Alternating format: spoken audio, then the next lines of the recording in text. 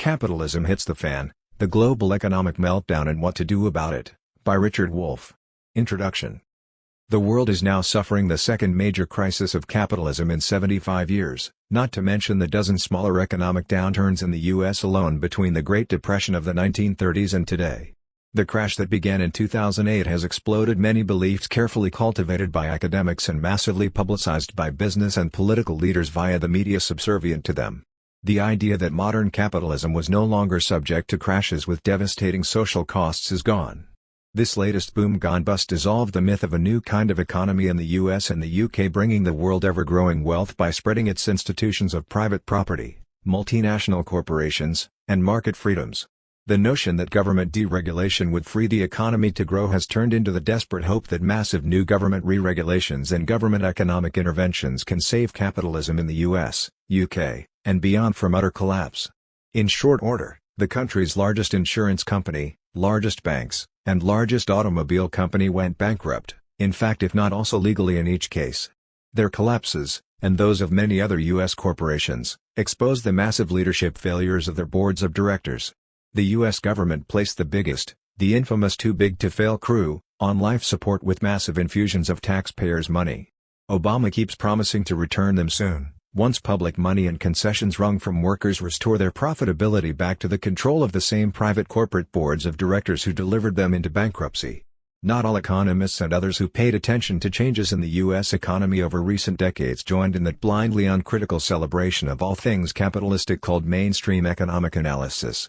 But until the crisis erupted, economic activity plummeted, and millions lost jobs and homes. The critics had few platforms, few opportunities, and thus only marginal influence. However, the magazine Monthly Review, begun with Albert Einstein's help in 1949 and published regularly ever since, kept its critical edge. In 2005 it opened a website to add an electronic magazine to its publications. Shortly thereafter, I began to publish short, topically focused articles there. They critically analyzed the U.S. political economy that I believed was in deepening danger of collapse. I have published critiques of the U.S. political economy regularly since then. Most of them are collected in this volume. Gradually, after 2005, my writing goals changed. As the crisis loomed, I shifted away from exposing the economic problems and weaknesses that the mainstream celebrants of capitalism always missed or denied. I began to examine the depth, implications, and costs of the crisis to counter the mainstream insistences that the crisis would be averted, then that it would be short and shallow, then that the bottom had been reached, and so on. Finally, when the immensity of the crisis could no longer be hidden or ignored, even by the mainstream, my focus turned to criticism of the solutions proposed by first the Bush and then Obama administrations. Most recently, I have highlighted those solutions not attempted by both administrations. My point is to show why they deserve the discussion, debate, and application that the mainstream avoids in the US, UK, and beyond. This book offers readers two different services, according to how you read it. The article titles listed in the contents invite readers to pursue those aspects of this great crisis that interest them most. Teachers seeking to provide students with short, condensed, and readily accessible treatments of those aspects may find many of these articles suitable. At the same time, within each topical section of the book, the individual articles appear in the chronological order of their publication. Reading them in that order allows readers to follow the build-up to crisis, the crash itself, and then the political economy of crisis responses as viewed by a critic of the system. It's a bit like reading a critic's diary of the crisis.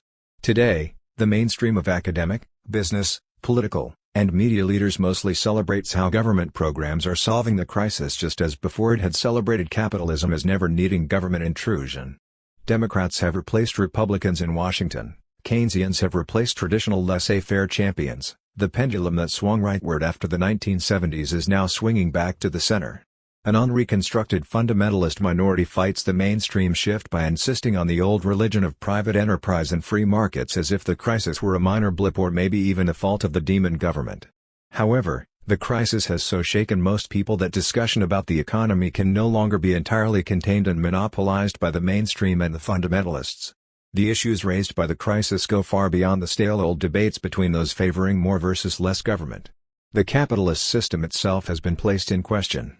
Conservatives inadvertently contributed to this questioning by pasting the label socialist on Obama to reactivate their demoralized base. More importantly, Many on the political center-left and left rediscovered the importance and relevance of examining different kinds of socialism as systemic alternatives to a crisis-prone capitalism. We critics now have an exceptional opportunity. We can develop further an already sizable audience produced by capitalist crisis. That will depend in large part on our ability to show clearly that the crisis is systemic and that systemic change is among the solutions that should be considered. Books like this aim to make sure that public debate in and over this economic crisis will not be constricted to the narrow contest between more and less government. After all, what hit the fan was global capitalism, a system designed and managed by private enterprises and government working closely together. This book's goal is to offer new and compelling arguments for thinking that systemic problems require systemic solutions. The articles elaborate and supplement the core themes of Capitalism Hits the Fan, a documentary film that I made in 2009 with the Media Education Foundation, www.mediaed.org. The articles also reflect a large body of research, www.thirdwolf.com. Part 1, Roots of a Systems Crisis. Today's global capitalist crisis has many, deep roots in the cultural, political, and economic processes that interact to comprise our world. The essays included in Part 1 highlight the complexities and the depth of those roots. The crisis is systemic in that it is a structural and recurring feature of capitalism. It is also systemic in its emergence from basic contours of the history of the United States. Yet it is particularly rooted in a crucial shift that happened in the capitalist system during the 1970s when the average real wages of U.S. workers permanently stopped their century of steady increases. The end of rising wages had staggering consequences as it interacted with the institutions, attitudes, and behaviors of the larger U.S. society and the rest of the world. Those consequences were all the more socially destructive because they were not generally recognized or understood as connected to the sea change in wages. No genuinely public debate about that change, and the social costs of allowing it, has occurred to date. Instead, the politicians, major media and academic mainstreams repeated celebrations of capitalism's efficient markets. The social problem of a society suddenly ending a century of rising real wages was thus responded to individually by households, businesses, and governments. They responded with no consciousness of that social problem and its consequences. How they did so, as illustrated in Part 1's essays, culminated in today's crisis. Individual responses are not only inadequate to solve social problems, they often worsen those problems until much costlier social solutions can no longer be avoided. So it has been in the U.S. and beyond with capitalism's latest crisis. One goal of the essays gathered here is to provoke and inform a social debate about the causes of the crisis, one that does not shy away from questioning its systemic nature. The political pendulum swings, the alienation deepens. May 11, 2005. FDR's New Deal changed the tone and shape of U.S. politics into a kind of moderate social democracy.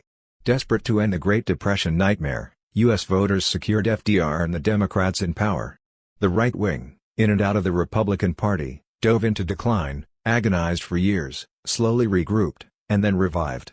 With Reagan and then Bush, it could finally redefine the tone and shape of U.S. politics, this time to reverse FDR's legacy. Today, liberals in and out of the Democratic Party hope to retrace a parallel path to reverse Reagan-Bush. The pendulum of U.S. politics swings while its foundation remains unchanged, thereby alienating citizens from politics ever more deeply. As FDR rose to dominance, the political pendulum swung left. The right wing recoiled from public life. A period of severe self-doubt broadened into a hopelessness that its political aims would ever again become the top policy goals for the nation. Only after a dozen years of bewildered political limbo would the Cold War and hysterical anti-communism provide right-wingers with a slow way back to power. They could then begin to undermine and displace the deep national consciousness that the 1930s depression was a social disaster for which private enterprise was to blame and state intervention the solution. The right wing's mantra was to play a different blame game, denounce the left for supporting and the liberals for failing to foresee and protect against the threats to national security entailed by China's fall to the communists, the Soviet acquisition of nuclear weapons and then space technology, and so on. The revived post-war U.S. economy plus hyped anti-communism offered new possibilities and new resources for right-wing resurgence. At first, businesses heavily funded think tanks to attack and undermine the popular, journalistic, and academic mentalities inherited from New Deal dominance. Then, they branched out to fund efforts to build mass organizations of the right based on global militarism, fundamentalist religion, and reinvigorated racism. The latter evolved into movements using new technologies, such as direct mail, to tap mass funding that could supplement business money. The political pendulum began to move rightward. To perfect its mechanisms, organizations, and finances, the right needed continually to adjust the demonizations of its enemies, from the John Birch Society's anti-left witch hunts to Reagan targeting the evil empire. When anti-communism lost its usefulness after the collapse of Eastern Europe in the late 1980s, effective demonization politics required a new target. This time, patriotism, fundamentalist religion, racism, and militarism, supplemented by anti-gay and then, after 2001, anti-terrorism hysterias, coalesced against the liberals directly and explicitly. Before, the right's attack on communism had only indirectly targeted liberals as sympathizers/fellow travelers/dupes of communism and socialism, treated as synonyms.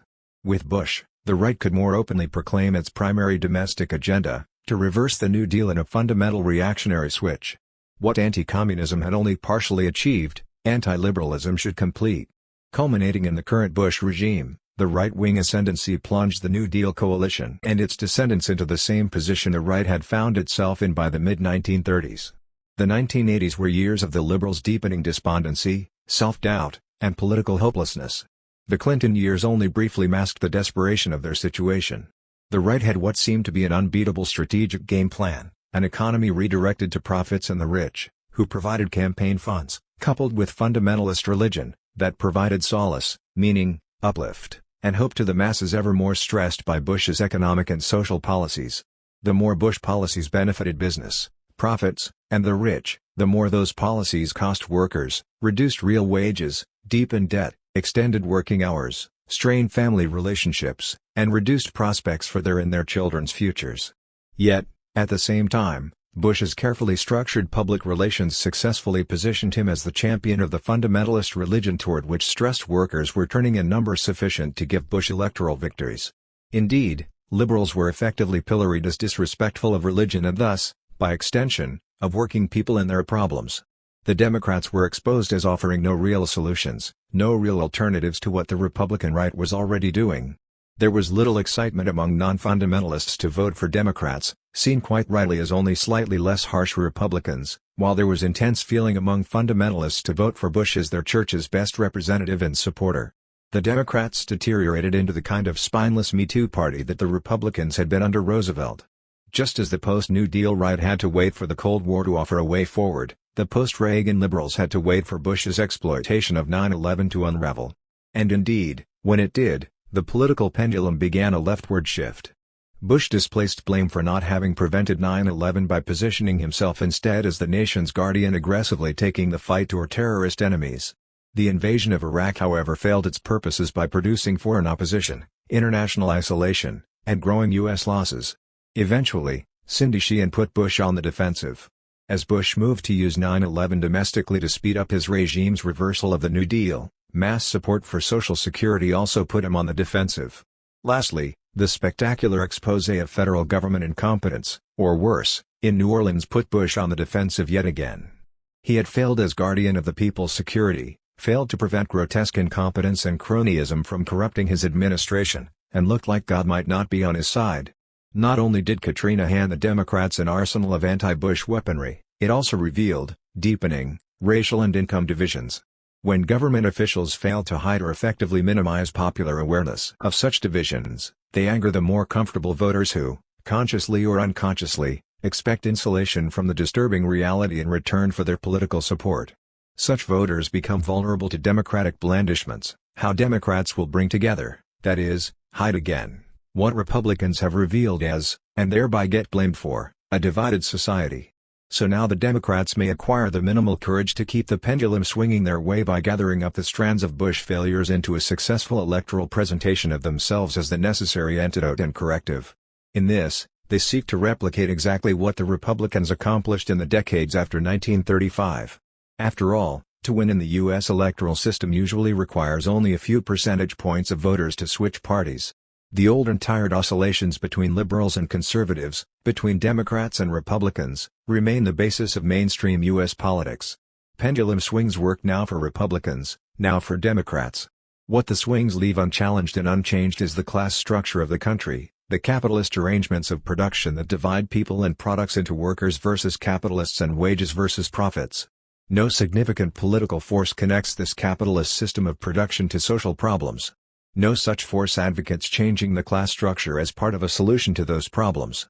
When class structures neither change nor even seem open to change, the endless political oscillations eventually convey their superficiality to the public. Politics then loses all contact with basic questions of choosing among alternative social structures and among alternative goals and strategies for social change. At best, politics interests specific subgroups only if, when, and so long as some specific issue of immediate personal concern is at stake: abortion, gun control, gay marriage, oil prices, etc. At worst, and the worst is what we increasingly experience, politics pits irrelevant Tweedledums against Tweedledees, cynically advertised candidate number one versus public relations driven number two. People then turn away first from political activism, then from participation in information, and finally even from the passivity of mere voting. A mass alienation from politics altogether deepens, immune to the vapid exhortations to civic duty. Politics descends into a special branch of business where politicians make money and advance careers by mutually profitable relations with other businesses. This alienation, and the caricature politics it both reflects and enables, will remain unless and until a class-based politics emerges to contest for power. Dividing the conservative coalition. August 5, 2005. The Bush government, itself a coalition of the willing, cobbles together four different streams of conservatives. Like all coalitions, it is vulnerable to events. Patrick Buchanan, the journal National Interest, and the think tank Cato Institute, are conservatives against Bush's Iraq policy. Similarly, the Conservative American Enterprise Institute and the Heritage Foundation criticize Bush's fiscal policies. Moderate Republicans oppose the party's extreme right wing on social policies and state-church relations. Strained also by other divisions, the coalition is vulnerable to divide-and-conquer interventions if its opponents clearly understand the different origins and goals of each coalition partner. The first conservative stream is chiefly economic.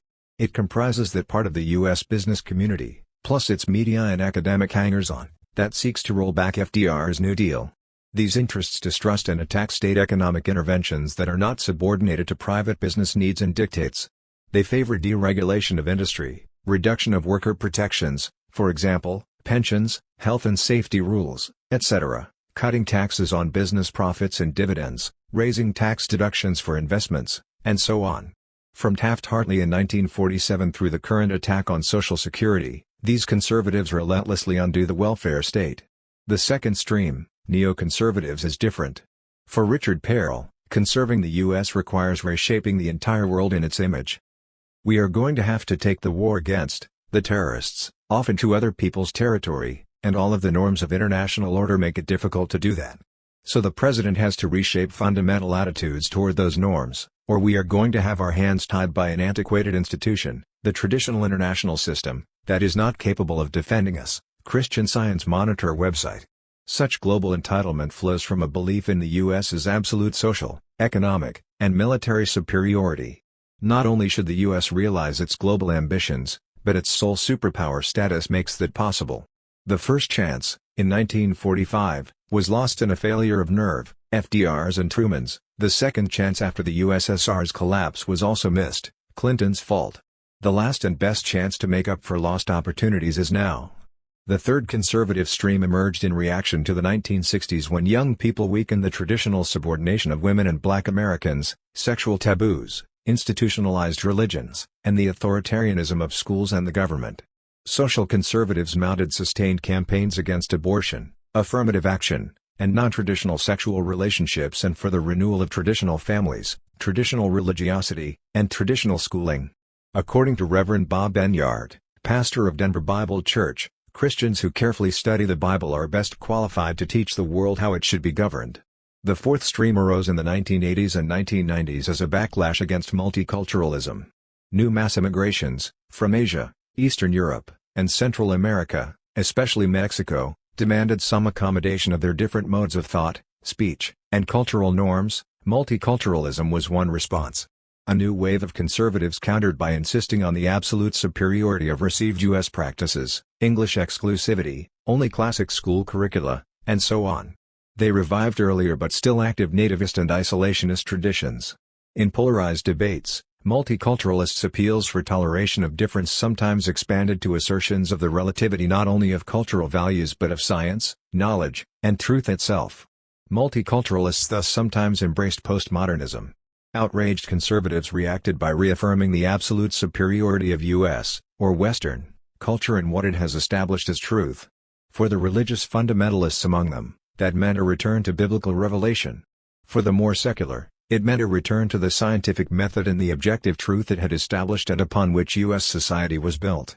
By contrast, multiculturalism, and postmodernism, too, was condemned for leading civilization backward into pre-modern superstition and obscurantism.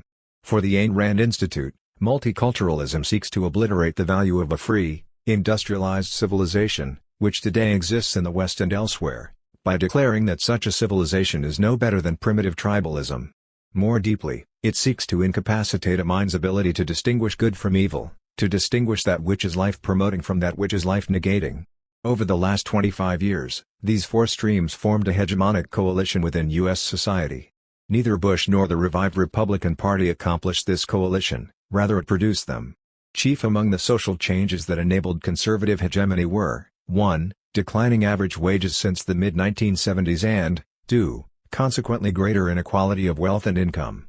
With their living standards and relative social positions thus threatened, most American families sent more household members out to work. Women took first jobs or left part-time for full-time employment, men and women took second and third jobs, and everyone worked more hours. When that did not suffice, American families borrowed beyond anything ever seen anywhere. The resulting exhaustion, interpersonal tensions, and financial anxieties yielded crises of divorce, alienation, depression, drug dependence, and abuse. Desperate Americans welcomed politicians delivering tax cuts, however modest, and heroic wars to save us from evil. Many turned to religious leaders promising salvation or at least solace. Fundamentalist churches refashioned their image as loving communities beckoning Americans who had ever greater difficulty finding community or love anywhere else. New audiences cheered celebrations of traditional values that sounded increasingly like battle cries for a return to the good old days before workers had unmanageable stress and debt. Of course, other factors also facilitated conservative hegemony. The collapse of the USSR, 9/11, and the business concentration of U.S. mass media all fostered or reinforced the coalition. Conservative hegemony also depended on successfully dividing the coalition that was the Democratic Party and thereby removing it as an effective opposition. Yet divisions and tensions also beset the conservative coalition. While some fundamentalist religious leaders share the neocons' enthusiasm for U.S. global dominion, they don't all agree on what dominion means. Not all advocates of rolling back the New Deal see benefits from denouncing multiculturalism.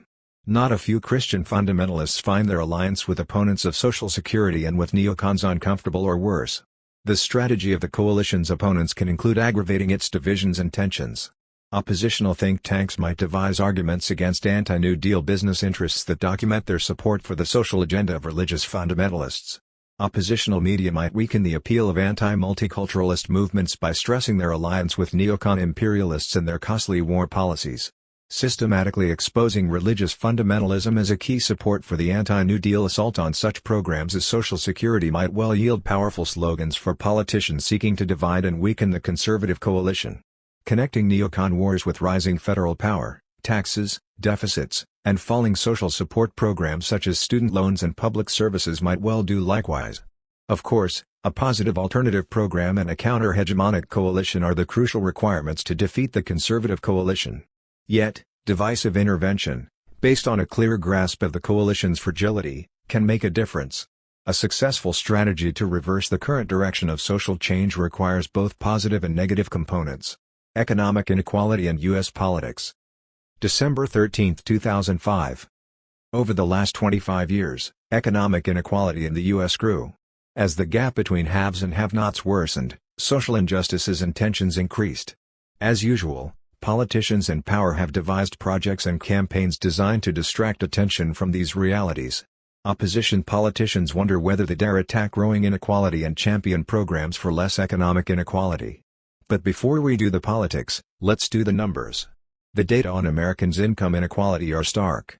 According to the U.S. Census Bureau, comparing data for 1967 and 2001, the share of total income flowing to the bottom 60% of U.S. households fell from 32 to 27%. The share of total income flowing to the top 5% rose from under 18 to over 22%. The share of income to the middle barely changed. In short, the high-income receivers got big raises, while the majority low-income earners got even less than before. The middle struggled not to follow the poor downward even as it watched the rich rise ever further out of reach. Wealth in the U.S., what Americans own rather than what they earn, is even more unequally distributed than income. Thus, in 2001, the top 5% of Americans owned 57.7% of the total wealth, assets minus liabilities. The bottom 50% owned a stunning 2.8% of the total. Wealth inequality, like income inequality, got significantly worse over the last 25 years. The growing inequality between the rich, on the one hand, and the middle and poor, on the other, helps to explain many important features of recent U.S. history. Since real hourly wages, money wages adjusted for price changes, fell across most of the last quarter century, working-class families sent more members out to work and also worked more hours. When that was not enough to maintain, let alone improve, living standards, those families took on massive new debts, via credit cards and home loans. Work exhaustion aggravated by debt anxieties worsened the stress levels across U.S. households.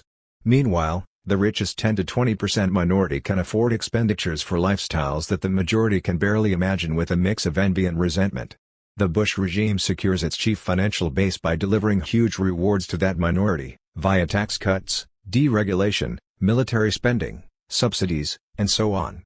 The Bush Republicans secure the needed mass base by effectively mobilizing the majority's resentment and envy into hostility against the urban, bicoastal rich labeled as liberals and Democrats, accused of taxing the middle to subsidize the lazy poor. Thus, Republicans paint Democrats as people who sneer at the struggling working class, denigrate its religious commitments, and ridicule its desperate efforts to reverse the disintegration of its households, read, its support of family values. The liberals and Democrats get pictured as anti-religion, elitist, gay-friendly, and sexually licentious. Anti-sexism is attacked as anti-family. Anti-racism is equated with government programs discriminating against the middle-income and poor whites. The anti-Iraq War movement is transformed into disrespect and non-support for working-class soldiers defending their country. The economic difficulties besetting the U.S. working class turn many of its members away from politics and even from merely voting. Others respond to the Republicans' claims. In these two ways, enough workers abandon their formerly Democratic Party affiliations to enable Republicans to win elections, expand state power, and use it to serve their economic and political bases. Meanwhile, Democratic leaders fear to lose financial support from the rich, their financial base, too, in a system of money-dependent political campaigns. Thus the spectacle of how little they do to blunt, let alone stop, the Republican successes. Democratic leaders refuse to make the workers' deteriorating economic conditions the basis for a campaign to redistribute wealth and income back to them. Democratic politicians thus mostly lose, and, when they win, they do so by aping the Republicans. Yet, pushing this political game too far risks backfiring. Some signs suggest that this may be happening. Shrinking polls show that Bush's mass base is increasingly reduced to Christian fundamentalists, gun control opponents, anti-environmentalists, and gung-ho militarists. They are fewer but harsher, more extreme. The problem is that they dislike and are, in turn, scorned by the rich and traditionally conservative backers of the Republican Party, its main financial base. The latter wants first and foremost to limit state power. Big business mostly wants to keep the private sector that it dominates unthreatened by a strong state that might fall into the hands of opponents of that domination, leftist or rightist. With no left to fear in the U.S. today, the Republicans' moneyed financial base increasingly distrusts a Bush regime that keeps expanding state power chiefly to secure its own political survival by pandering to its shrinking mass base. As that base draws back, the Bush regime must offer ever shadier deals to ever shadier lobbyists and their clients, exchanging government support for campaign contributions, quid pro quo. Conservative Republicans are thus backing away from Bush.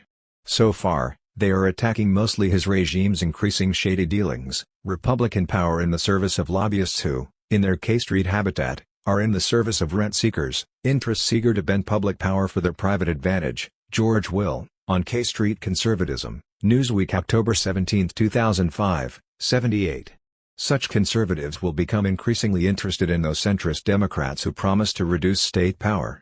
If this continues, the Bush era's days are indeed numbered. Power may then shift to Democrats who will limit the state and protect the private sector's status quo. Those Democrats will get considerable financial backing formally provided to the Republicans. That, plus the traditional Democratic mass base, i.e., stressed workers looking for any change that might relieve the pressures they face, might then win enough elections to prevail as the next phase of American politics.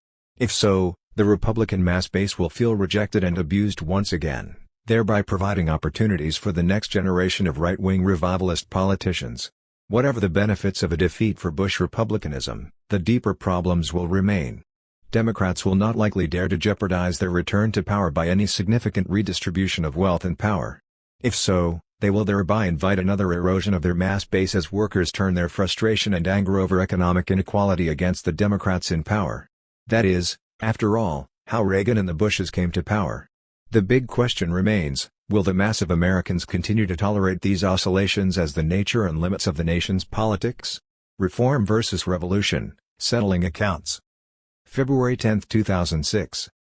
U.S. liberals, left, right, and center, have always justified reformism on the grounds that it is realistic. Nothing more than a limited set of reforms is achievable in the present circumstances has been their mantra. They insist that efforts toward more basic revolutionary social changes would be successfully resisted by the capitalist establishment, would not be supported by the masses, and thus are irresponsibly utopian provocations to right-wing reaction. In contrast, reforms can be won, they can actually make life better. So the reformers have sought to reduce unemployment, raise wages, improve working conditions, reduce racial and gender discrimination, improve educational opportunities, healthcare, housing, and so on. They boast about the reforms they have achieved, further evidence for them that reform was and is realistic and revolution a dangerous delusion. Thus liberals and even most radicals have kept their struggles over the last century reformist by excluding revolutionary demands to end exploitation in the Marxian sense. That is, they have refused to demand that workers in each and every enterprise take over the receipt and distribution of the surpluses that workers produce, the value added by laboring activity, or what corporations prefer to call their profits. The revolutionary demands, that workers need and deserve to become their own bosses and thereby to eliminate the class differences and antagonisms between capitalists and workers, were dismissed or denounced by reformists. The profits had to be left in the hands of the capitalists, the price, in a sense, to be paid for reforms. In the wake of the decline of left and labor movements in the U.S. over recent years, reformism strikes many as the very most we can hope for, if even that is possible. For them, revolutionary goals seem even less realistic now than before. Yet, on closer examination, the exact opposite case can be made. Ironically, as we shall see, the Bush regime is making it. Since the Great Depression, reformers in the U.S. have struggled for rising wages and all those government supports that made up the New Deal then and the welfare state ever since. While they failed to achieve many reforms, they did achieve enough of them to support their advocacy of reformist politics. Reform, they said, worked.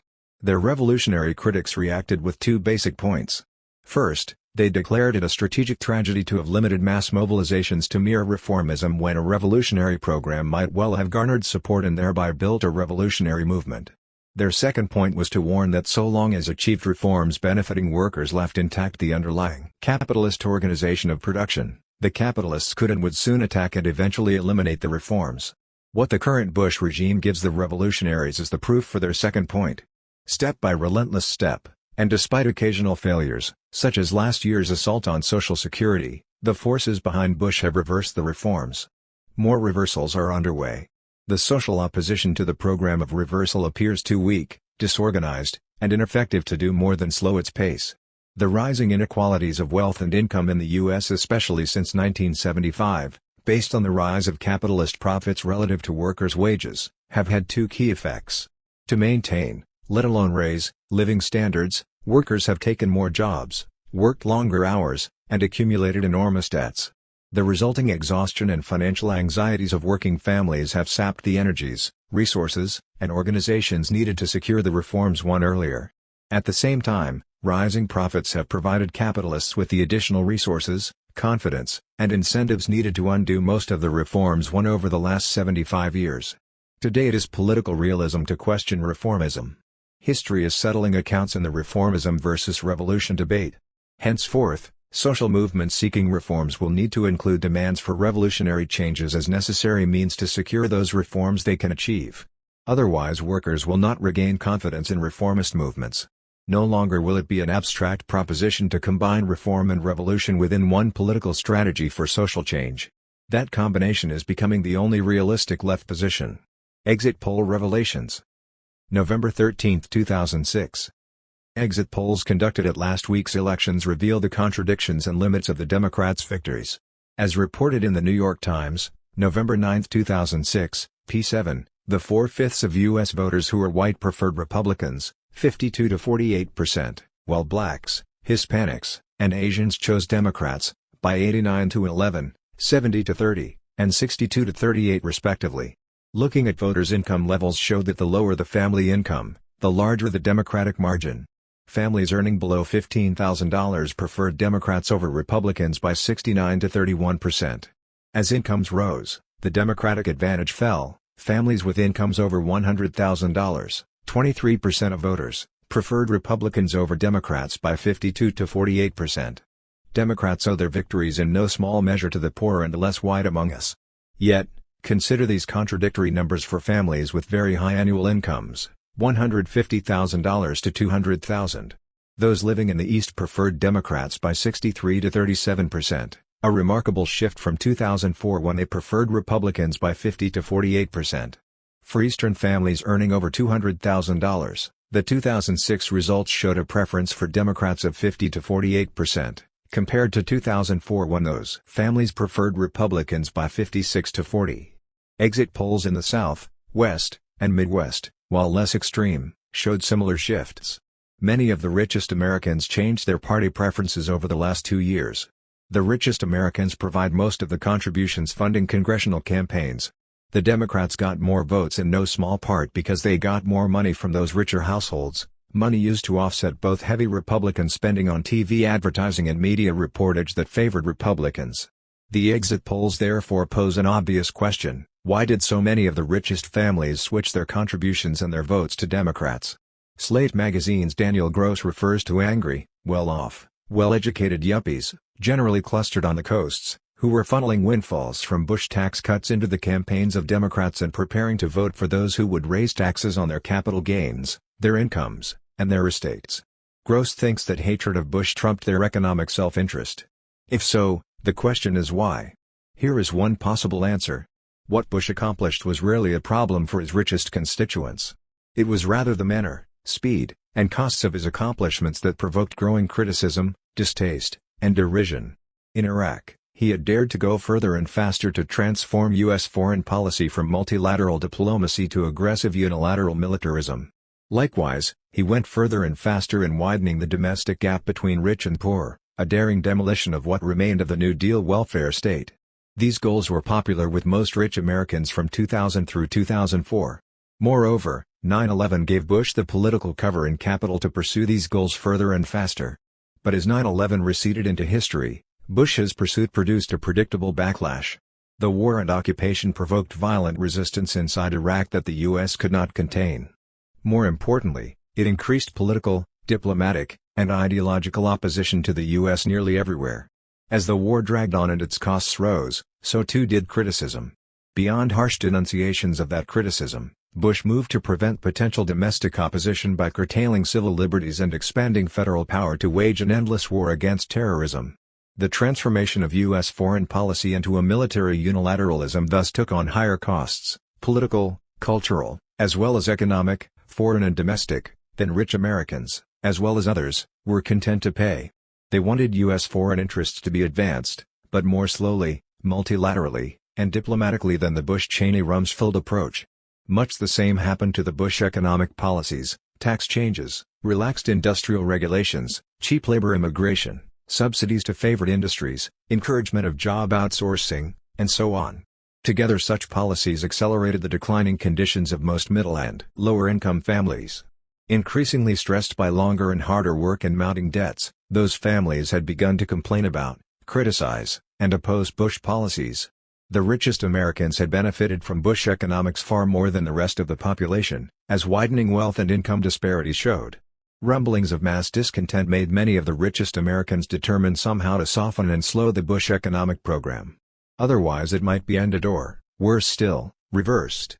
The elections of 2006 may thus continue the basic Bush shifts in foreign policy and domestic economic change, but less quickly, less sharply, less offensively.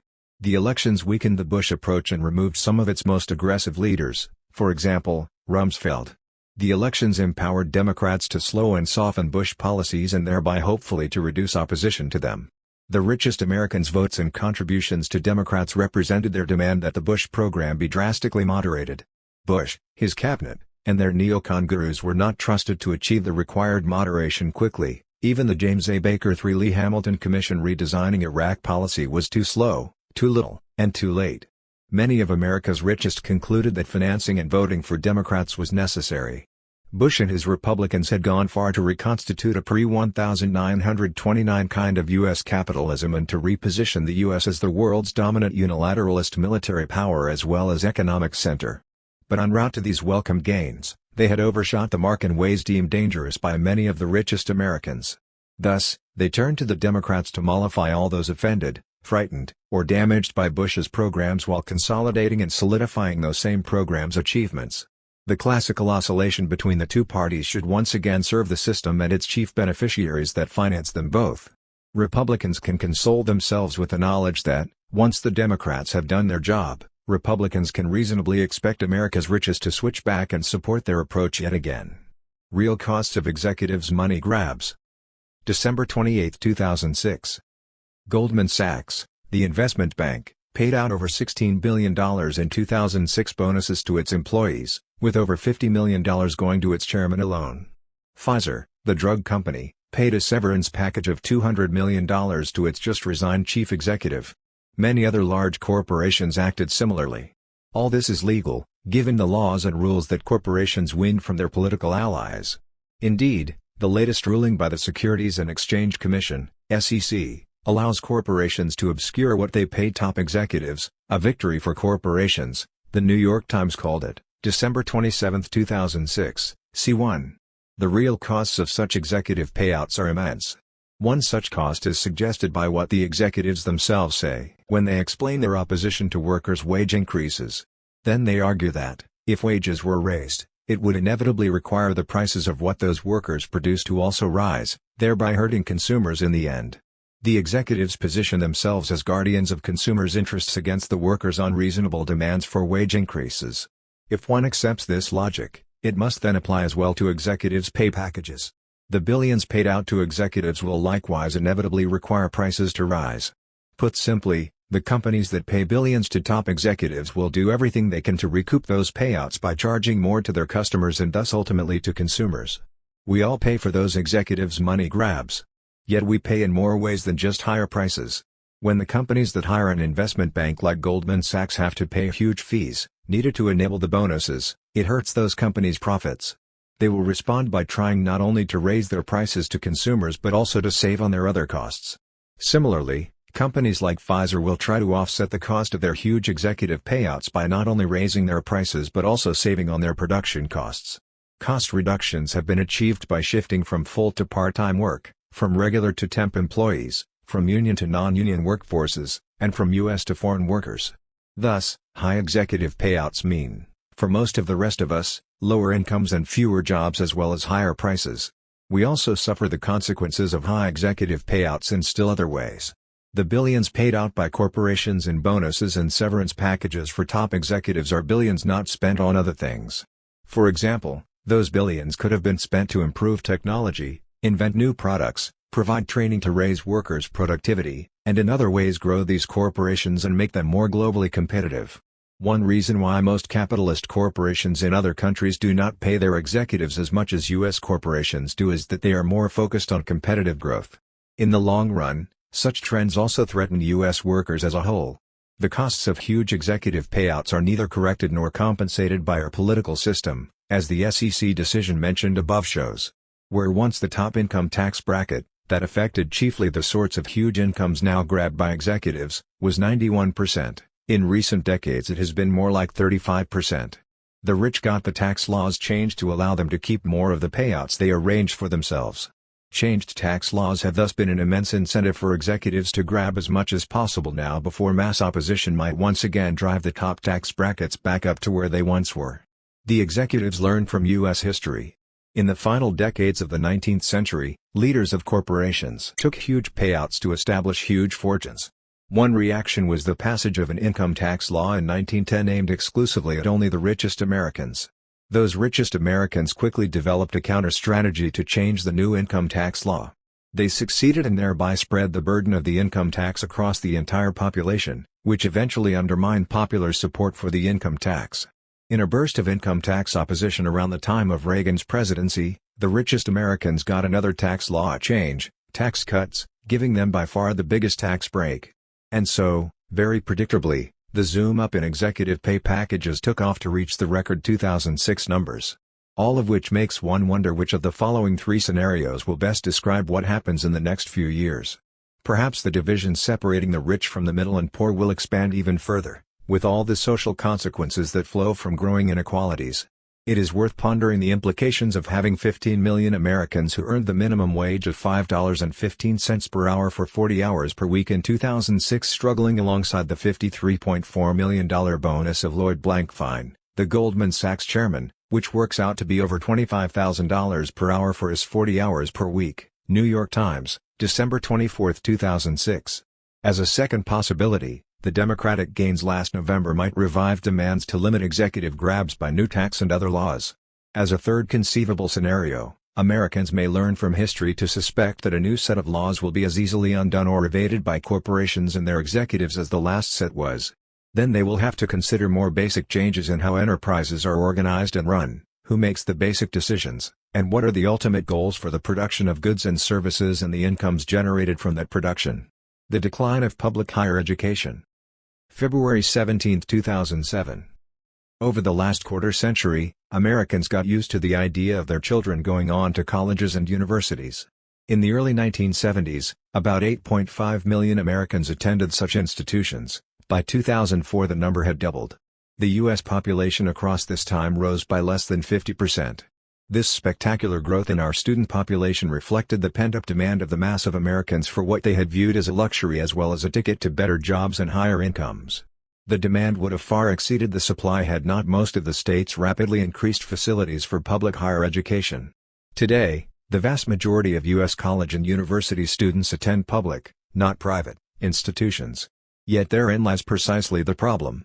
The last quarter century, and especially the last decade, have also moved the country rightward towards less government provision of social services, like public higher education, and more privatization. Real wages have stagnated since the 1970s, so most Americans are finding it ever more difficult to pay for public higher education.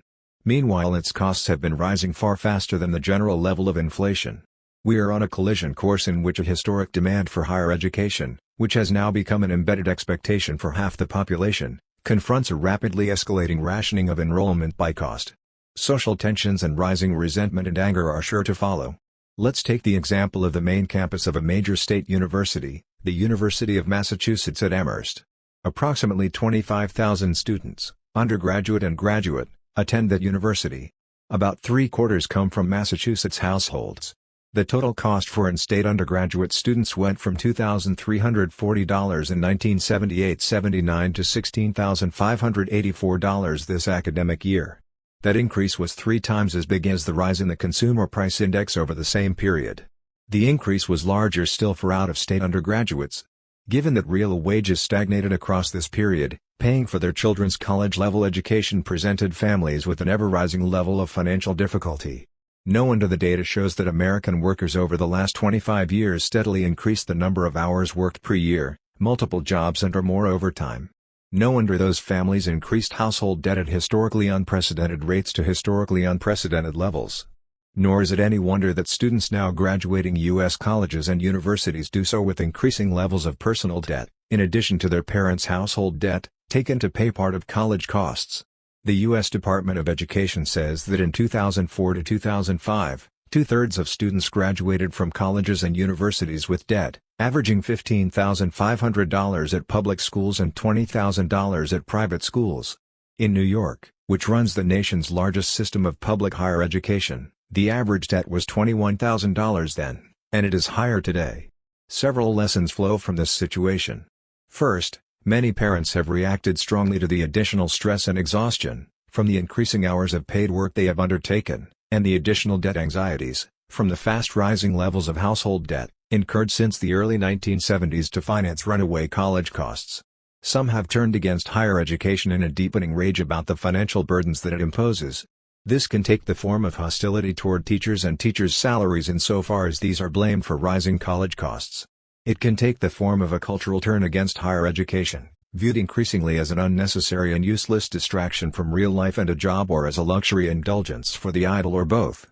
Most likely, anger about college costs will flow into the growing middle-class malaise that fuels the rhetoric and campaigns of many Democrats and mystifies so many Republicans, at least, those who don't simply deny it or its basis in hard realities. Nor have matters been improved as public universities, to save costs, resort ever more to substituting overworked and underpaid adjuncts for the full-time tenured faculty who used to do most of the teaching. New PhDs face ever fewer tenure-track jobs and so must take multiple adjunct positions at different institutions. They have far less time for each class and little or no time for the research that should enable them to keep up with their discipline and improve their teaching across their working life. Grossly underpaid in comparison to what tenure-track teachers get, they resent their situation. Rising pressures not matched by rising resources, respect, or remuneration also provoke more dissatisfaction and resentment among the relatively shrinking portion of tenured professors. The deteriorating circumstances of the teachers spill over to diminish the educational experiences of the students. The students have thus been required to pay ever more for ever less in the way of educational services. What keeps students in school is the terror of facing a deteriorating job market without a degree. They remain students despite the quality of their classroom experiences. Nothing better illustrates all these trends than the current rapid proliferation of distance learning, the prevailing euphemism for internet-based courses. In them, very low-paid adjuncts administer electronic courses that students increasingly substitute for the formerly in-person engagement with tenured professors. In many state universities, faculty reductions have so limited classes that undergraduates find it necessary to add an extra semester or two, and its heavy costs, to get sufficient classes to graduate in their chosen major fields. Offering such students distance learning via the internet is proving a profitable new opportunity for such universities. The finance-driven turn to adjuncts and distance learning widens the gulf between public and private higher education. The private colleges and universities see the decline of public colleges and universities as a competitive opportunity in the business sense. The democratization of higher education had been notably advanced after World War II, when the states built up first-rate institutions that often outperformed the best and oldest private institutions. Now, that short-lived democratization is unraveling, and with it the quality of higher education provided to the majority of our students. A differentiation of first-class, private, and second-class, public, higher education is hardening into the norm, with many state and community colleges sinking further into still lower quality educational experiences. It would be hard to exaggerate the complex consequences of these developments for many years and in many domains of our society. Reversing the American Dream. February 24, 2007. Industry officials expect around 120,000 reverse mortgages to be signed in 2007. In 1990, only 150 reverse mortgages were arranged. In reverse mortgages, people who already own their homes borrow from lenders, receiving lump sums and/or monthly payments and/or lines of credit. In return, the lenders then acquire rising equity in those homes. Eventually such borrowers or their heirs must sell the home to repay the principal and accumulated interest. Traditional mortgages were the opposite. Borrowing home buyers repaid lenders' principal plus interest over many years to build up their home equity, to become genuine owners of their homes. They allowed millions of American families, especially after World War II, to change from tenants to homeowners, thereby realizing what came to be known as the American Dream. Today's reverse mortgages are a new means for liquidating that dream. They would better be described as wealth transfer than wealth management tools. Tens of thousands of Americans aged 62, the legally mandated minimum age for eligibility, or more, are now receiving monthly reverse mortgage payments. They will get them for some or all of the rest of their lives. In this way, they can supplement the inadequate Social Security and often modest pension or investment income they must depend upon after retirement. As all statistics show, the only significant asset that Americans accumulate during their working years is their home. The economic realities of our times now require that people draw down that asset via reverse mortgages to fund their post-retirement years. They will thus not leave their homes to their children. Meanwhile, the mass refinancing of home mortgages by Americans during their working years is also reducing their home equity as they approach retirement. The combination of refinancing and reverse mortgages is quickly eroding the historically short-lived period of mass home ownership in the U.S. The National Reverse Mortgage Lenders Association, NRMLA, reports that its member lenders grew from 370 in 2005 to over 500 in 2006. Their business has been booming across the country. The percentage increases in numbers of reverse mortgages signed from 2005 to 2006 were 71.4% in New York City, 97.1% in Boston, 157.9% in Coral Gables, and 238.6% in Phoenix. Such growth rates result partly because sizable origination fees and interest charges on such loans make them particularly attractive for lenders. However, the main reason is the rising home prices of recent years. They provided the only positive economic reality for millions of Americans whose security portfolios, if any, had been in tough shape since 2000, and whose pensions and health benefits, current and future, have been reduced or threatened with reduction. As the negative realities increasingly eat into the cash flows of the fast-rising portion of the population reaching 62, they discover in reverse mortgages a solution for improving that cash flow. In the smooth yet expectant rhetoric of Peterbilt, president of the NRMLA, more seniors are recognizing that traditional retirement tools, such as IRAs, pensions and 401ks are not providing sufficient income to help fund everyday living expenses and healthcare. No data exists on how many seniors choose reverse mortgages to avoid burdening their children for ongoing support in their final years. Likewise, no data exists on how many of those children will not discover the cost of reverse mortgages until their parents' estate is debited to repay the reverse mortgage lender. Yet we know the importance of home ownership to Americans' sense of well-being. Sociologists and psychologists have demonstrated the widespread expectation that children will inherit their parents' homes and be homeowners themselves. Thus, the social effects, if reverse mortgages continue to soar, are likely to be profound. To paraphrase poet Langston Hughes, a dream deferred is a dangerous thing, and a dream erased is worse. Old Distributions, New Economy. With Max Fred Wolff. April 16, 2007. The macro march backward of domestic income and wealth distribution has become remarkable. At least we thought so enough to pen the following remarks. In 2006 the corporate profits share of the national economy retouched its 1929 high. Wage and salary income broke its 8-decade low watermark. Our new economy increasingly replicates the distributional landscape of the late 19th and early 20th centuries. Nowhere is this more clearly demonstrated than in the relation of taxes and income of the richest among us. In their widely published research, Parisian Professor Thomas Piketty and his colleague at UC Berkeley, Professor Emmanuel Saez, have documented how far the progressiveness of the federal income tax has collapsed. The Center on Budget and Policy Priorities, CBPP, in Washington has also further developed the research. 1.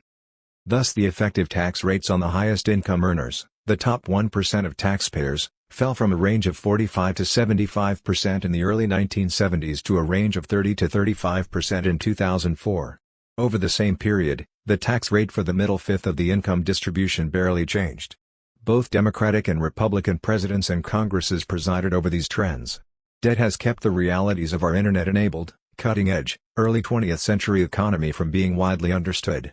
The federal government borrows back from the rich the taxes it no longer collects from them so it can keep spending freely. Toiling multitudes follow suit. They borrow the wages they didn't get and then some. Thus, consumption booms to 70% of GDP as wages fall as a percentage of our overall economy. While the top 1% of income-earning households in the U.S. saw their income tax rate drop so sharply from 1970 to 2004, this same top 1% saw the portion of total U.S. pre-tax income they received rise from around 10% in 1970 to over 17% in 2004. For the people living in the roughly 1 million households that comprise this top 1%, the economic news has never been better. The highest shelf cashes in on our cycles of assets appreciation. These are the private investors who performed best during the long stock market and real estate booms, 1982 to 2000, 2003 to 2007. Wealth is increasingly top-heavy in distribution and generative of higher income than labor. The rest of the U.S. income distribution sinks deeper into personal debt. Great moneys were made loaning ever more to them. As incomes stagnate and liabilities soar, asset bubbles sustain dreams and schemes. We have become a land of Walmart and NetJets where everyone thinks he is in the middle class. Everyone, that is, who is yet to file for a new and improved bankruptcy. The U.S. economy is still very much caught up in the shifts and adjustments connected to large and sustained changes in distribution of income and tax burden. Trying to hold on to rising standards of living, expected as birthright, households face a permanent cash flow crisis as 150 years of rising real wages, decade over decade, ended with stagnation since the 1970s. How could rising consumption continue without rising wages? Households' taxes were never significantly reduced, so reduced taxes could not fund consumption. In round 1, America sent more household members, especially women, out to work. This has morphed into sending all household members to do more labor, shifting from part-time to full-time and taking second jobs. When that proved insufficient, taking on personal debt, home mortgages, home equity lines of credit, 5-year auto loans, credit card debt, exploded. Flat wages, globalization, and financial engineering economically make over and hide deepening lines and failing health. The ride has been spectacular, and may not be over yet. As debt rises and earnings stagnate, savings go negative. The U.S. had a net negative savings rate over the last year. Where does all the credit come from? Global financial deregulation and rising fragility in financial intermediaries frame the answer. The cheap cash from heavy savings in East Asia and petroleum exporter windfalls finds its way to American consumers. Thus, the IMF reports that, in 2006, the U.S. borrowed 65% of the world's available savings. We generate about 22% of global GDP and have 5% of the Earth's population. It would seem that our debt and private consumption have moved out of sustainable alignment. This has been partially and temporarily remedied by innovations in debt repackaging and risk sharing. Securitization of debt and derivatives allow for endless repackaging and default risk transfer in rapidly growing speculative and hedging product markets. Thus, the unsustainable becomes routine, profitable, and manageable. The collapse of the middle in the income distribution will likely continue, as will the changed burden of taxes. As long as debt levels, delusional understandings, and ready lies from officials oblige. Closed eyes will shield people from reality. Producers, importers, wholesalers, and retailers who miss this process will suffer reverses. Entrepreneurs who see the overall picture evolving will identify the new opportunities. Sadly, the public seems to think that government regulation is their best bet. It would appear they, as well as many liberal commentators, are unaware that the upward redistributions they resent are largely the fruit of government policy shifts. As the public begins to grasp the precariousness of its position, however, we expect violent attitude realignments. The rapid drop in support for globalization and President Bush's slide from grace will appear slow in comparison to future swings in opinion that we anticipate will be fierce and fast. Today's haunting specter, or what needs doing. June 6, 2007. An attractive social democrat, Ségolène Royal, just lost the French presidential race to a neoliberal candidate, leaving French leftists debating the causes of their failures and what to do about them. The center-left in Italy recently defeated the staunch neoliberal, Silvio Berlusconi.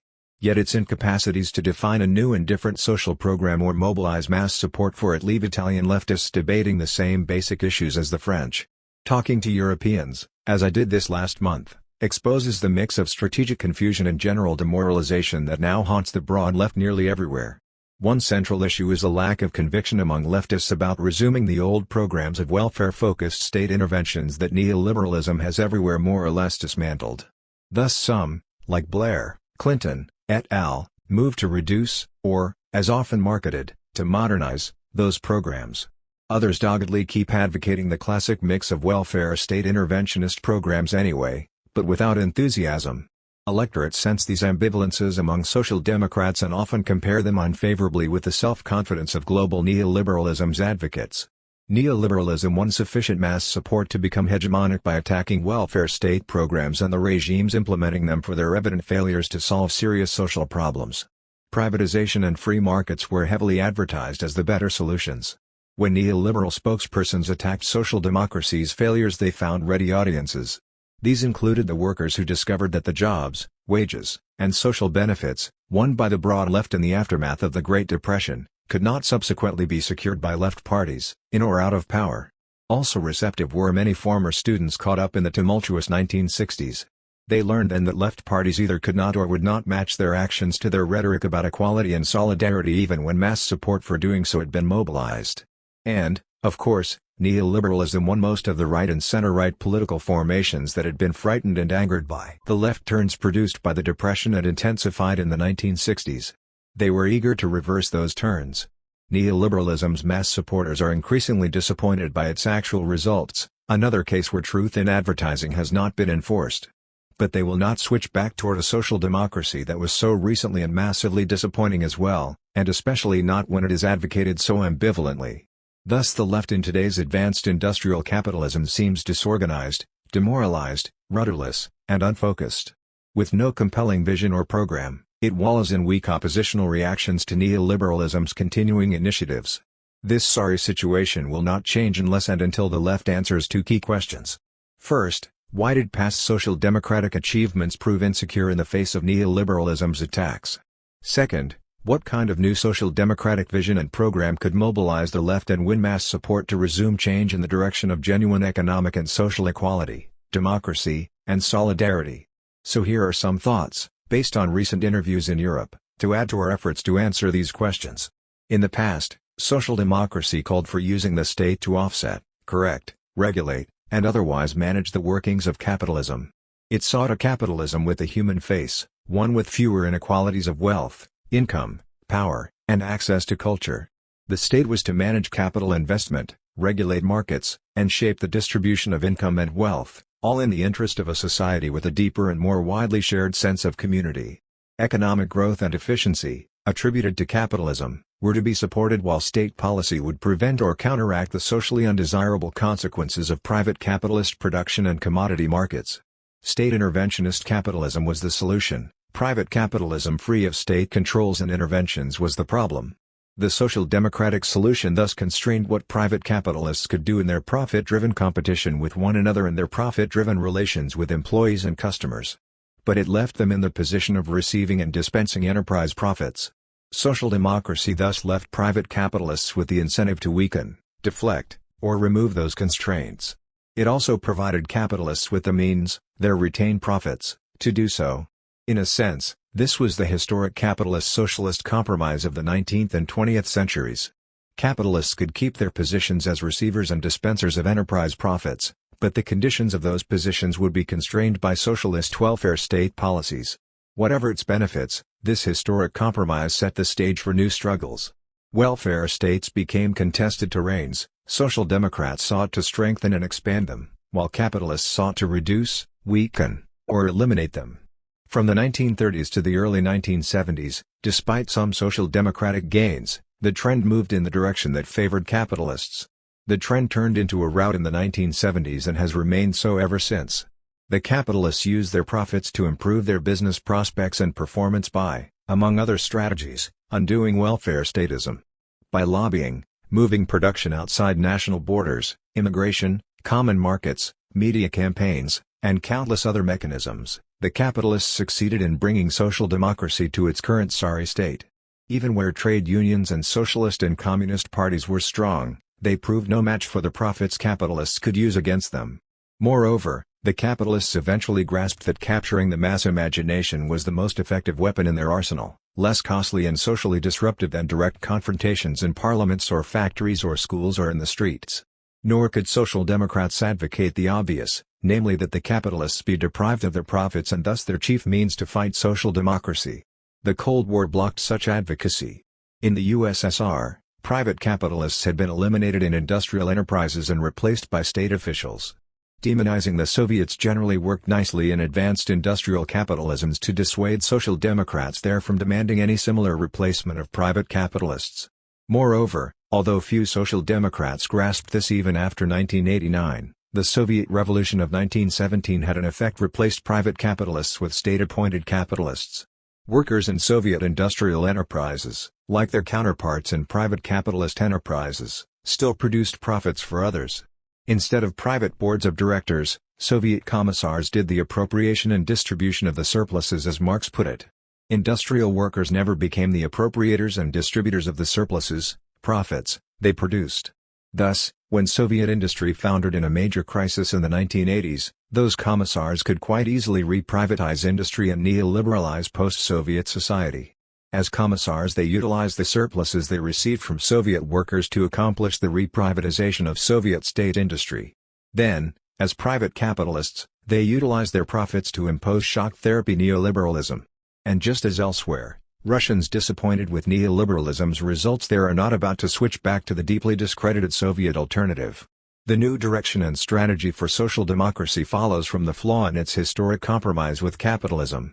The egalitarian, solidary society envisioned by social democracy cannot be secured so long as a group of people with the incentives and means to prevent it are left in place.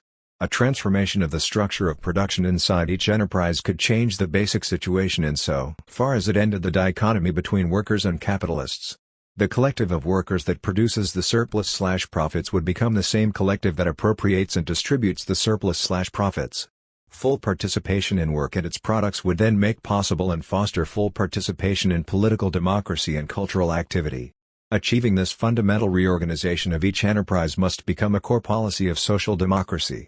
Instead of old social democratic policies inadequate to their goals, this projected transformation of the structure and practice of all work represents a dramatic new vision and program.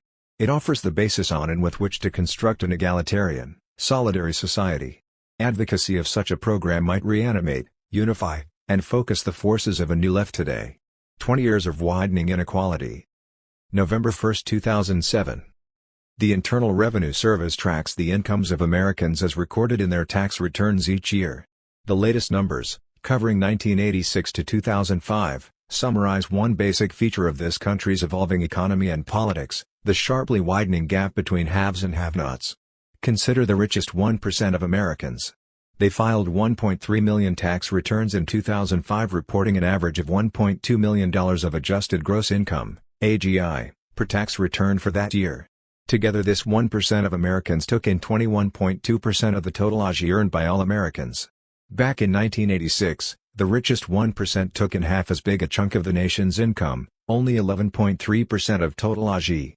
The richest million Americans in the U.S. got very much richer than everyone else over the last 20 years. Their ballooning share of the nation's income was both cause and result of downsizing many corporate and government payrolls, depressing real wages, deregulation, neoliberalism, globalization, and the rest of the agenda shared by big business, most Republicans, and most Democrats. The basic social deal had two sides. The richest 1% provides the big bucks for political campaigns and candidates, from their own pockets and from the profits of their businesses. In return, federal, state, and local governments outdid one another in deregulating business, especially the biggest, helping U.S. firms, especially the biggest, expand globally, and reducing taxes on business, especially the biggest, and the rich, especially the richest. The two parties competed for contributions from the rich by promising, if elected, to secure or expand the laws and government practices that had made them rich.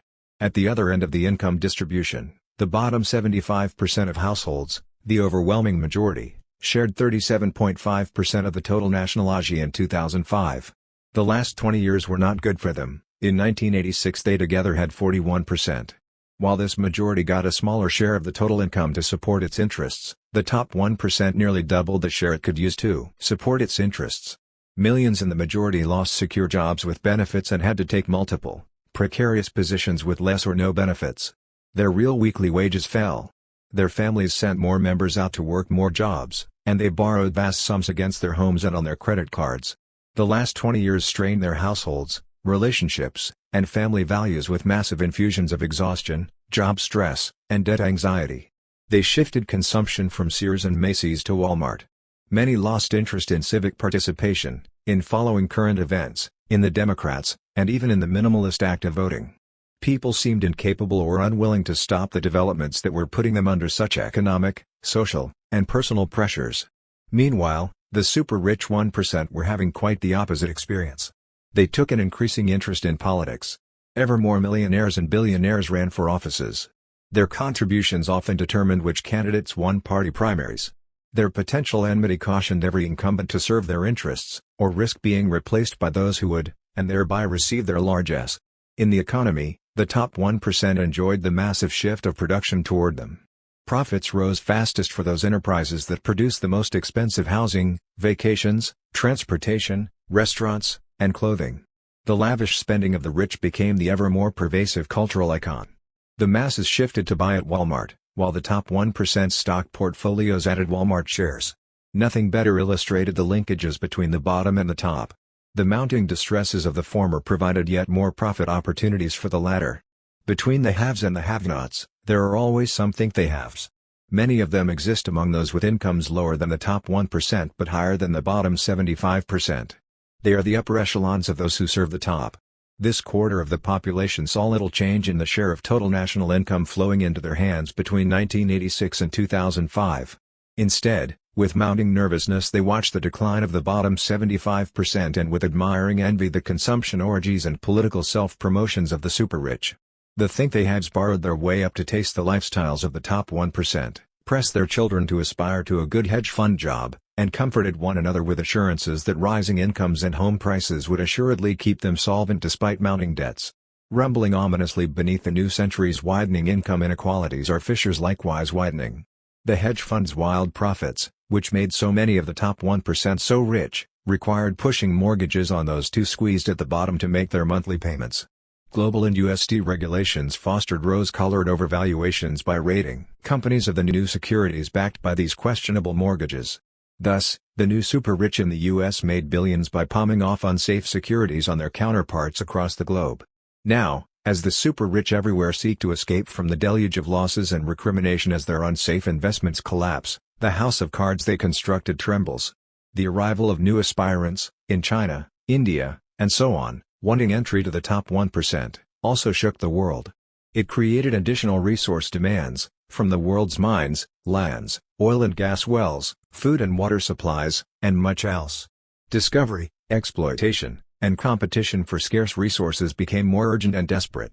The new aspirants wanted to change or else disengage from and so undermine the old global economic arrangements built on existing markets, the World Bank, and the IMF, and favoring above all the central role of the U.S. economy and its currency. 20 years of mounting inequality continues to produce major social changes, major population movements, and major national and international conflicts. Diverse groupings of people seek to cope with, survive, or profit from rapid as well as profound change. What trend might the widening income inequality in the U.S. portend in the global context? A global top 1% and its attendant top 25% of upper echelon servants are emerging, seeking to get into a position like that of their counterparts in the U.S. That may spell a relative decline of the lower 75% of the U.S. distribution. Raising the top quarter of the global income distribution toward U.S. standards may very well cost the bottom 75% of the U.S. income distribution a deterioration toward global standards. Neoliberalism in globalized trouble. December 4, 2007. Wild stock market gyrations and a global financial meltdown open 2008. Around the world, old and new critics of neoliberalism smirk and repeat "I told you so." Neoliberal dogma, that private enterprise is good and efficient whereas state economic interventions are bad and wasteful, suffers deepening disrepute. The private, deregulated capitalism of recent decades produced imprudent credit orgies that generated unsustainable bubbles bursting across scary headlines. The final straw broke in the world's biggest private banks, especially those in the U.S. Those financial hustlers had packaged loans into securities to which they attached hyped credit ratings, purchased from other private enterprises. They then sold the securities to the gullible and greedy, often other nations' bankers and state officials. This latest private profit-driven bubble deflated once the reality of debts that could not be repaid revealed the inflated credit ratings. Huge financial losses and evaporating credit spread anxiety. How many businesses will fail, how many jobs will be lost, how many government programs will get cut as tax revenues fall, and how long will this last? Global capitalist efficiency is giving us yet another recession. Despite hunger, homelessness, joblessness, and poverty, businesses produce less because credit has dried up. Rising unemployment reduces purchases, which in turn deepens unemployment in a vicious cycle. Reduced state services coincide with the rising need for them. The human and material waste, the irrationality, and the inefficiency of recession proliferate. Because those with the most resources can best cushion the negative impacts, economic and social injustices worsen. Panicked bankers and politicians around the world temporarily abandon neoliberal beliefs. They want the government to compensate for and help to fix the economic disasters. As always, this is to be done by using public tax monies to solve the problems without constraining, let alone punishing, private capitalism for the mess it produced. Two groups of critics focus on neoliberalism's troubles these days. The first group includes all the old devotees of Keynesianism, the welfare state, and the idea that government regulation can and should save capitalism from its own self-destructive excesses. They welcome the latest statements by leaders of the Federal Reserve, the Congress, and even this president as they finally recognize the current economic dangers. They applaud plans for government intervention to correct and solve the problems of private capitalism. Another New Deal is their ideal of what is needed. The second group disagrees with the first. For them, the New Deal is a been there, done that, to which they add, and that was nowhere near enough. They point out that while the New Deal imposed rules and regulations on private businesses, it always left the private capitalists in their position of receiving and disposing of profits. That position gave them the incentive and the resources to evade and eventually to undermine the New Deal government controls. They practiced evasion from the 1930s to the 1970s. After that, they and their agents, Reagan, Bush, Clinton, and Bush, openly dismantled the welfare state. They did this in the name of a superior economic efficiency, growth, and prosperity claimed to flow from free, unregulated, private capitalist enterprise. The first group wants Clinton, Obama, McCain, or whoever wins to renew the business-regulating welfare state and thereby fix a broken private capitalism whose mass public support is dwindling. That program, they insist, is the only realistic solution to the current crisis. They dismiss the second group for offering programs that are socially divisive and dangerous, unrealizable utopian fantasies. The second group mocks the realism of the first group. The New Deal's realism left capitalists in the position to undo the New Deal, which they did. To repeat that mistake now is not realistic, they say, it is absurd. To secure society against the inefficiencies of private capitalism requires that capitalists stop occupying the position of receiver and distributor of society's profits. Instead, this second group insists, the workers themselves must take that position. As neoliberalism unravels, critical opposition to capitalism's social failures and mounting costs everywhere splits into these two groups. This replicates the critical opposition that earlier rose against slavery and feudalism when their times in history ended. On the one hand, some of those critics wanted better working and living conditions for slaves and serfs. They demanded state intervention to impose those conditions. However, other critics disagreed and said that improved treatment for slaves and serfs would never be secure so long as slavery and feudalism continued. This group said the basic problems were slavery and feudalism as intolerable social systems. So they fought for, and eventually won, their abolition. Today, critics calls for a renewal of the old welfare state and for government regulation and control over private business are increasing globally. But the other group of critics is also gaining. In Germany, for example, the Left Party, Die Linke, is moving, albeit gingerly, beyond classical welfare statism toward more radical responses to neoliberalism's current crisis. The focus is becoming capitalism per se as the ruling social system that ought to be. The big issue for this group is what to propose in capitalism's place. The chief lessons learned from actually existing socialisms in the 20th century concern what not to do. The state and state economic intervention are thus no longer viewed as the solutions for the wastes and injustices of private capitalism. Instead, this group aims to change the economic base, the system of production itself. This means empowering and repositioning workers so that their jobs include receiving and distributing the profits their work yields. Their goal, to dissolve the distinction of worker and boss much as the earlier distinctions of master and slave, feudal lord and serf were overcome. Today's global crisis of neoliberalism is propelling this last, radical group into the public arena. More from them will surely be heard in the years ahead. Evading taxes, legally.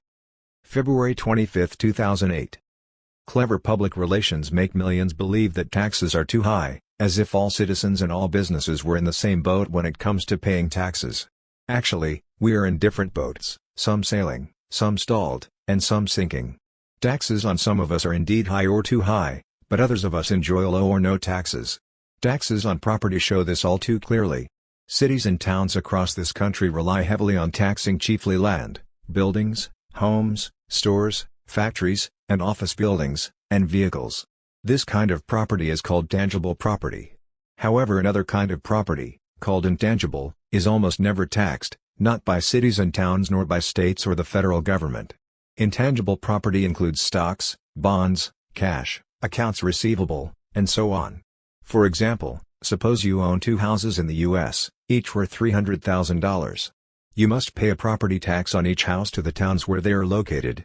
However, if you sell one house and invest the $300,000 proceeds in stocks or bonds, you pay no property tax on those stocks or bonds. In short, for those rich enough to own significant quantities of stocks and bonds, that intangible property is not subject to property taxation. How very nice for them. Keep in mind the difference between property taxes and income taxes. The income earned from tangible property, like rent from land or houses, is taxable, just like the income from intangible property, like dividends and interest. But the property itself is taxable only if it is tangible and not if it is intangible. Tangible property that produces income to its owner is thus taxed twice, on the value of the property and on the income from the property, while intangible property pays tax only once, on the income from it, not on the property's value. The total value of just stocks and bonds in the U.S. amounts to many trillions of dollars of currently untaxed intangible property. A very low tax rate could raise a great deal of money for federal, state, and local governments, more than enough to allow other taxes to fall and government spending on social programs to rise or both. How low a rate? An answer emerges from some rare, recent experiences with intangible property taxes in the U.S. Americans of courage and principle have sometimes taxed intangible property. Kentucky is one of very few states currently taxing intangible property. It levies 1.5 cents per $100 on businesses' accounts receivable and certain other intangible property rights. In 1931, the state of Florida passed a law imposing a property tax on common stocks. After a lobbying effort of 8 years, in August 2006 Governor Jeb Bush proudly signed the repeal of that 1931 law. In its last year, the law brought the state of Florida $130 million in tax revenues. All Floridians with more than $370,000 in stocks were required to pay.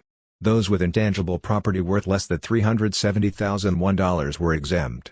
In its last year, 180,000 Floridians paid property taxes on intangible property they owned.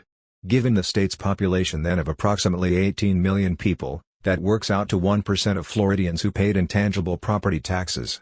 The tax fell on those most able to pay, and only on them, which is why their man Bush worked so hard to kill it. Governor Bush's explanations for his effort did not improve his family's reputation for smarts. He denounced the state's intangible property tax for penalizing those who chose to work, save and invest. The good governor probably forgot that his constant support for tangible property taxes continually penalizes those who chose to work, save, and invest in land or homes or local stores, office buildings, and factories in Florida. Florida legislators who voted to repeal the tax on intangibles justified their action by arguing that rich Floridians could and did legally transfer their intangible property out of Florida to escape the taxes. In short, the legislators used the fact of tax evasion not to tighten the intangible property tax laws. Instead, they pointed to evasion of the property tax law as a reason to repeal the law. How very nice for Florida's wealthiest. A tax on intangible property would work best at the federal level. That way, moving assets from one state to another would provide no tax evasion. The current technology of tracking stock and bond transactions, the requirement to list income from intangible property on existing IRS tax returns, and tax law agreements between the U.S. and other countries would do much to prevent tax evasion by moving intangible wealth abroad. Tax evasion is, after all, a problem for all types of taxes levied in the U.S., as in other countries. It is hardly a reason to eliminate them. To avoid hurting those owning modest amounts of intangible property, accumulated for retirement, children's educations, etc., the federal government might copy Florida and exempt the first several hundreds of thousands of dollars, or, alternatively, exempt specifically accumulations of intangible property in pension funds or retirement accounts, etc. Capable legislators could easily find and, with experience, refine the laws needed to tap the one major kind of property that has gone untaxed in most of this country for most of the last century. During the last 20 years, the U.S. experienced a rapid rise in the values of tangible property, especially real estate, and intangible property, especially stocks. For the many in our country who own their own homes, rising home values raise their property taxes. For the many who rent, the rising tangible property taxes paid by their landlords were passed on to them as higher rents. For the relatively few who own significant amounts of stocks and bonds, whose values skyrocketed, their increased intangible property holdings escaped all property taxes. How very nice for them. How costly for everyone else. Consumerism, curses and causes. April 30, 2008. U.S. consumerism, citizens driven excessively to buy goods and services and accumulate consumable wealth, is cursed almost everywhere. Many environmentalists blame it for global warming. Critics of the current economic disasters often point to home-buying gluttony as the cause. Many see consumerism behind the borrowing that makes the U.S. the world's greatest debtor nation today. Moralists of otherwise diverse motivations agree on attacking consumerist materialism as against spiritual values. Educators blame it for distracting young people's interest from learning. Psychologists attribute mass loneliness and depression to unrealizable expectations of what commodities can deliver to consumers. Physicians decry the diseases, stress, and exhaustion linked to excessive work driven by desire for excessive consumption. Yet, for a long time, exhortations by all such folks have mostly failed to slow, let alone reverse, U.S. consumerism. The question is why? The answer is not advertising, since that begs the question of why that industry should have been so successful in the U.S. and grown to such influence. Nor is it plausible to attribute some national personality flaw to our citizens. A big part of the answer lies in the unique history of U.S. capitalism. From 1820 to 1970, over every decade, average real wages rose, enabling a rising standard of consumption. These 150 years rooted workers' beliefs that the U.S. was a chosen place where every generation would live better than its parents. This was the good news of U.S. capitalism for the workers. The bad news was that the average worker's productivity, the amount of output each worker produced for his/her employer to sell, rose even faster. This was because workers were relentlessly driven by employers to work harder, faster, and with ever more, and more complicated, machinery. Thus, alongside rising workers' wages, faster rising productivity brought even bigger gains for employers. An unspoken, historic deal defined U.S. capitalism for those 150 years. Capitalists paid rising wages to enable rising working-class consumption. The workers had to provide rising work effort, rising profitability, and thus the even faster rise of profits. Because the rise in workers' consumption was slower than the rise of their productivity, the output that they delivered to employers, the gap between workers and employers widened across U.S. history. A fundamentally unequal society emerged, one that forever mocked, challenged, and undermined the ideological claims of the U.S. to be the land of equality and opportunity. The working class labored ever harder, consumed more, and yet fell ever further behind the minority who lived off the growing difference between what workers produced and their wages. This deal might have collapsed at any time if U.S. workers rebelled against the organization of production in the U.S. This could have occurred if rising wages did not suffice to make them ignore the growing inequality of U.S. life, or if they rejected subordination to ever more automated, exhausting work disciplines, or if they refused to deliver ever more wealth to ever fewer corporate boards of directors of immense corporations ever further removed from them in power, wealth, and access to culture. For that deal to survive, for U.S. capitalism to have been successful for so long, something had to emerge in U.S. society that prevented any of these deal breakers from happening. Enter consumerism. The idea settled into U.S. culture that consumption was the proper goal of work and the measure of personal worth, of one's success in life. Business boosters and ideologues pushed that idea, but they were hardly alone. Advertisers made it their constant message. Trade unions focused also on raising wages and consumption, just what U.S. capitalism could and did deliver, rather than challenging the organization of production. So too did most left movements. Economists did their part by building modern economics on the unquestioned axiom that labor was a burden for which consumption enabled by wages was the compensation. This definition of economics required banishing the alternative of Marxian economics from schools. The mass media proceeded as if it were likewise obvious common sense that all any employee really cared about was the size of his/her wage/salary. Of course, some dissident voices, especially on the left, rejected these ideas and this capital/labor deal, but consumerism usually all but drowned them out.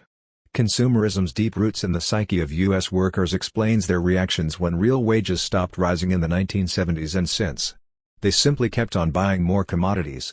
To pay for them, workers took on more hours of labor and borrowed vast sums. Worker exhaustion rose accordingly, likewise the number of family members sent out to work, straining family values to the breaking point. Anxiety intensified over frightening family debt levels. In this situation, the current scandal of subprime mortgages was a predictable disaster waiting to happen. The 150-year deal has been broken. The business side no longer needs it, it hasn't since the 1970s. That is why real wages stopped rising. Most workers just postpone facing that reality and its implications, by having more family members do more work and by heavy borrowing. Meanwhile, able and willing laborers abroad who accept wages far lower than in the U.S. beckon. U.S. corporations are moving to produce there. They will ship home the goods and services they produce abroad so long as U.S. citizens can afford them. When that no longer pays, they will redirect shipments to the rest of the world market. Consumerism was a necessary component of U.S. capitalism from the 1820s to the 1970s. As an ideology uniquely suited to that capitalism, it was articulated, cultivated, and supported by different social groups. Whatever fun comedians and critics poke at consumerism, it was not some lovable human foible, nor some quirk of our culture. It was the glue holding U.S. capitalism together for a long time. Even more important, Business dissolved the glue in the 1970s, and now U.S. workers have exhausted ways to postpone the results of the dissolution. Storms are rising. Nominating Palin makes sense. September 13, 2008. If something is better than nothing, then Palin's nomination gives Americans just that choice and so another chance for the Republicans. For the last 30 years, Republicans systematically aided capital in keeping real wages flat while raising productivity. That combination yielded exploding profits and exploding incomes for those who got their hands on those profits. The Republicans actively altered government taxing and spending patterns to further boost corporate profits while squeezing the workers, via reduced state services and jobs, etc. The Democratic Party could or would not stop this process, often supported it, and only sometimes slowed it. In the absence of any significant political party or movement of the working classes, the results of these 30 years include: 1. U.S. workers responded to flat wages per hour by sending more family workers into the paid labor force and averaging 20% more labor hours per year than they did in 1975. 2. Working families borrowed vast sums to land more deeply in debt than ever before in U.S. history. 3. Work exhaustion and debt anxiety produced extreme levels of stress reflected in divorce, family breakdown, loneliness, legal and illegal drug dependencies, etc. Dissolving American families also confront the ever wider divide between themselves and the rich top tenth. Walmart and Costco welcome, but also humiliate, families falling ever further behind the levels of consumption that define success and self-worth in our culture. The Republicans long ago grasped their political vulnerability to being blamed for facilitating this state of affairs. To avoid that blame, and the resulting electoral losses, they spent their money to craft the image of Republicans as champions of a return to the good old days of U.S. working families. Then, family values prevailed, married couples stayed together, they had the time and space to raise nice children, go proudly to church, cheer our troops as they spread freedom, and do fun leisure activities together. Then, they could afford the suburban middle-class lifestyle and so on. A vote for the Republicans would somehow bring us all back to those times, at least the Republicans would try to do that. The Democrats split. One part, seeing the power of the Republicans' image, wanted to mimic it. They never figured out how to do that without appearing to be a poor, less believable copy. The other part of the Democratic Party saw through the crude Republican manipulation, scoffed at their image as phony and pandering, and tried instead to expose the Republicans' complicity in the workers' problems, to blame them in politically advantageous ways. This part, the more liberal or even leftist Democrats, could never go very far along these lines because the Democratic Party also needed the money and support of capital to pay the huge costs of political campaigns. The Democratic Party fears that alienating capital would assure Republican victories. So the Democratic Party usually presents policies and politicians that try to keep its two parts from breaking apart, since that would also, they fear, assure Republican dominance. Therefore, the Democratic Party has basically offered the mass of U.S. workers nothing real or concrete to significantly change their deteriorating social and personal situations. At best, Democratic Party rhetoric empathizes with their problems and more or less believably commits to improve things a bit.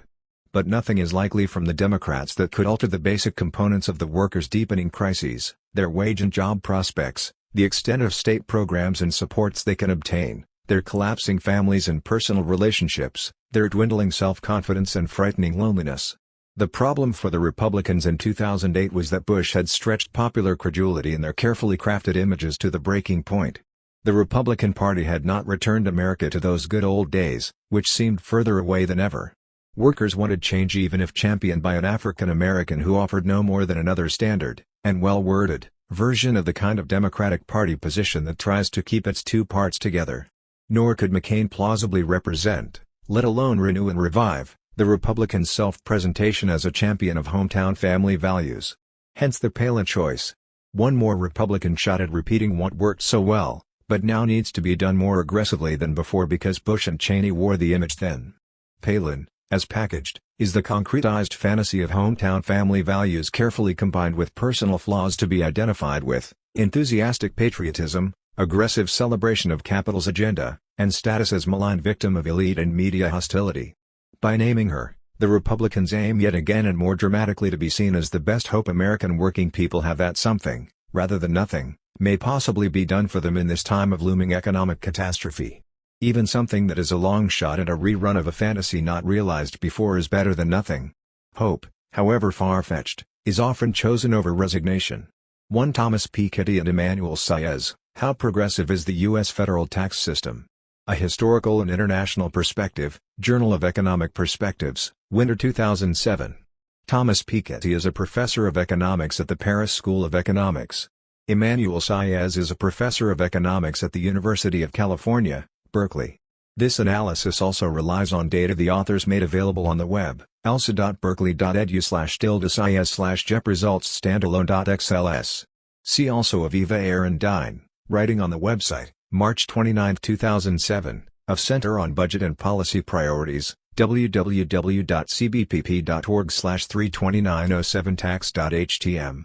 Part 2, Economics of the Crisis. The global crisis erupted first and foremost in the U.S. economy. From there, its consequences radiate out to impose mounting costs on the rest of society and across the world. The essays in Part 2 focus on economics, how and why the production and distribution of goods and services broke down. The current economic crisis is compared to others. Some essays explore the relationships of key economic institutions, markets, the oil and housing industries, finance and real estate, pensions, household debt, and others, to the generation or spread of the crisis across the economy.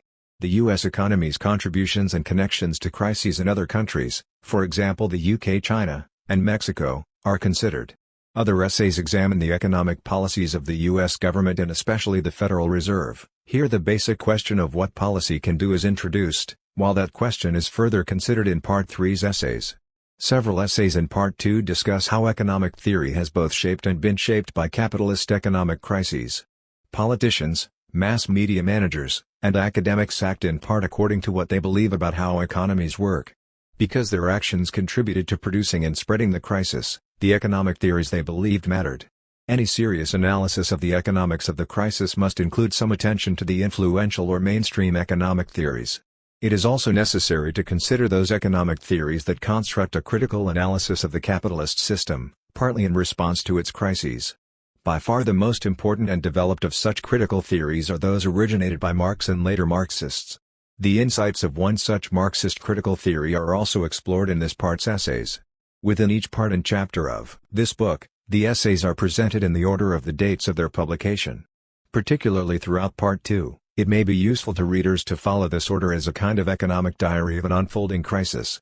The essays progress from seeing the signs of danger into monitoring an intensifying crisis. Then they shift as the crisis erupts, spreads, and resists containment. 1. Capitalism as a crisis-prone system. Capitalism's three oscillations in the U.S. today. March 27, 2007.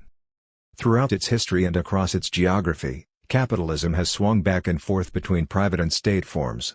The former reduces while the latter enlarges the state's intervention in the economy. The economic events that precipitate swings, in both directions, have been various mixes of recession and widening inequality. Political oscillations have paralleled the economic. Often the party or faction losing power is the one most closely associated with the kind of capitalism being displaced, while the ascendant party or faction champions the other kind. Cultural oscillations complete the interconnected tableau. For example, in the economic theorizing of the politicians, professors, and journalists, celebrations of private capitalism, variously named liberalism, neoliberalism, neoclassical economics, microeconomics, and so on, oscillate with celebrations of state capitalism, variously named welfare statism, Keynesianism, central planning, macroeconomics, and so on. Abundant evidence suggests that these three sorts of oscillations, economic, political, and cultural, function simultaneously as causes and effects of one another.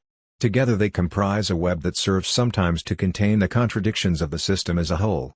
In that sense, capitalism survives because it can resolve the crises of one kind of capitalism by a transition to the other kind rather than a transition out of capitalism. Yet the web of interdependence among its economic, political, and cultural oscillations may alternatively magnify a crisis of one kind of capitalism into a social demand for transition out of capitalism. In the U.S., a crisis of private capitalism in the late 1920s was associated with oscillations to state capitalism, to welfare state economics, and to the Democratic Party. In the late 1970s, the reverse swings occurred.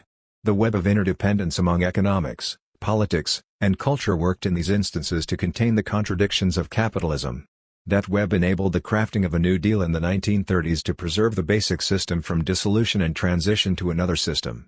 Later, In the 1960s and 1970s, that web precluded disaffection with the post-war U.S. welfare state from producing a transition beyond capitalism and instead accomplished a relatively popular shift back to private capitalism. Perhaps, as others have argued, no system disappears until it has exhausted all its possible forms and oscillations. For this argument to make sense, we need first and foremost to define carefully what we mean by the capitalist system. Borrowing from Marx's careful analysis, capitalism refers to the system of production in which a relatively large group of people, productive laborers, sell their capacity to work to a relatively small group of different people, capitalist employers, for an agreed payment. The capitalist employers provide the means of production, tools, equipment, and raw material, for the productive laborers to work with and on. There are two key aspects of the relationship between capitalists and productive laborers. First, what the laborers produce belongs instantly and automatically to the capitalist who sells it. Second, the revenue from that sale must exceed what the capitalist paid for the means of production and to the productive laborers. The excess is the surplus, the fund from which the capitalist distributes portions to reproduce capitalism as a system, portions including interest to creditors, dividends to shareholders, budgets to managers and advertisers, profits retained for enterprise growth, etc. In the private kind of capitalism, the employers have no position within a state apparatus. Moreover, the state's functionaries exercise quite limited powers over the relationships among and between employers and laborers. By contrast, in the state kind of capitalism, state functionaries have much greater powers to regulate, control, and intervene in the relationships among and between employers and employees. Extreme state capitalism finds state functionaries replacing private individuals as capitalist employers, in state-owned enterprises, and thereby directly appropriating and distributing the surpluses produced by productive laborers. What both kinds of capitalism have in common, what makes them alternative kinds of one system, is the shared structure of the surplus-yielding employer-slash-employee relationship. A social crisis of either kind of capitalism could go beyond merely a transition to the other kind. It could entail a basic change in the capitalist relationship between employer and employee. One example of such a basic change would be a social reorganization of production requiring employers and productive employees to be the same individuals. Job descriptions would then mandate that productive laborers work Mondays through Thursdays on making output, while on Fridays they would assemble to function collectively as their own board of directors. Is the U.S. now entering another crisis cum transition period? 35 years of rolling back the New Deal did return and renew private capitalism. Republicans displaced Democrats, and among Democrats, the anti-welfare statist faction replaced the pro-welfare statist one. Neoclassical and neoliberal economic theories vanquished Keynesian economics in the schools and refashioned common sense about economic issues. Yet U.S. private capitalism since early 2000 has suffered a stock market bubbles burst whose effects are still ramifying. Now a real estate bubble totters with troubling consequences. Worries grow about international financial markets, increasingly mysterious in their multiplying layers of new instruments and increasingly opaque. Will finance be yet a third bubble of the new millennium? Can the private kind of capitalism survive all this? Widening income and wealth disparities associated with private capitalism's resurgence helped already to provoke a U.S. political oscillation. The Republican coalition, advocates of private capitalism allied with religious fundamentalism, cracked partly because of those disparities. By adding to and fueling opposition to the Iraq War, growing social inequalities switched Congress to the Democrats in 2006. Similarly, the unequal benefits from state interventionist capitalism had undermined the Democratic Party's coalition in the 1970s and thereby enabled Reagan's victories in the 1980s. Elsewhere today, especially in Latin America, neoliberalisms in economic theory and in politics are shifting back toward welfare statism. These winds of change raise two interconnected questions yet again. First, will the still dominant private capitalism be able to keep its current U.S. crisis under control? Second, if not, will transition be limited again to welfare statism in economics, Keynesianism in theory, and Democrats in politics? Or might today's conditions persuade enough Americans that a more basic transition, out of capitalism, is the needed solution? This last transition will not likely occur without a strong social movement for it. Is that not a major task for a resurgent left in the U.S.? Financial panics, then, and now. August 21, 2007. The authors of the most widely read book on financial panics, manias, panics, and crashes, A History of Financial Crises 5th edition, 2005, refer to them as hardy perennials and document how they have repeatedly devastated large portions of modern economies and societies over the last 3 centuries. Charles Kindleberger, professor of economics at MIT until his death in 2003, and Robert Aliber, professor of economics and finance at the University of Chicago, he is responsible for this latest edition, also write that the period since the 1970s has been the most economically tumultuous in all that time. The last few weeks certainly reinforce that judgment. The ingredients of financial panics are boringly repetitive. Past panics fade from memory. Financial institutions figure out ways to circumvent the regulations established to prevent those past panics from happening again. Rising asset prices enable easier credit and vice versa. Market euphoria grips increasing numbers. Risks are underestimated. Quick, large fortunes are made and flaunted. Everyone seeks to ride the economic boom times to great wealth. All the conditions are in place for something significant to go wrong. Sometimes it is a sudden demonstration that risks were greater than understood or admitted. Today that is what has happened to subprime mortgages and the mortgage-backed securities dependent on them. Sometimes it is a crisis of the lenders who can no longer extend easy credit to borrowers dependent on it. Today that includes hedge funds experiencing depletion of the funds entrusted to them by investors frightened by the prospects of the financial and economic meltdowns that often follow panics. Sometimes it is a crisis of the borrowers who simply cannot maintain the growth of indebtedness upon which the market euphoria depends. Today that is what is happening as businesses and consumers face levels of debt repayment, declining home prices, and rising energy costs that combine to make them less willing to borrow and spend as they had for the last quarter century. One or more of the things that can go wrong eventually do, and then the sweet economy can turn sour fast. As has happened so many times before, the ride up the economic boom is as thrilling as the crash down is depressing.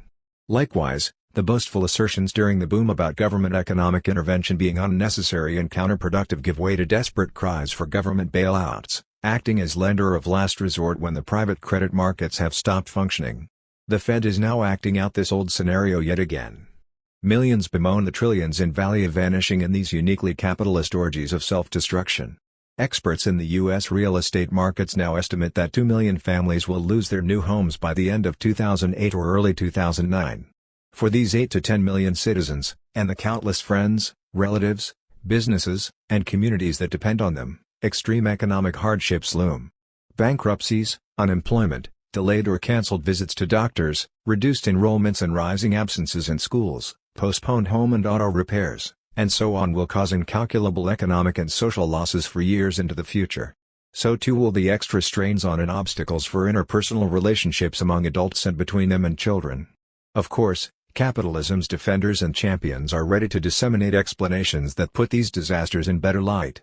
We will be told that the workers and businesses collapsing around us were the inefficient ones and that their elimination serves to make the economy as a whole healthier and more successful.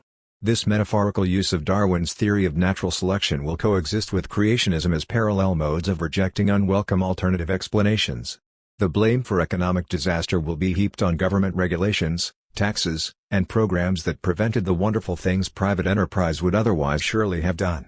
Other scapegoats attack these days, to explain the economic disasters or at least distract attention from them, include terrorists, immigrants, outsourcing, China, and so on. Meanwhile, the wreckage will ramify. Millions of families will alter their lives to accommodate lost homes, jobs, educations, and relationships. Resources will rust and rot from disuse. It will take time, and the associated suffering, for wages to fall far enough to make profit rates high enough to lure capital back in. The painful wait for that will revive the hoary old debate in the U.S. between conservatives and liberals. The former will insist that the private market is best left to its own devices to end the downturn and return to better economic times. The liberals will demand a more or less welfare state type of government intervention to provide jobs, incomes, healthcare, subsidized housing, and so on. Whichever side wins, the other side will set to work to undo the victory. Sooner or later, the winning side will encounter yet another financial panic that produces enough pain and suffering to allow the side that lost before to win now by promising to fix the broken economy. Then the whole sorry story gets replayed yet again. The Great Depression of 1929 yielded such a victory to FDR's New Deal and its Keynesian economics. The Republicans went to work to undo FDR and his legacy, while Milton Friedman and his ilk went to work to undo Keynesian economics. Neither succeeded until the U.S. economy experienced a meltdown in the 1970s. Recall a few facts. In the middle of the decade the U.S. experienced the worst recession since the Great Depression. Gold at the beginning of that decade cost $40 per ounce, by the end it cost $1,000 per ounce. Petroleum went from $2.50 per barrel to $40. The US dollar lost more than half its value relative to the German mark and the Japanese yen across the 1970s. Perhaps most relevant to the here and now is this statistic: during the 1970s, the real rate of return on holding stocks and bonds, that is the return adjusted for price inflation, was negative. By contrast, in the 1990s, the real rate of return on stocks and bonds averaged 15% per year.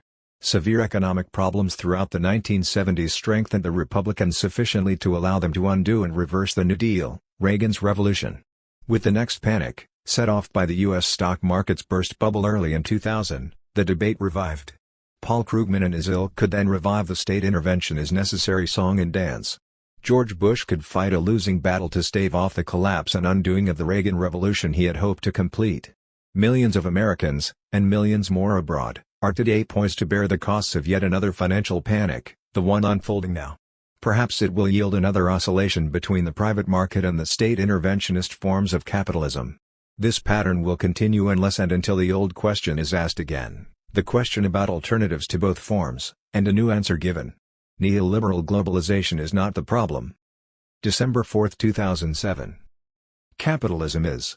The leftists who target neoliberal globalization denounce privatization, free markets, unfettered mobility of capital, and government deregulations of industry.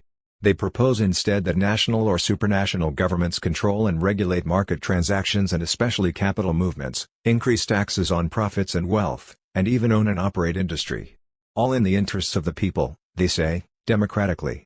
Yet Marx's critique of capitalism never focused on government regulations, interventions, and state-owned industries. They were never his solutions for the costs, injustices, and wastes of capitalism. Instead, Marx targeted and stressed capitalism's class structure of production. By this he meant how productive enterprises were internally organized, tiny groups of people, boards of directors, who appropriated a portion, the surplus from what the laborers produced and the enterprise sold. Marx defined such surplus appropriation as exploitation. And, as Marx said, capitalist exploitation can exist whether those appropriators are corporate boards of directors, private capitalism, or state officials, state capitalism. Marx opposed capitalism's exploitative class structure of production on political, ethical, and economic grounds. He preferred a communist alternative where productive workers functioned as their own board of directors, collectively appropriating and distributing the surpluses they produced. Equality and democracy, he argued, required the abolition of exploitation as a necessary condition of their realization. Capitalism as a system has always and everywhere gone through phases, repeated swings between two alternative forms. Private capitalism is the neoliberal, laissez-faire form. Government intervention in economic affairs is minimized, and individuals and businesses interact largely through voluntary market exchanges. The other form is state interventionist, social democratic, welfare state capitalism. Government manages the economy by regulating what the private capitalists can do or by sometimes even taking over their enterprises to turn business decisions into government decisions. Every few decades, in every capitalist country, whichever of these two forms has been in place runs into serious economic difficulty. Workers lose jobs, incomes decline, enterprises fail, and so on. The cry arises that something must be done. Those feeling the least pain and making good money prefer to let the existing form of capitalism correct itself. Those hurting the most and losing money demand more drastic change. When this second group prevails politically, the existing form of capitalism is ended and the other installed. A few decades later the same drama is played out in reverse. When a booming private capitalism in the U.S. hit a stone wall in 1929, the country shifted over into welfare state capitalism. When the 1960s and 1970s produced crises in that welfare state capitalism, the country shifted over to private capitalism, neoliberalism. Now, after 30 years of globalized private capitalism yield proliferating difficulties, too many leftists have joined the chorus that sees the only solution in yet another swing back to welfare state capitalism. The legacy of Coolidge and Hoover was overthrown by FDR's chorus. The legacy of the New Deal was overthrown by Ronald Reagan's chorus. The Reagan-Bush legacy may now be overthrown by Clinton, Obama, et al. Such phased reversals between capitalism's two forms occur nearly everywhere, varying only with each country's particular conditions and history. As forms, private and state capitalism are oscillating phases of the capitalist system. When one phase cannot solve its problems, the solution has been a shift to the other phase. Thus, Crises of capitalism have so far avoided provoking the alternative solution of a transition out of capitalism. Yet that transition was precisely Marx's goal. He aimed to persuade workers that oscillations between state and private capitalism were not the best solutions to capitalism's failings, at least not for workers. Many leftists today catalog the awful results of 25 years of neoliberal dominance, economic and social crises punctuating ever deeper inequalities of wealth, income, and power across and within most nations. They cite the burst investment bubbles, unsustainable debt explosions, collapsed credit markets, threats of recession, crumbling social services, unsafe commodity production, and so forth. They propose solutions. Governments, national or maybe now supranational, must be recalled by a democratic upsurge to their proper role. Governments should limit, control, regulate, or replace private capitalist enterprises in the interests of the people. This way of thinking repeats the left's mistakes in the 1930s. Then, when private capitalism had imploded into the Great Depression, deteriorating conditions turned most Americans against the likes of Republican Herbert Hoover and toward Democratic FDR. A new era of government economic intervention took the name Keynesian economics. However, New Deal Keynesianism always left in place the private boards of directors of the capitalist corporations that dominated the U.S. economy. Those boards remained as the receivers of the surplus produced by their workers, the corporation's profits. They used those profits to grow the corporations, to make still more profits, to pay higher salaries to top officers, to influence politics, and so on. Welfare state capitalism in the U.S. imposed taxes, regulations, and limits on, and mass employment alternatives to, those private corporations. But by leaving their boards of directors in place as the receivers and dispensers of corporate profits, the welfare state signed its own death warrant. The boards of directors had the desire and the means to undo the welfare state. It took them a while to change public opinion and build a rich and powerful movement led by business to achieve their goals.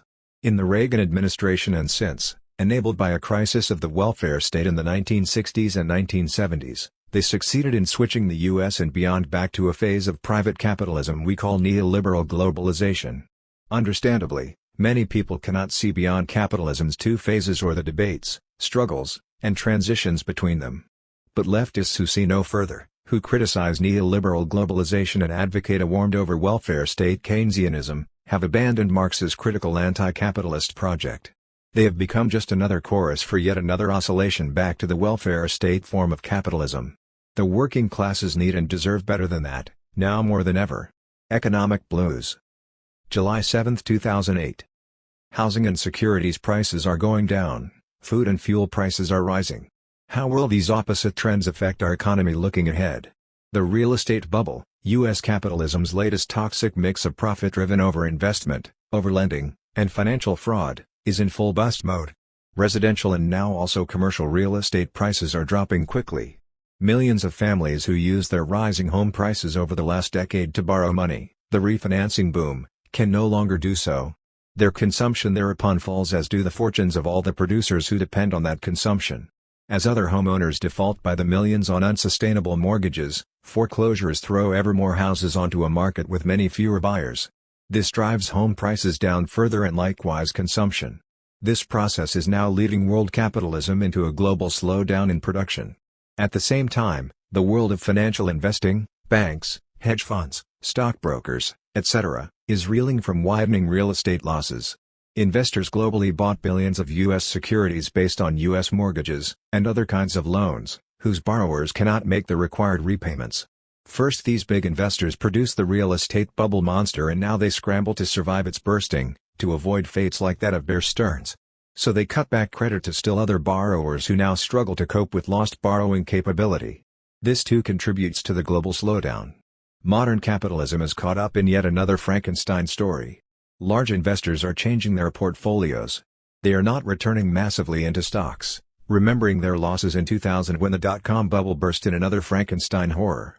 The global slowdown likewise undercuts stock buying. Nor will they soon return to the downward spiraling real estate market. So they are looking for new places to put their money. The big investors are also worried about the risks of inflation. They know that the U.S. government pumped historically unprecedented mountains of new money into the world economy and its policies to offset and cushion the social effects of first the stock market meltdown of 2000 and then the real estate bubble bursting since 2006. They feared that all this extra money in circulation may well be used, sooner or later, to make purchases and thereby bid up prices. Fearing such inflation, they don't hold money as an asset, a form of their wealth, because money's value, its purchasing power, drops when commodity prices rise. Instead, they buy commodities whose prices they think will rise fastest, not to consume or use them, but rather to hold and resell them later at the higher prices. These days, those commodities include energy, food, basic production materials, metals, minerals, etc., and gold and silver. Many factors, difficulties in finding new sources of these things, climate changes, rising production in newly industrializing countries, etc., combine to make their prices rise the fastest. So big investors buy them and contribute further to the inflation from which they seek to profit. Media and politicians' eagerness to blame speculators' bad people are the problem, divert attention from how global capitalism repeatedly provokes investment bubbles and then spreads the damage when they burst, including the damage from inflation. The system is the problem. U.S. capitalism is dysfunctional on many levels for working people today. It is driving down the value of their most important asset, their homes. It is reducing the credit that their standard of living now depends on. It is slowing production, which drives up unemployment, and it is driving up the prices of the food and fuel they cannot do without. This is what capitalism delivers these days. Because profit-driven agricultural corporations displaced family farming, our food supply became much more energy-dependent, for tractors, fertilizer, insecticides, and for transporting food products. So rising energy prices provoke rising food prices. The drive of U.S. business to profit from suburbanization vastly increased Americans' dependence on energy, for cars, electricity, and heating single-family homes. So rising energy prices raise the cost of living, especially in the suburbs, where most Americans live. Of course, a government responsible to its people and aware of U.S. capitalism's history could have anticipated and taken some steps at least to reduce the damage from the latest bouts of booms, busts, speculations, and inflations.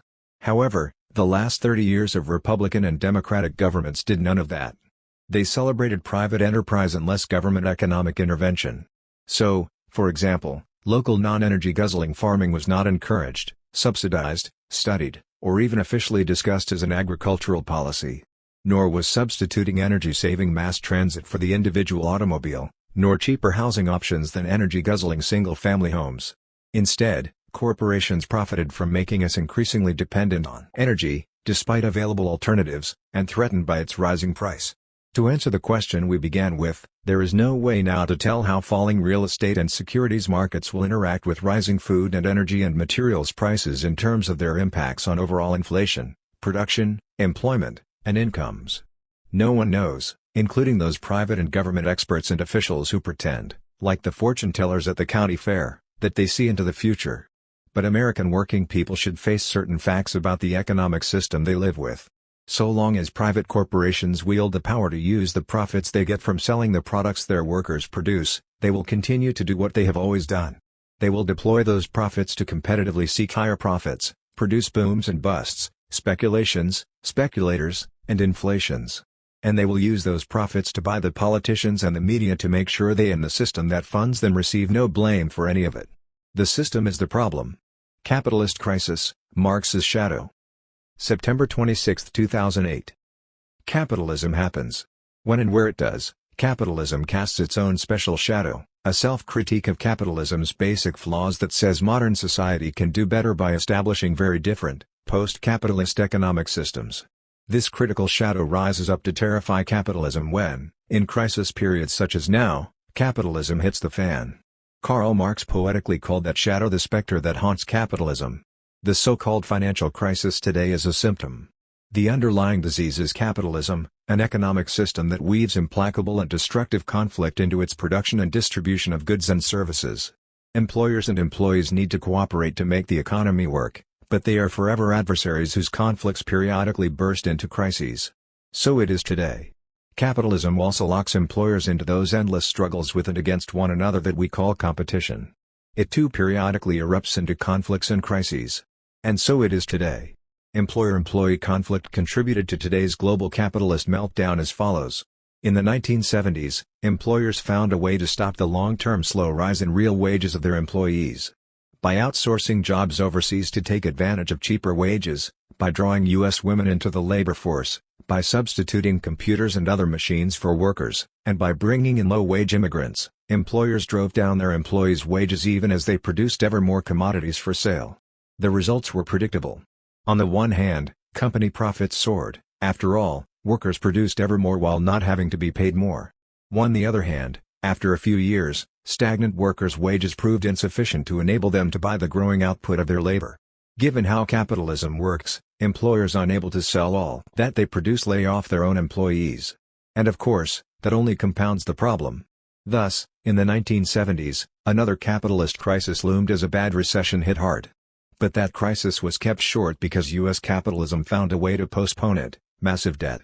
Since employers succeeded in keeping wages from rising, the only way to sell the ever-expanding output was to lend workers the money to buy more. Corporations invested their soaring profits in buying new securities backed by workers' mortgages, auto loans, and credit card loans.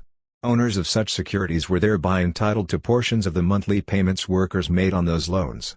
In effect, the extra profits made by keeping workers' wages down now did double duty for employers who earned hefty interest payments by loaning part of those profits back to the workers. What a system! Postponing the solution to the crisis of the 1970s only prepared the way for the bigger one now. Booming consumer lending in the 1980s, 1990s, and since 2000, especially in the deregulated financial world of Reagan and Bush America, provoked wild profit-driven excesses and corruption, the stock market bubble and then the real estate bubble. It also loaded millions of Americans with unsustainable debts. By 2006, the most stressed borrowers, subprime, could no longer pay what they owed. This house of debt cards then began its spiraling descent. Competition among enterprises also contributed to this crisis. As some banks made big profits rushing to lend to workers, other lenders feared that those banks would use those profits to outcompete them. So they too rushed into consumer lending. To raise the money to make such profitable loans to workers, lenders made expanded use of new types of financial instruments, chiefly securities backed by workers' debt obligations, securities whose owners received portions of workers' loan repayments. U.S. lenders sold these securities globally to tap into the entire world's cash. The whole world thus got drawn into depending on a whirlpool, U.S. capitalism propping up its workers' purchasing power with costly loans because it no longer raised their wages. The competing rating companies, Fitch, Moody's, Standard & Poor, etc., inaccurately assessed these securities' riskiness. These companies competed for the business of lenders who needed high ratings to sell the debt-backed securities. Private and public lenders around the world competed with one another by buying the U.S. debt-backed securities because they were rated as nearly riskless and yet paid high interest rates. Enterprise competition and employer-employee conflicts, both core components of capitalism, have been major causes of today's financial crisis. Yet the huge government bailout now proposed by Treasury Secretary Paulson and Fed Chairman Bernanke does not address either the problem of stagnant wages or that of competition. Instead, the proposed bailout plans to fix the financial crisis by throwing vast sums at the big lenders in the hope that they will resume lending and so pull the economy out of its crisis.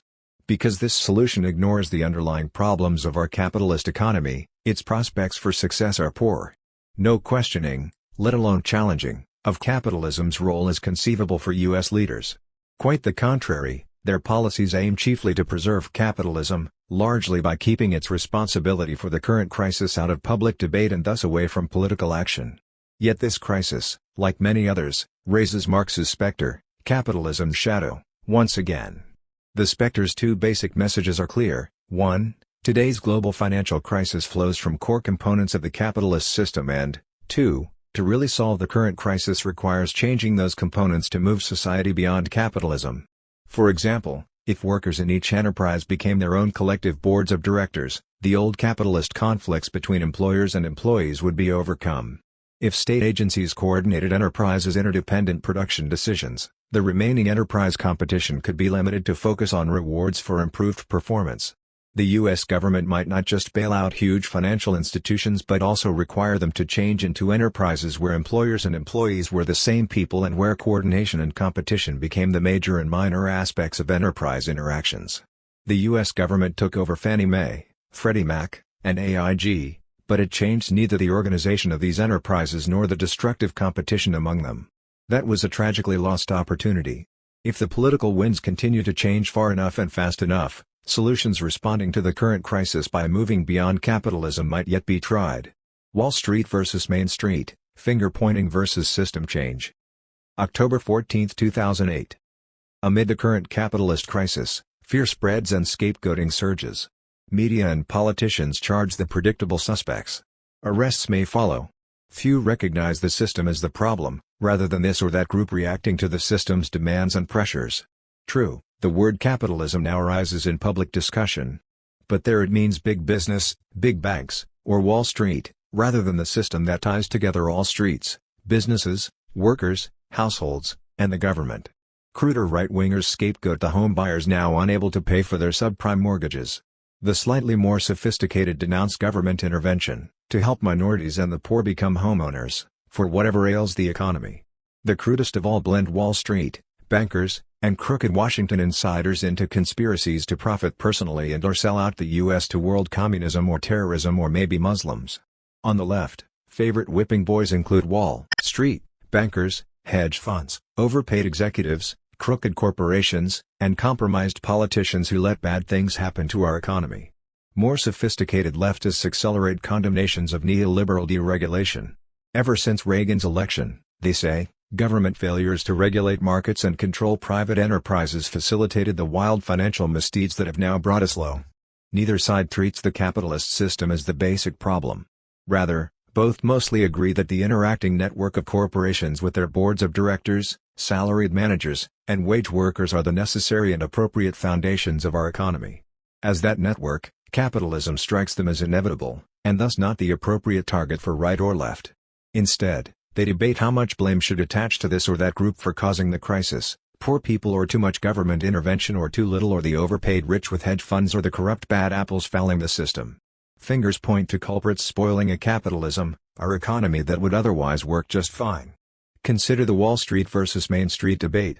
Many leftists and not a few rightists accuse Wall Street of causing the subprime mortgage mess, as if countless Main Street banks and mortgage brokers had not pushed profitable mortgages onto locals unable to afford them.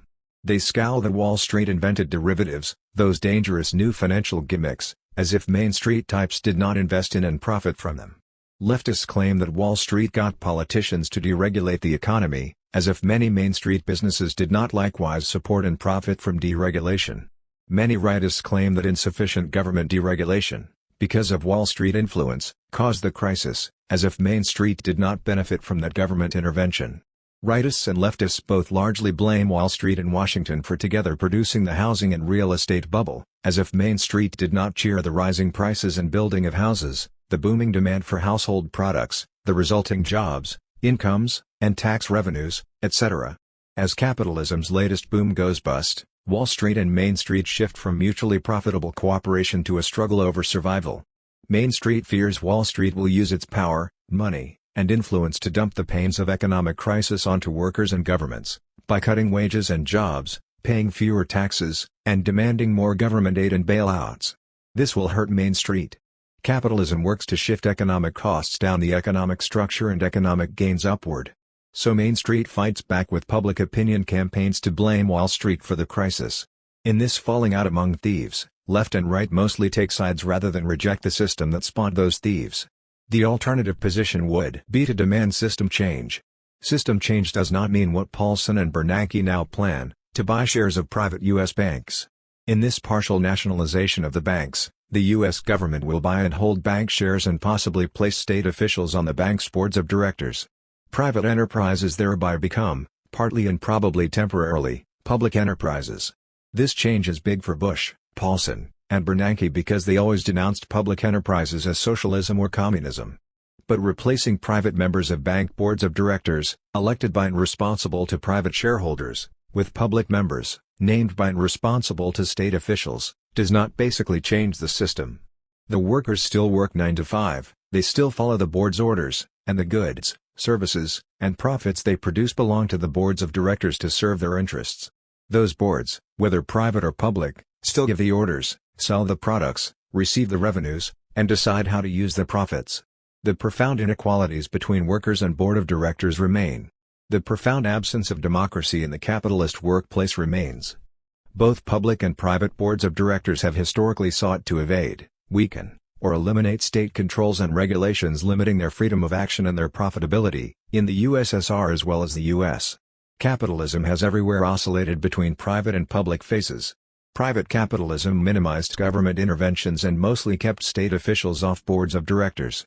In capitalism's public phases, governments intervened and sometimes replaced private with public members of boards of directors. Crises of one phase often provoke transition to the other. The 1929 crisis of private U.S. capitalism ushered in Roosevelt's New Deal state intervention, establishing Social Security, unemployment insurance, and other costly-to-business programs and regulations. The 1970s crisis of state-regulated capitalism returned the U.S. to another private capitalist phase, the Reagan-Bush era, which undid most of the New Deal. What will follow today's crisis of private capitalism? Will the pendulum swing back to state-re-regulated capitalism? If so, the U.S. business community will utilize decades of accumulated expertise in how to evade, then weaken, and finally eliminate state regulation. Re-regulation will thus likely be short-lived. Or might the alternative of system change become important? System change would supplement re-regulation with a transformation inside enterprises. Suppose old boards of directors were replaced by new boards whose members understood and shared the goals of regulation rather than seeing regulation as limitations to be undermined. This might happen if the new boards comprise the collectivity of the workers themselves. Job descriptions of all workers would henceforth combine the particular labor of each with her or his full participation in the collective tasks of the board of directors. In this way, workers as also bosses could both shape economic regulations, alongside other workers running other enterprises, and then carry them out inside each enterprise.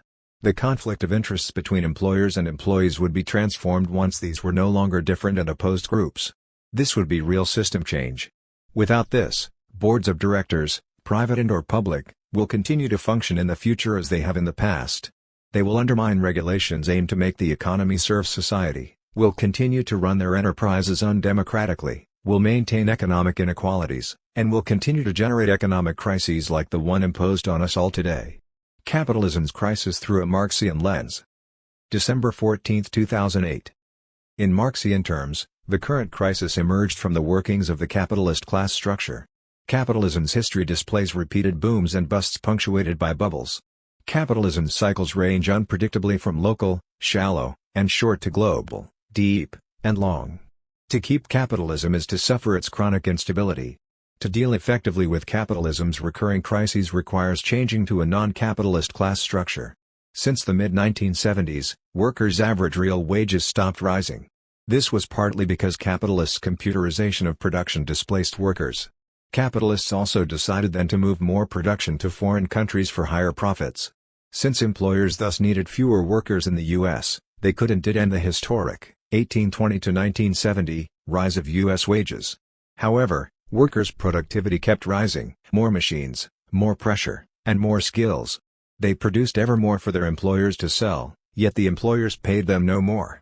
The surplus is extracted, exploited, by capitalist employers. The excess of the value added by each laborer over the value paid to that laborer rose. The last 30 years realized capitalists' wildest dreams. Yet, stagnant wages and booming surpluses also eventually plunged U.S. capitalism into today's severe crisis. Today's major capitalists, corporate boards of directors, received most of those fast-rising surpluses. How they distributed those surpluses shaped our history. One huge portion went for top executives' payouts. Another portion increased dividends to corporations' shareholders, who, after all, elect boards of directors.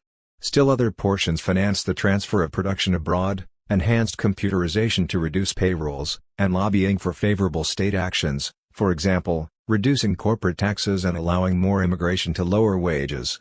Corporations deposited mounting surpluses in banks. Banks grew and invented new financial instruments to profit further from those surpluses. New instruments included securities such as collateralized debt obligations, comprised of mortgage, credit card, corporate, and student loan debt, credit default swaps, deals to insure such new securities, and other derivatives for trading the risks of fast multiplying new credit instruments among those with the surpluses to invest. Because the new instruments operated completely outside existing regulations in a shadow credit system, ever bigger risks were undertaken for ever bigger profits.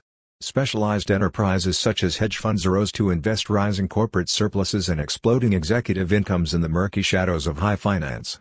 Huge profits were made over the last 20 years, but the resulting capitalist exuberance once again overreached its limits. The financial profits depended on the rising surpluses that depended on the stagnant wages. Financial profits also depended on the flip side of stagnant wages, namely massive worker borrowing. Because rising consumption had become the measure of personal success in life, wage stagnation since the 1970s rendered most U.S. workers extraordinarily vulnerable to new consumer credit offers. Enter the banks relentlessly pushing credit cards, home equity loans, student loans, and so on. Workers undertook a record-breaking debt binge. The banks packaged that debt into new securities, the now infamous MBSs and CDOs, and sold them to all those seeking investments for their pieces of the soaring surpluses. In effect, U.S. capitalism thereby substituted rising loans for rising wages to workers. It took from them twice: first, the surplus their labor produced, and second, the interest on the surpluses lent back to them. This double squeeze on workers was the foundation of the U.S. boom from the 1970s to 2006s. Eventually, the rising costs of the double squeeze strangled the boom.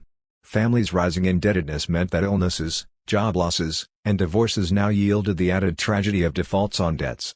Rising steadily and ominously across 2007, defaults on credit card debt, auto loans, student loans, and mortgages took off in 2008. The new kinds of securities based on workers' debts began to lose value in the markets. Banks, hedge funds, and others holding those securities faced mounting losses. Corporations that insured those securities via credit default swaps, etc., could not pay when so many securities' values collapsed. Banks had used their depositors' money and borrowed still more to buy such securities. Banks' losses prevented repaying those loans or guaranteeing their depositors' money. Financial markets froze as borrowers and lenders stopped trusting one another and drastically reduced transactions. Bust followed bubble followed boom, once again. U.S. corporate boards of directors had taken three interconnected steps to produce that sequence. They froze workers' real wages, they extracted much more surplus from their rising productivity, and they distributed that rising surplus in ways that were cumulatively unsustainable. Irrational capitalist exuberance once again overreached its limits. The capitalist system of producing and distributing surpluses proved itself yet again fundamentally crisis-prone.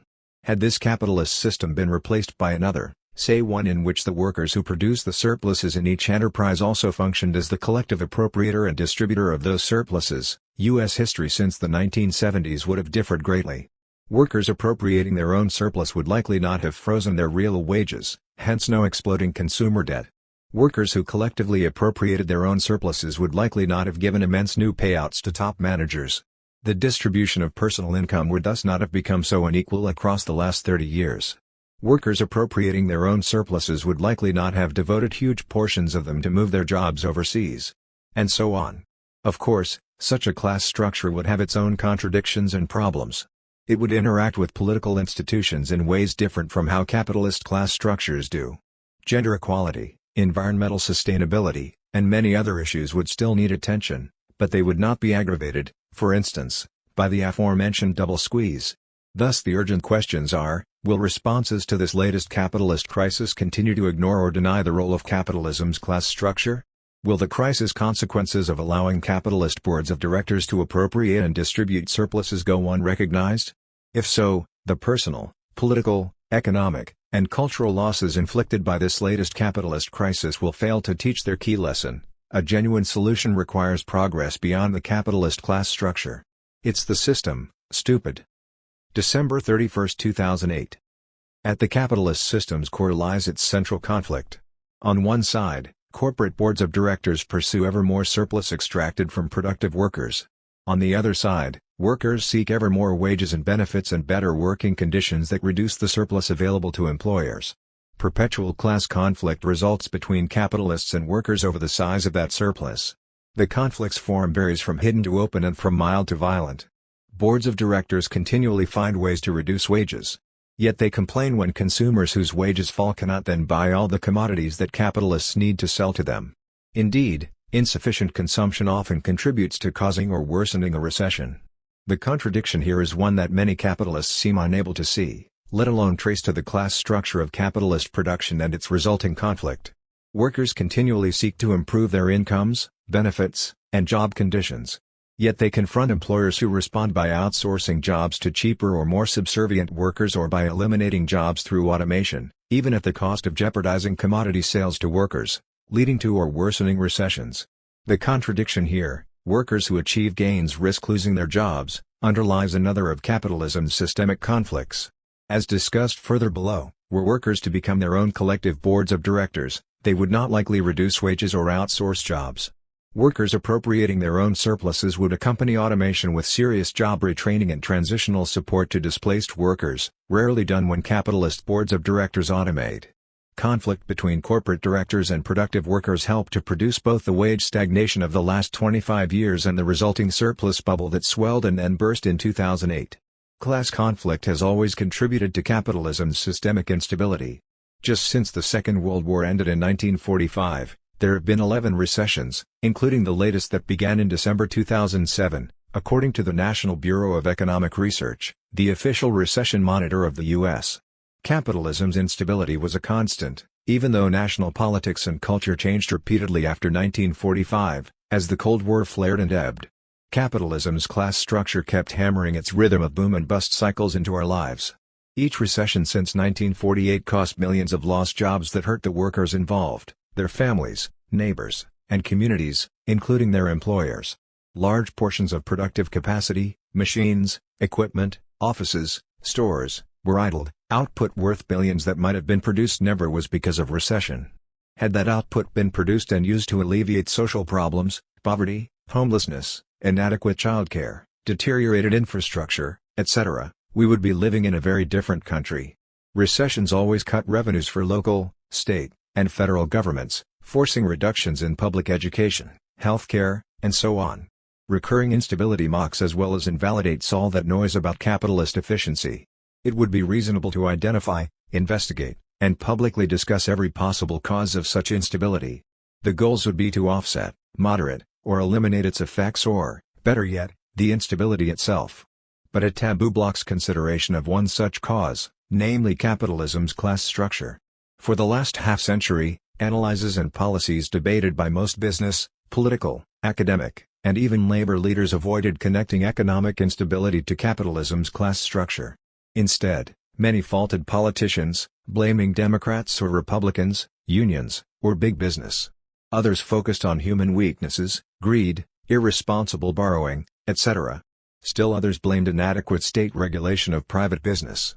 With most analyses blind to class structure as a cause, change in the class structure of production rarely figured in proposed solutions for capitalist instability. The policies actually debated are all variations of 1. U.S. state responses to the 1930s Great Depression and 2. Japanese state interventions in its long post-1990 recession. Proposed state actions in today's global recession include bailouts of selected industries, especially finance, re-regulations of enterprises and markets, central bank reductions in interest rates and expansions of money supplies, and federal tax cuts and stimulus spending. Such interventions sometimes helped the U.S. through past recessions.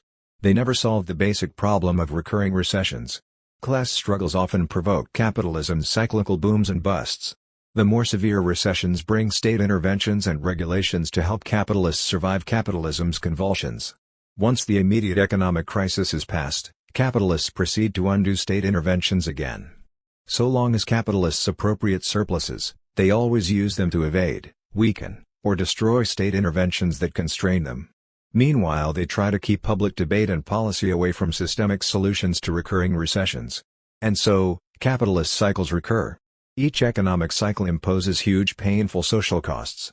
In a parallel ideological cycle, most politicians, mass media, and academics swing ridiculously between hyped celebrations of deregulation and re-regulation as the solution to our economic problems. Capitalism's instability is systemic. To address it without considering systemic change is to continue the history of failure to solve that instability. Capitalism's core class conflict between workers and boards of directors was never fundamentally changed by state bailouts, re-regulations, or monetary and fiscal policies. Capitalism's class structure is likewise not systemically changed even if we replace boards of directors privately elected by shareholders with boards of state officials instead. State capitalism, USSR, too, not just private capitalism, US, displayed instabilities driven by class conflicts between surplus producers and appropriators. Notwithstanding differences between the instabilities of state and private capitalism, both still yielded inefficiencies and wastes that each so assiduously documented in the other.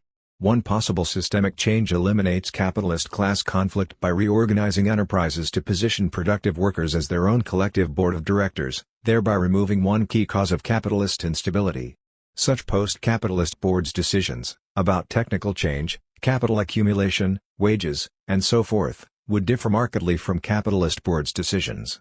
Post-capitalist boards of directors would differ from capitalist boards in their relations to the state as well.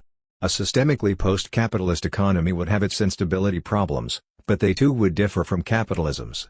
The point is not that this systemic change is the only one that could, or could alone, seriously address capitalism's instability. The goal here is to expose the widespread, and politically self-defeating, refusal, even on the left, to acknowledge such systemic causes. The center and the right will forever debate and oscillate between non-systemic causes and policies, bailouts, regulations, stimuli, etc. The left's unique contribution could and should be to insist that systemic solutions, for example, changed class structure of enterprises, be part of public discussion and public policy. GM's tragedy, the system strikes back. June 5, 2009. The greatest tragedies among many in the collapse and bankruptcy of General Motors concern what is not happening. There are those solutions to GM's problems not being considered by Obama's administration. There are the solutions not being demanded by the United Auto Workers Union, UAW. There are all the solutions not even being discussed by most left commentators on the disaster. Finally, there are crucial aspects of GM's demise not getting the attention they deserve. Let's start with an example of the last. For 50 years, the world market for automobiles has grown spectacularly. The company best positioned to have ridden that rising tide to success was GM, the global market leader for most of that time. Instead, GM failed catastrophically. Those responsible, the ones who planned, adjusted, and competed poorly, have a name. They are the corporation's board of directors, the handful of individuals chosen by and responsible to the handful of major GM shareholders. That board and those shareholders proved across decades that they lacked the understanding, vision, and flexibility to succeed. A rising tide is supposed to lift all boats, but GM's captains managed to sink its boat. President Obama promises not to interfere in decisions of the next post-bankruptcy GM board of directors despite the government being GM's largest shareholder. He further promises to quickly sell the government's shares to reprivatize GM. He promises the same for collapsed banks, insurance companies, and other corporations revived by infusions of taxpayer money. Obama's plan returns decision-making to the same boards who just brought us the worst economic crash in 75 years. GM's bankruptcy cuts employees and the wages and benefits of remaining workers.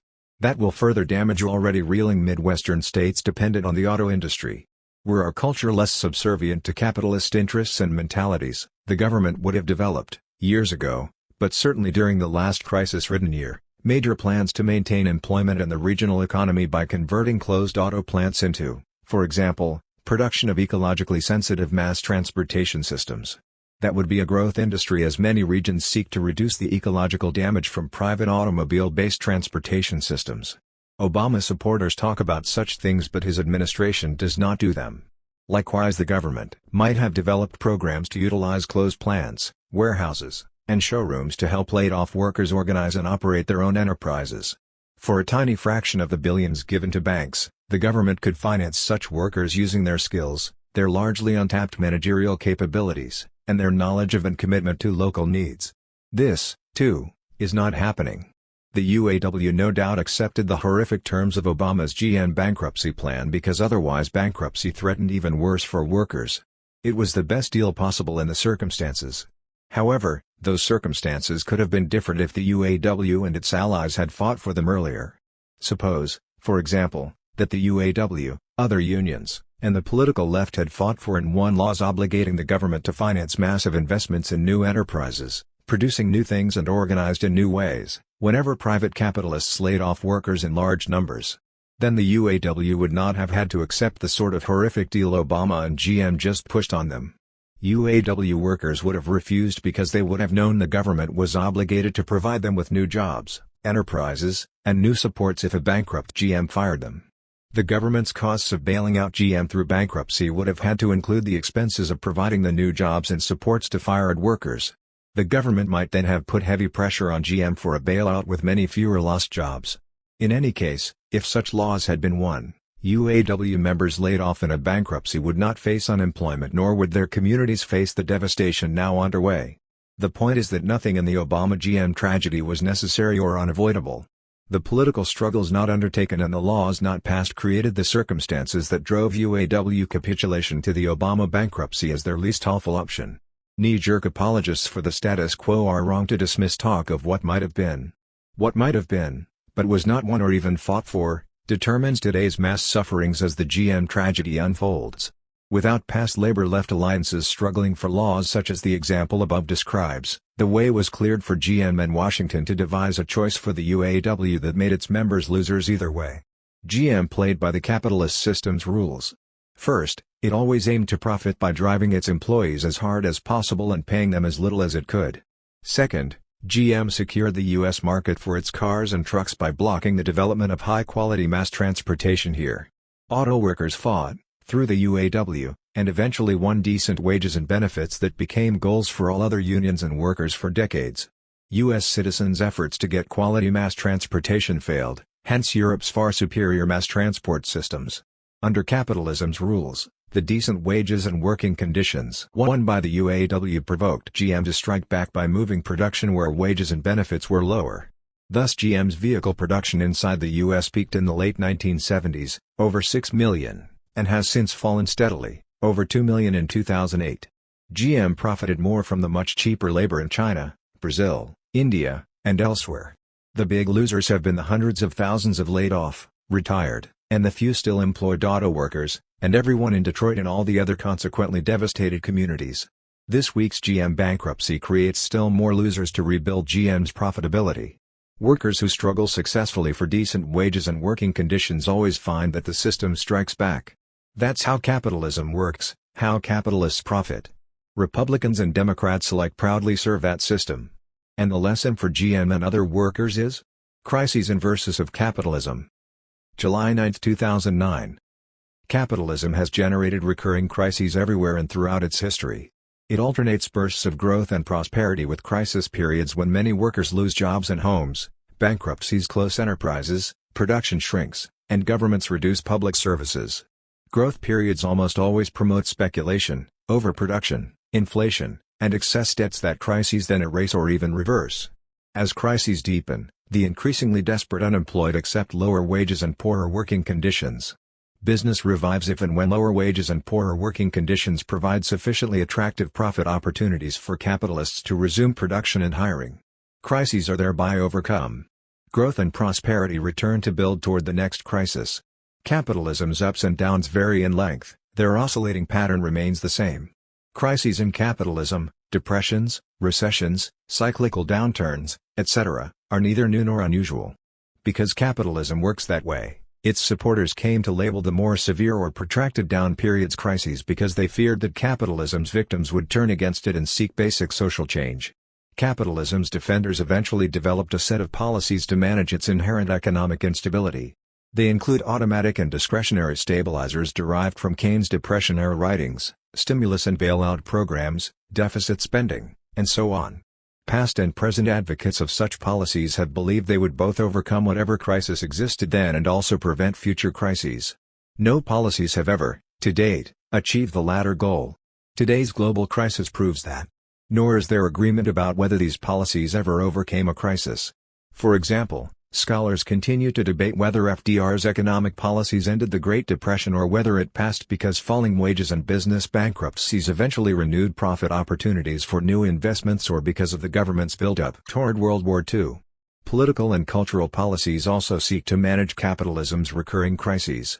FDR thus orchestrated a political New Deal and renewed nationalist cultural themes. These focused attention away from questioning capitalism. Similarly, Pope Benedict's Charity and Truth encyclical, released last week, responds to today's crisis by calling for a recommitment in business affairs to Christian values of love, charity, and truth.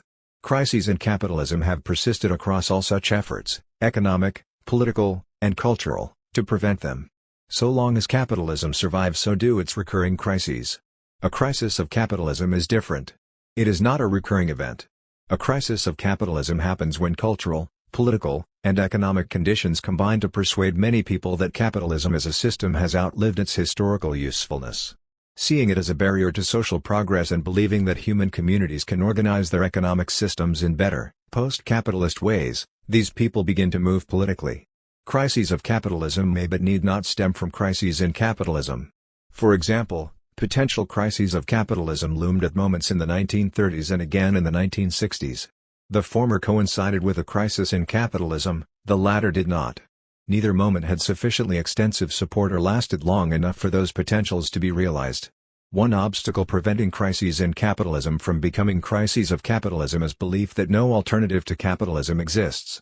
All enterprises are then thought to require the usual division between workers and boards of directors. They must have shareholders electing those boards to hire and fire all employees and make key business decisions alone or with major shareholders. Interactions among businesses, workers, and consumers must happen chiefly by market exchanges. Only then, this belief holds, are modern civilization and standards of living possible. This belief shapes the Obama administration's response to the global. A more subtle obstacle is belief that an achievable and superior alternative to capitalism exists. That alternative involves larger or smaller shifts from private enterprises to state-regulated or state-owned enterprises, from shareholder-elected boards of directors to state officials, chosen democratically or otherwise, regulating or functioning as such boards, from markets to state planning as the mechanism to allocate resources and products. However, that alternative largely ignores and so leaves basically unchanged the internal organization of enterprises, whether private or state, their division between the mass of productive employees and the small groups making the decisions about what, how, and where to produce and how to dispose of products and profits. Those small groups have retained their positions either as state-regulated but still private boards of directors, or, under state ownership, as state officials running state enterprises. Transitions from capitalism to such an alternative have often been understood as transitions to socialism or communism. They repeatedly inspired heroic struggles by capitalism's victims and critics. Those struggles often yielded progressive social changes. Today in many countries important voices propose such transitions in response to the global capitalist crisis. However, such transitions to socialism and communism have serious contradictions. They distract capitalism's victims and critics from organizational transformations inside enterprises to focus instead on various kinds and degrees of state economic interventions. The distraction secures capitalism's survival in two ways. First, those transitional movements preserve enterprises' internal divisions between employers and employees. Marx emphasized the centrality to capitalism of this relation between two different groups inside each enterprise. He defined exploitation as the relation whereby one group, productive laborers, produces a surplus appropriated and distributed by the other. To maintain exploitation inside enterprises, private or state, keeps in place a foundational dimension of capitalism.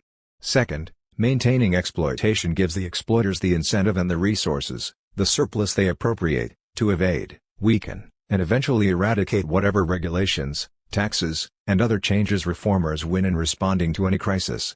Thus, in the decades after FDR's economic reforms, U.S. corporate boards of directors utilized the surpluses they appropriated to roll back the New Deal. Similarly, in the 1980s, state officials atop Soviet enterprises utilized the surpluses generated there to roll back the USSR's 1917 transition to socialism. Two lessons: 1. Crises in capitalism will recur until a crisis of capitalism provokes a transition out of capitalism that includes ending exploitation inside enterprises, and 2. The alternative to exploitation requires workers themselves democratically and collectively to appropriate and distribute the surpluses they produce. 2. The role of economic theory. Evangelical economics. January 4, 2006. Right-wing faith-based politics in the U.S. has its counterpart in faith-based economics. The school of economics that dominates education, journalism, and politics, called neoclassical economics, has absolute faith in two secular gods. These are private property and markets. Neoclassical economists believe that these two institutions cause the maximum achievable economic prosperity and progress for all. Alternative schools of economics, Marxian, Keynesian, and so on, are denounced by neoclassicals as heretical and absurd. People persuaded by these alternative schools are ridiculed as wrong, insufficiently trained, or simply stupid. If they persist in the error of their ways, they are said to be driven by sinister, perverse motivations and painted as anti-science, anti-reason, anti-American, anti-prosperity, and so on. The fervor of the neoclassical faithful determines which epithets get hurled, and the speaking opportunities denied, the teaching jobs withheld, etc. The first holy institution for neoclassical economics is private property, as opposed to the state itself owning or administering socially owned property or collective property. The second is the market, rather than political, cultural, traditional institutions, as the means for distributing resources, land, labor power, and capital, to the producers and distributing products to consumers. Private property owners freely buying and selling in markets is what delivers optimum economic performance and results for everyone. The neoclassical faithful praise Adam Smith for the insight that private property plus markets function so perfectly that it seems as though God's invisible hand guarantees that everything works out for the very best for all his children. Right-wing evangelical religionists believe that the good life requires absolute subordination and obedience to their interpretation of God's word. Evangelical economists believe that economic prosperity, efficiency, and progress require the same subordination and obedience to the dictates of private property and markets. Selected holy books serve evangelicals as final proofs of God's word. Similarly, other selected books, the textbooks summarizing neoclassical economic research, serve neoclassical economists in the same way. Right-wing evangelicals worry about the devil who always lurks, the threatening other to be banished, defeated, ostracized, silenced, or converted. For them, the bad are those driven by the devil to disobey, ignore, or deny God and thereby interfere in his plan for world happiness and salvation. For evangelical economists, the bad are those who lack faith in private property and markets. They disobey, usually by getting the state to disobey, the freedom of markets and the liberties of private property. Thus they interfere in the optimum economic results that would otherwise flow from private property and free markets. The threatening others for neoclassical economics are the heterodox economists, the word currently in vogue, who dissent from the neoclassical orthodoxy and thus must be banished, defeated, ostracized, silenced, or converted. For rightist evangelicals, the sick and the miserable are those whose insufficient faith and resulting bad behavior drew God's punishment. Yet, that punishment is also a merciful test of their faith to see if they can and will repent and thereby emerge from their tribulations. The healthy and prosperous are those who have passed God's tests by means of faith and moral behavior. It follows, for example, that for the state to help the sick and miserable is to interfere in God's will and God's ways, to deprive sinners of the freedom to respond to God's will and pass his tests, which is their only real hope for salvation. Likewise, for the evangelical economists, if the state helps the unemployed, the poor, etc., it interferes in the workings of private property and markets. That precludes the poor and unemployed from learning and responding to market pressures and signals, passing the market test, that alone can enable them finally and permanently to overcome their economic tribulations, by working, changing jobs, adjusting lifestyles, learning skills, etc. In response to markets, the economically disadvantaged can pull themselves up by the bootstraps. Only then will they truly emerge from poverty, acquire property. By contrast, state support will only sap their initiative and deepen their culture of poverty and dependence. The rightist religious evangelicals recognize that sometimes the devil wins, but just for a while before God returns the faithful to supremacy. Dark times occur when people lose their faith, turn to wicked ways, suffer, and thus are eventually brought back to see God's light. The neoclassicals work a parallel story about how, in the Great Depression of the 1930s, people lost faith in private property and markets. This opened the way for the economic devil, FDR's New Deal state, to interfere with private property and markets according to the statist economics of Mr. Keynes. But the state was eventually recognized as the cause of economic suffering that could only be overcome by returning to full faith and subordination to private property and markets. Thus, the right-wing evangelical politician, Bush, made common cause with the evangelical economists for the great revival we have today. The arrogance and intolerance of rightist evangelicals makes them disinterested in the details of the devil's minions. They lump together atheists, agnostics, and those faithful to other gods than theirs as all simply evil. The evangelical economists match them by driving from their temples, the schools, the media, and politics, every kind of economist other than the neoclassical. They care little for the difference between Keynesians, who want state interference to save capitalism from the failures of its markets and private property, and Marxists, who think civilization can and should do far better than capitalism. For the neoclassicals, everyone else is dangerous and unacceptable. And so they justify the fact that nearly all economic teaching, publishing, and politics in the U.S. is exclusively neoclassical. Once again, in the name of absolute truth, dissent and debate are banished as a moral imperative. Until, of course, the next revolution and renaissance of genuinely free thought. Dedicated to the memory of Harry Magdoff.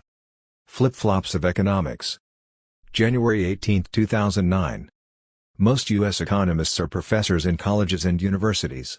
Their academic positions enable research and teaching that is supposed to be independent of corporate interests. They could, at least hypothetically, provide the critical insights into economic problems needed for their solution. Economists might help to propose, evaluate, and debate the wide range of possible solutions, from those that minimally change the status quo to those that entail fundamental social change. However, history shows that most professional economists have been subservient to corporate interests rather than constructive critics.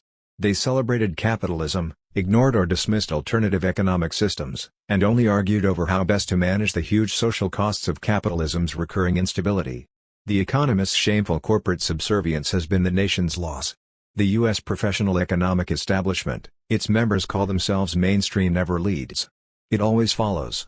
Before the Great Depression, mainstream economists dutifully embraced what they called neoclassical economics.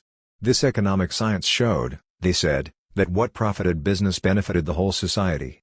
In this mainstream perspective, private enterprise and markets worked best for everyone when left free of government regulation or interference.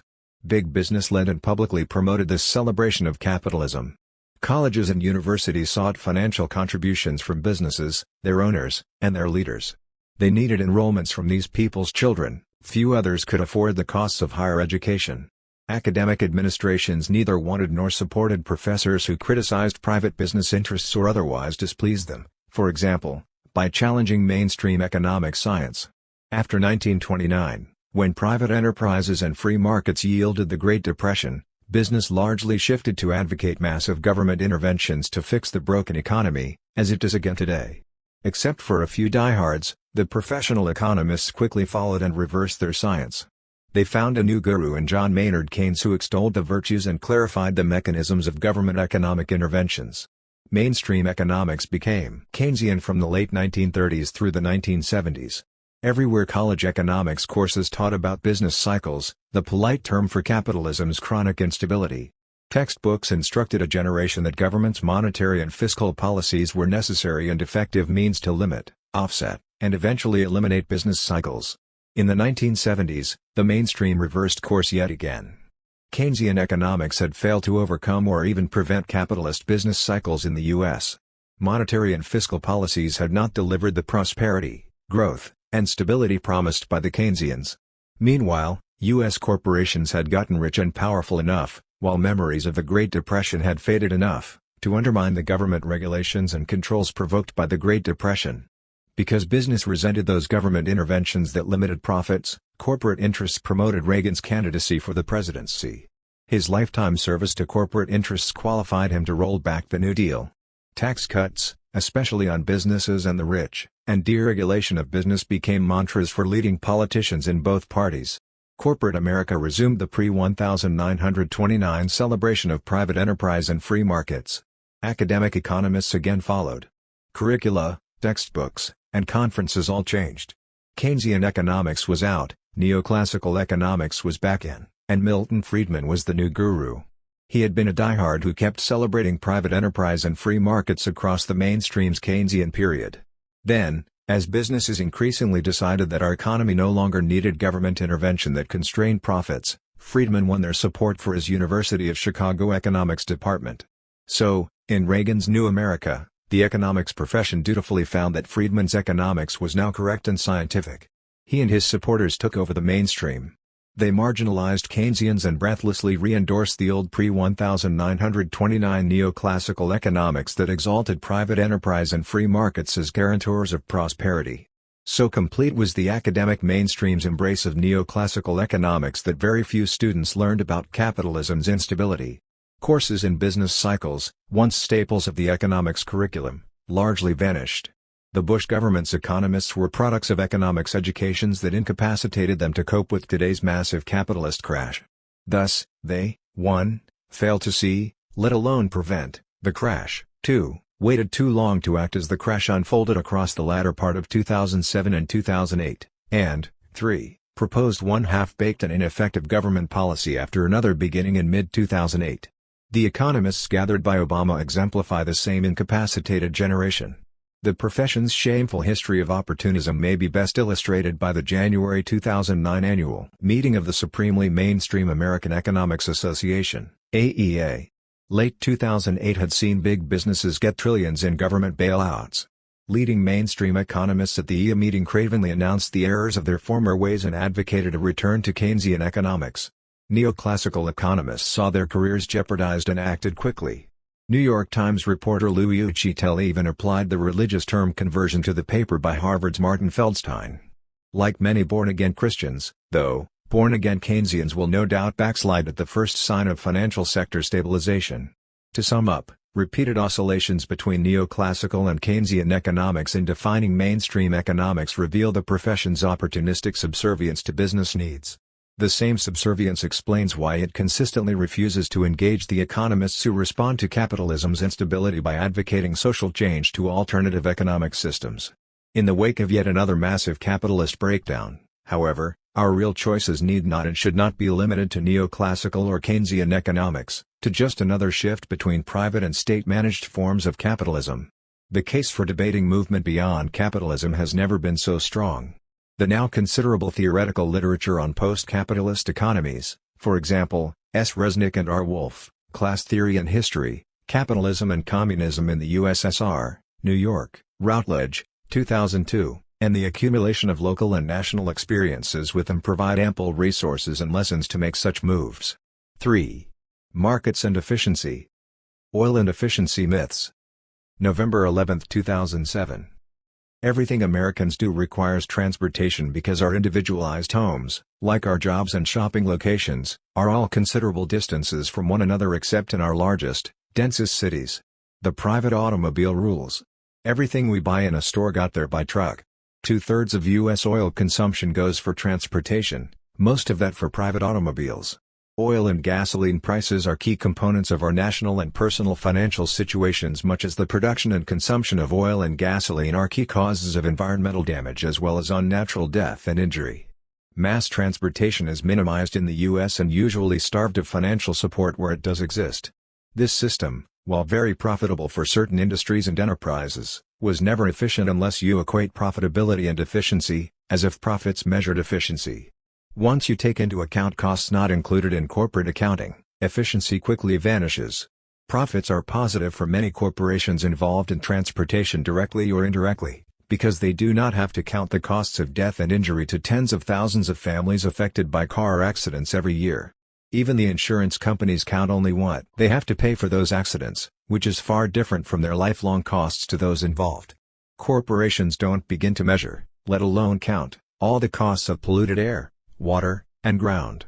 No one factors in the cost of expensive wars such as Iraq undertaken in part to secure the desperately needed oil. Partly such costs are impossible to measure, since they affect so many people in so many ways and so far into an unknowable future. But they are very real costs. They make the usual claims about the efficiency of the private automobile-based U.S. transportation system and economy at best tragic jokes. All this comes home more sharply to the American people these days. Crude oil prices are pushing toward $100 per barrel and average regular gasoline prices toward $3 per gallon. In the years 2005, 2006, and 2007, the average increase in all consumer prices other than energy was around 2.5% per year, while over the same time the average annual increase in oil prices was over 12%, 5 times as fast, and the average annual increase in gasoline prices was over 10%. In simplest terms, oil and gas prices are now draining money out of U.S. consumers. They have less to spend on everything else. And their reduced spending means that those consumers are now driving the U.S. economy downward toward recession. The rising oil prices also affect us by altering the international political scene, giving nations like Saudi Arabia, Venezuela, and Russia, among others, the freedom and resources to pursue their interests far more aggressively than would otherwise be the case. Rising oil prices elsewhere fuel virtual civil wars, for example, in Nigeria and Iraq, that affect us all in many ways. Rising oil prices and their political consequences are yet other uncounted costs of the U.S. dependence on oil. And make no mistake, the U.S. dependence on oil is key to what happens in the world oil market, including what happens to oil prices. With our 2.4% of the world's people, the U.S. consumes about 25% of the world's oil. And 60% of what we consume comes from elsewhere. The U.S. uses 2.9 gallons of oil per day per person, the global average is 0.5 gallons, and in the rest of the industrialized world, the usage is 1.3 gallons per day. The U.S. shapes the world oil market more than any other country does. Other nations' reliance on mass transportation systems is the main reason they use so much less oil per person. The efficiency of a U.S. transportation system based on private individual vehicles has produced its extraordinary level of dependency on oil and on the world oil market. So of course the war in Iraq has something to do with oil. The U.S. economy was built upon and around the private automobile mode of transportation. The new suburban reconfiguration of our population's residential location after World War II enabled a housing boom, a shopping revolution, a vast infrastructure investment program built around road systems, and so on. The corporations profiting from all that spending successfully blocked and undercut all alternative modes of transportation or home building or community construction ever since. They pressed for, bought, government policies to the same ends. The entire system now dependent on oil requires a systematic response if the immense costs and risks of oil dependency are to be overcome. No small, piecemeal solutions will work. None of those so far tried by politicians eager to appear focused on the problem have worked. So the situation has kept deteriorating, except, of course, for those profiting from it all. But perhaps now the situation will change. Because finally corporate America is getting worried, at least those parts hurt by the oil situation. The largest single employer in the U.S., Walmart, has been blaming its poor sales records in several recent quarters on the problem that its shoppers spent so much on oil and gas that they had to reduce expenditures at the store. Perhaps the whole retail industry will go to work, round up other corporate allies, and demand concessions from those corporations profiting from oil dependency.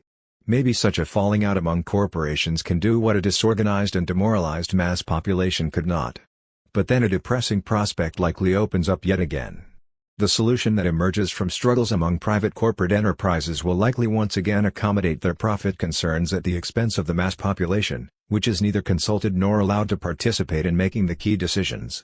So it was before and so it will be again unless and until a mass movement arises to demand and obtain real democratic participation and control over solving the mess left by efficient private enterprise. The rating horrors and capitalist efficiency. January 4, 2008. Many aspects of our efficient capitalism combine to produce the credit meltdown that now threatens ever more aspects of the global economy. One was the private rating companies' failure to accurately assess and honestly reveal the risks of securities based on a bundle of loans, securities that provide their owners with a portion of that bundle's principal and/or interest. This was especially true for securities based on mortgage loans issued in the go-go years of the housing boom. Investors around the world bought those securities based on those companies' ratings. Their purchases financed the U.S. housing bubble now gone bust. We know now that those ratings were badly mistaken. Owners of those securities around the globe are taking staggering losses and reducing their lending to all borrowers. Anxiety about the risks of all sorts of borrowing has risen alongside deepening distrust of all risk assessments. Defaults, bankruptcies, and foreclosures rise together with the odds of recession in 2008. Understanding why the rating companies contributed to this disaster opens a crucial window into today's global credit crisis. It also teaches basic lessons about today's globalized capitalism. Step 1 is to grasp the structure of the industry that sells assessments of the risks attached to securities, including those based on loans. Of the 150 rating enterprises around the world, 3 dominate. Moody's and Standard & Poor's, the 2 industry giants, have an 80% market share.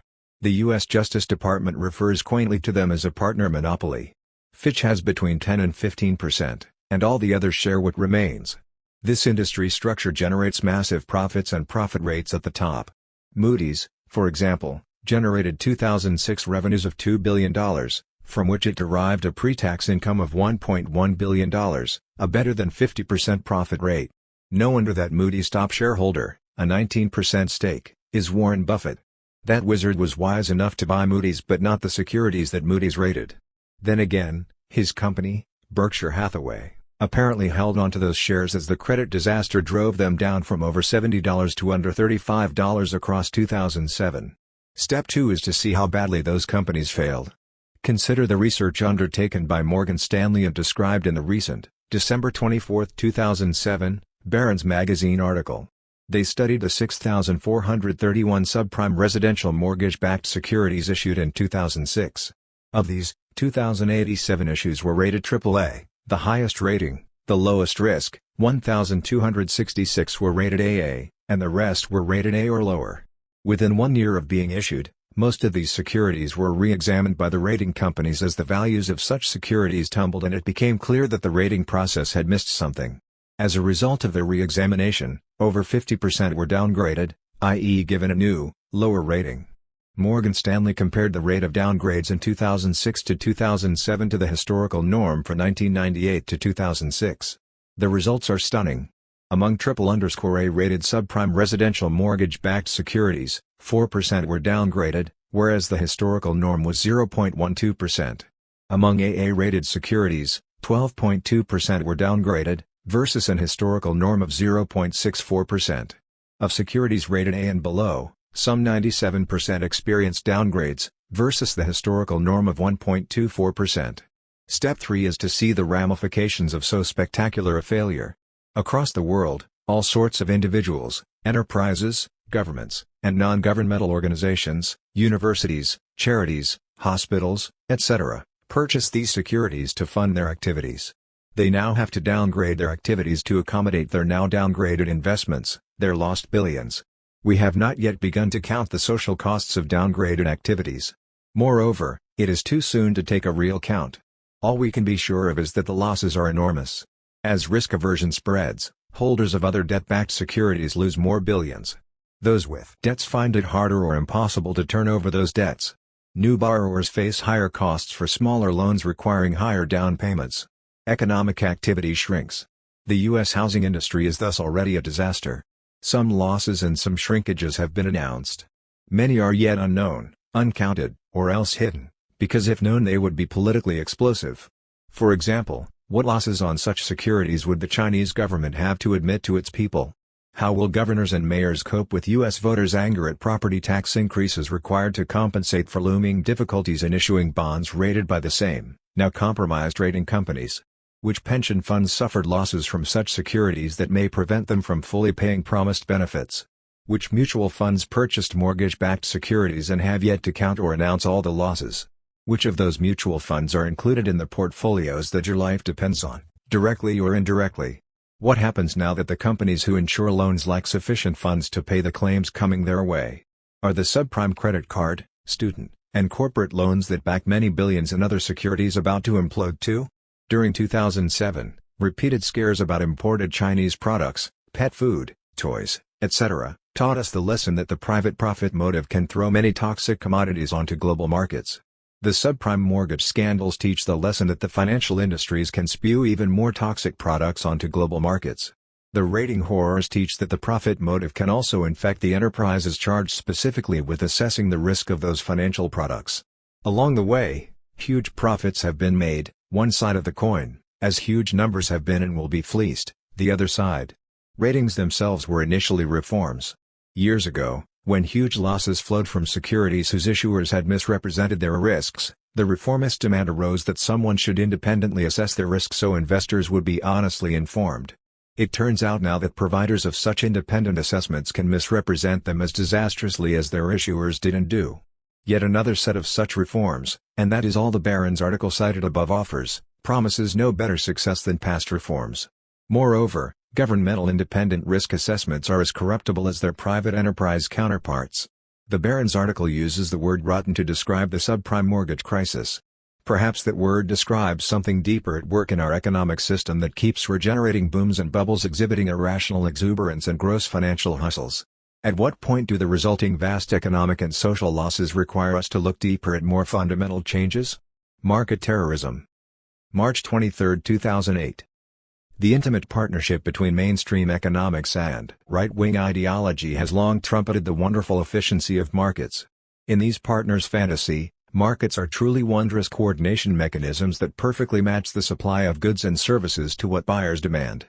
All this happens, they say with immense self-satisfaction, without the intervention of any government or collective authority, which would, they insist darkly, abuse the power to make such interventions.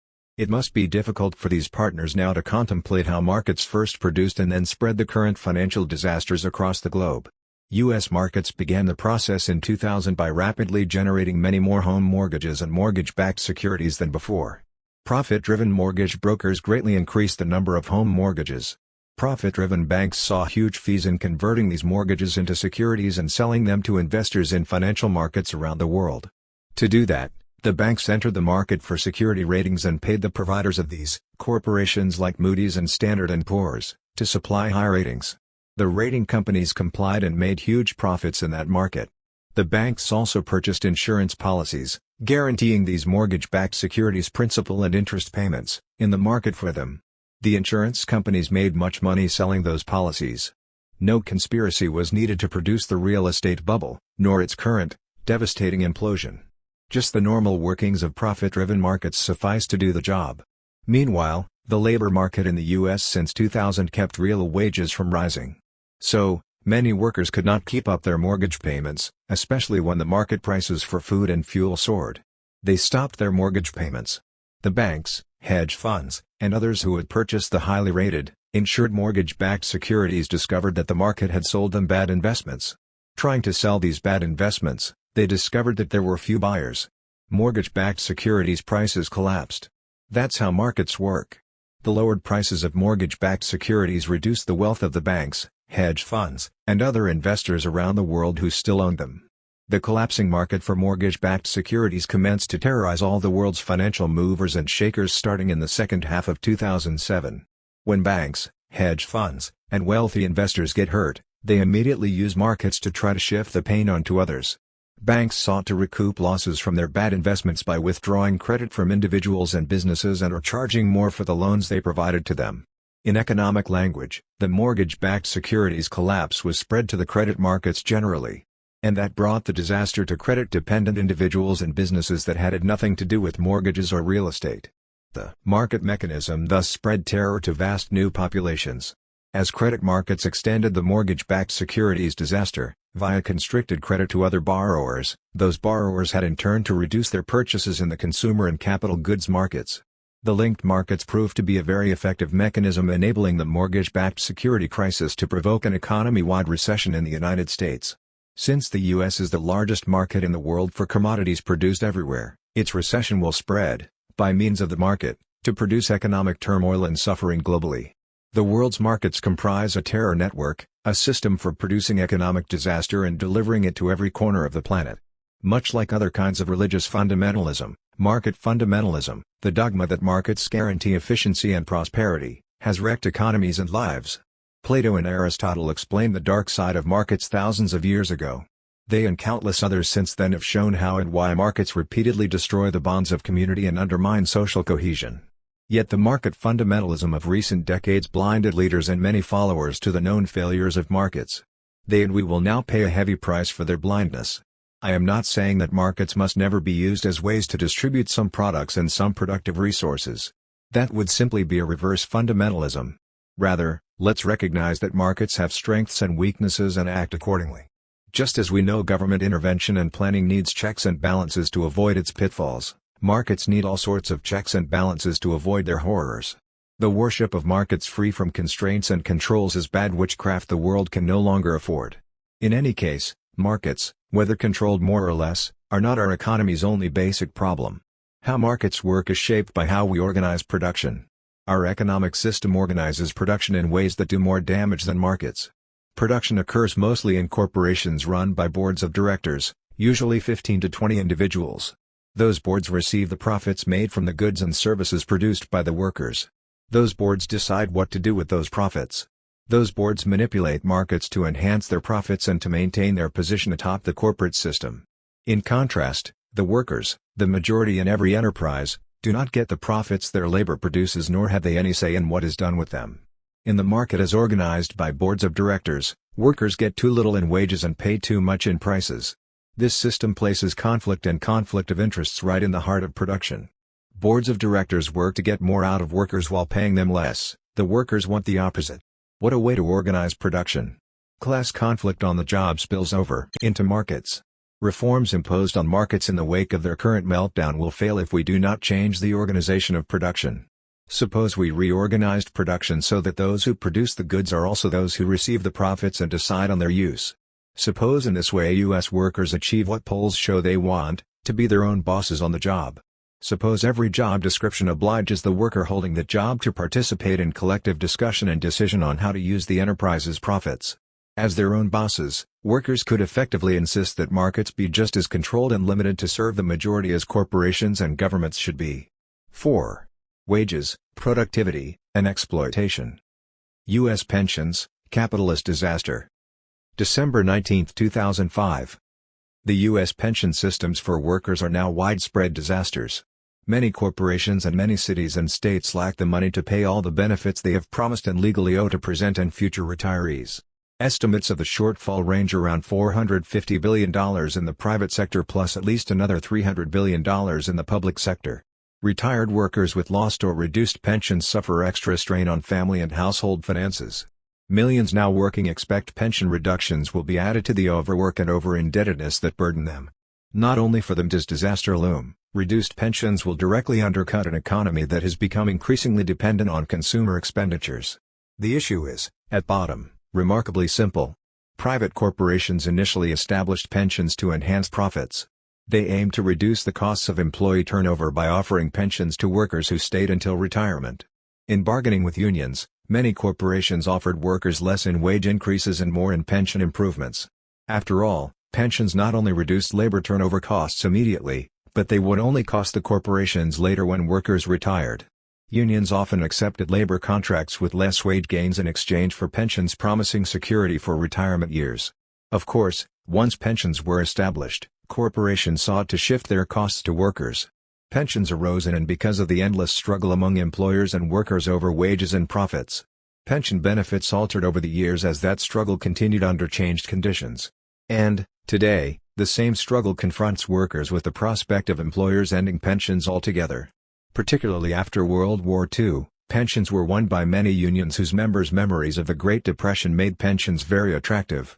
Several large corporations agreed to establish them, notably Ford and General Motors, but often reluctantly and only if they got wage concessions in return. However, once pensions were established, corporations discovered many ways to underfund them, the polite word for not setting aside enough money to pay for the promised pensions or mismanaging investments made with that money. When this became a public issue, especially after Studebaker's 1963 collapse deprived its workers of their pensions, the response was neither strict controls over corporations nor strict punishments for their mismanagement of pension funding.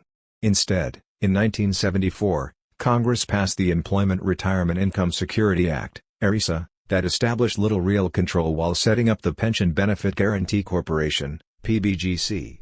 The PBGC is a government insurance company that is supposed to pay promised pensions when corporations fail to provide enough money for them. It should come as no surprise that ERISA was full of carefully crafted loopholes that allowed more, not less, corporate underfunding of pensions, nicely documented in Roger Lowenstein's The End of Pensions in the New York Times, October 30, 2005. So, today, corporations have underfunded their pensions by hundreds of billions.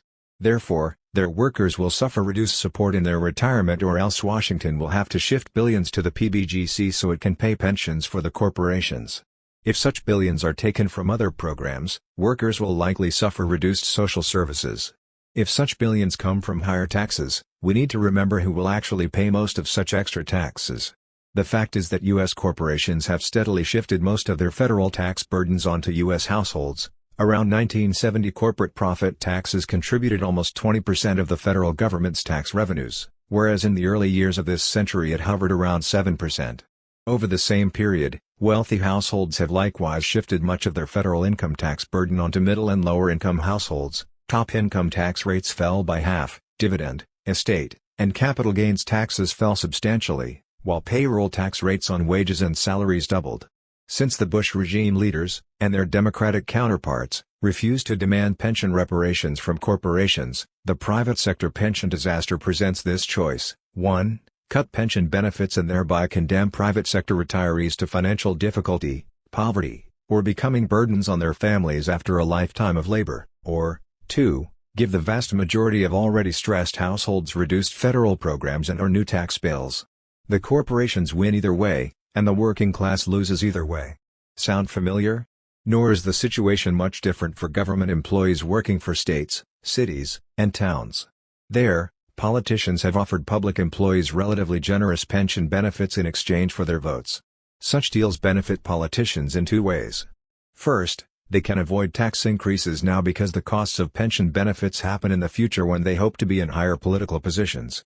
Second, because of remarkably loose accounting rules, politicians could do just what the corporate executives did, namely underfund the pensions for public employees. To pay for the legally mandated public pensions, eventually the states, cities, and towns will have to raise taxes or cut their spending on other public programs and services. Given the politicians' fears of taxing corporations or the wealthy or of cutting state programs benefiting them, the costs of the public pension disaster will also fall on workers. First results of the unfolding disaster are already here.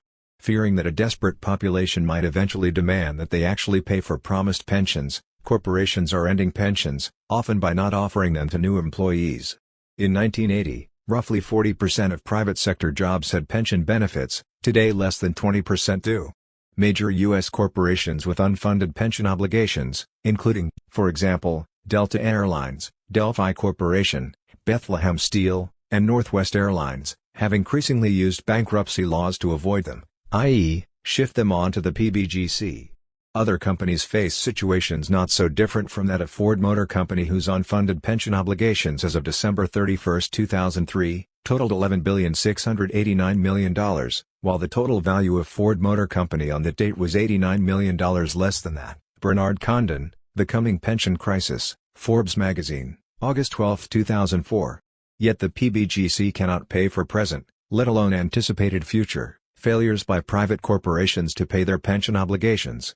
The PBGC already has a deficit exceeding $30 billion. Without the money it needs to pay for the pensions it insured, the PBGC will now likely add new demands on federal tax revenues. In the public sector, Alaska has responded to unfunded pension obligations to its employees by deciding to offer future public employees there no pensions at all. Michigan made similar moves, and other states may follow their examples. The immense scope of underfunded pension obligations to municipal employees is only beginning to be measured and understood, to the terror of local politicians and local economies. The neoliberal age we are declining through displays many new policies, programs, and laws pursued without regard to their future social burdens. These include, alongside the pension disasters, transforming the U.S. from the world's major creditor into its major debtor, despoiling the environment, working families taking on historically unprecedented levels of personal debt, increasing the U.S. trade deficit, and cutting public services. Promoted as components of an ownership society or efficiency-driven or required to compete in the world economy, what these policies and programs share is the short-run boost they provide to corporate profits and political careers. The watchword of this age seems to be grab it all now, who knows or cares what deluge may follow. Thus, to cite yet another example, the underfunding of pensions is small compared to the underfunding of private sector retirees' health plans. See the December 19, 2005 Business Week story, America's Other Pension Problem. Pensions have represented important hopes, expectations, and investments for millions of workers. In the endless struggles between those who produce the profits and those who receive and disperse them, corporate and political leaders managed pension programs into disastrous dead ends. Should we expect anything different from new laws, new accounting rules, and new policies for the PBGC so long as those endless struggles continue? Solving the pension disaster requires something altogether different. If the producers of profits were themselves to appropriate and disperse the profits, if workers were collectively their own bosses, then we might realistically expect pensions to adequately serve their intended beneficiaries. The fallout from falling wages. June 12, 2006. Real wages in the U.S. rose during every decade from 1830 to 1970. Then this central feature of U.S. capitalism stopped, as the figures below show. 1964. $302.52.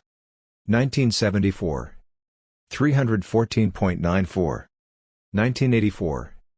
$279.22. 1994. $259.97. 2004. $277.57. Source: Labor Research Associates of New York. Based on data from the U.S. Department of Labor, Bureau of Labor Statistics, weekly wages expressed in constant $1982. No comparable steady rise in real wages has occurred since. The most recent data from the Bureau of Labor Statistics indicate real weekly wages declined again over the last year, 2005 to 2006. American workers' reactions to this downtrend in real wages have profoundly shaped the nation's economy and society for the last 30 years. Stagnant or falling real wages undermine workers' basic expectations of rising levels of consumption. Those expectations had become key parts of what it meant to be an American. Rising consumption has long functioned as the evidence of success in achieving the American dream. When, after the mid-1970s, real wages no longer allowed for rising consumption, wage earners turned, with growing urgency, toward other ways and means to maintain rising consumption. This delayed the inevitable, a falling standard of living, but at great economic and social cost. In one solution to counteract the problem of shrinking real wages, many families sent more members out to work more hours. Part-timers switched to full-time positions or else multiplied part-time jobs to secure more income. Full-timers took second and third jobs. While this helped, in part, to offset the real wage problem, it also disorganized family and household life.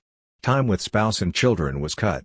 So too was the energy and attention adults could devote after work to cope with family problems aggravated by lengthening work times for family members.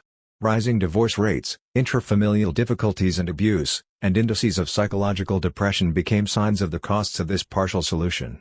When mothers' entry into the paid workforce required costly daycare for dependents and commercially prepared foods, families again confronted insufficient funds to enable increased consumption. A second solution when longer work hours did not generate enough money to increase consumption, was to borrow. Multiple credit cards per family and increasing mortgages added to vehicle financing to generate historically unprecedented levels of total consumer debt across the last 25 years, and especially since 2000. March and April 2006 saw negative real savings rates for the public of 1.5%. Nor do these stark statistics count the vast sums that adult children increasingly borrow from their parents' savings. Not surprisingly, the debt service portion of disposable income has also reached historic heights. Over 15% of after-tax personal income repays debt, despite current low interest rates. Borrowing has thus heaped the costs and anxieties of debt on top of those flowing from increased external work time by family members. The resulting stress levels contributed to the deepening reliance of millions of Americans on legal and illegal drugs, as well as excess food, the obesity problem, and alcohol. As constricted consumption provoked more work and debt, the latter provoked more consumption as a coping mechanism. More malls filled with more people who increasingly cannot afford to shop there. Stagnant or falling real wages were partly caused by technological changes and immigration. The former reduced the demand for labor while the latter increased its supply, a combination resulting in predictable downward pressures on wages. Yet immigration receives far more emphasis than rigorous analysis warrants. Other causes of the real wage downtrend were simultaneously its effects: declining union membership and militancy, declining government services and supports to wage earners, and declining civic, including electoral, participation by the general population. In genuine desperation, a portion of the increasingly stressed, decreasingly organized, and less community-engaged population turned for support and help toward fundamentalist religion. Underfunded and less functional government agencies and the Democratic Party associated with them lost considerable public support. Republicans saw their chance to take power. They positioned themselves as the way to 1. Bring the change ever more workers felt they needed, 2. Restore badly strained families and family values, and 3. Support religious institutions as public service providers. While the Republicans thereby won elections, their free market programs, tax cuts, public service cuts, government deregulation, etc., never stopped the basic downward cycle of real wages, more work, and higher debt. Predictably, Republicans now face rising problems in sustaining a public perception of economic progress or well-being. Fundamentalist economic theory accompanied all these developments, the scientific assurance to the population that only good things would result from free market programs.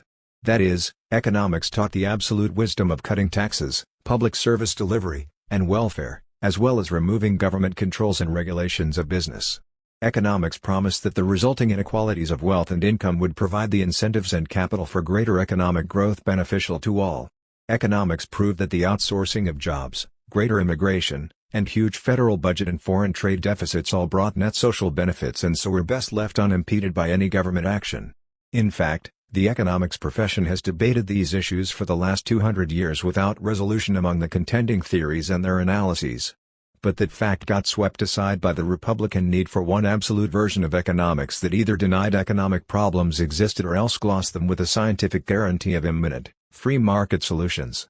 Bush's recent loss of public approval may signal the limits to the last 25 years of economic change and policy. A vast outrage may arise among Americans who forget their beliefs in and complicity with policies that are now becoming exposed as failures and who will insist that they were duped and misled. Then the political pendulum can swing as far toward government economic intervention as earlier it swung the other way. Such shifts have, after all, happened many times in the past.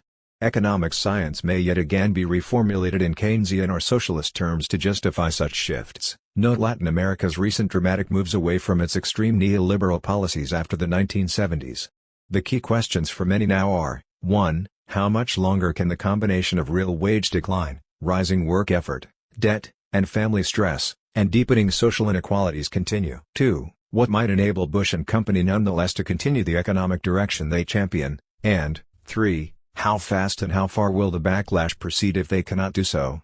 For socialists, the key political question is different. When private capitalism à la Bush hits its crisis, will the chief socialist response be, as it mostly was after 1929, to support a government intervention aimed to save the system by making it more worker-friendly for a while, until the crisis passes? Or will they demand far more basic economic change? Reaping the economic whirlwind. August 10, 2006.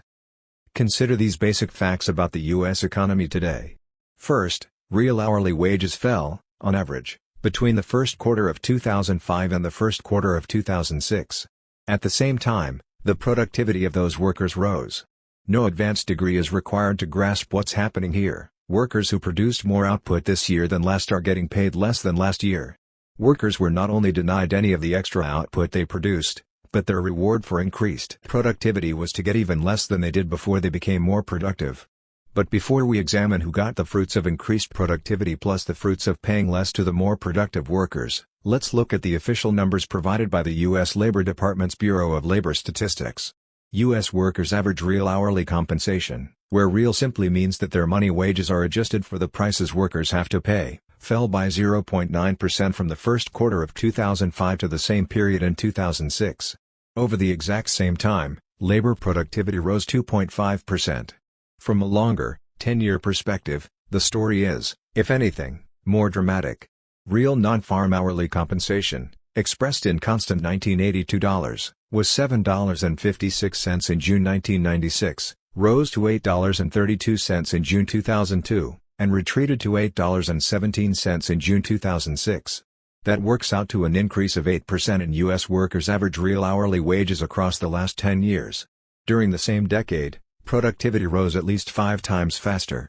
The first response to these numbers is wow. The appropriate next step is to grasp the meaning of this growing gap between what workers produce and what they get. To do this, let's divide employees into 2 sorts: producers, those who actually make what businesses sell, and enablers, those who secure the context for production, the managers, secretaries, record keepers, security guards, worksite cleaners, lawyers, etc. Let's also divide the revenues of most businesses into their 3 basic uses: 1. To replenish tools, equipment, and raw materials used up in production; 2. To pay the wages, salaries and bonuses of all employees; and 3. To deliver profits to the board of directors for their disposition. The BLS numbers then tell the following story. First, the average real wages of both producing and enabling workers rose very modestly across the last decade, while the volume of goods and services they combined to produce rose many times faster. Much more was produced for businesses to sell, so they reaped much greater sales revenues. The BLS wage numbers show that those businesses used very little of those extra sales revenues to pay their workers. So we need to ask and answer the question, to whom did all those extra sales revenues go? Who got that money?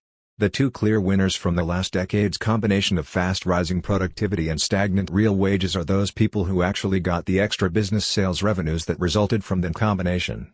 The first group is the top set of enablers, the top corporate managers who have taken immense increases in salaries, bonuses, and other parts of their pay packages from the increased revenues of the businesses they manage.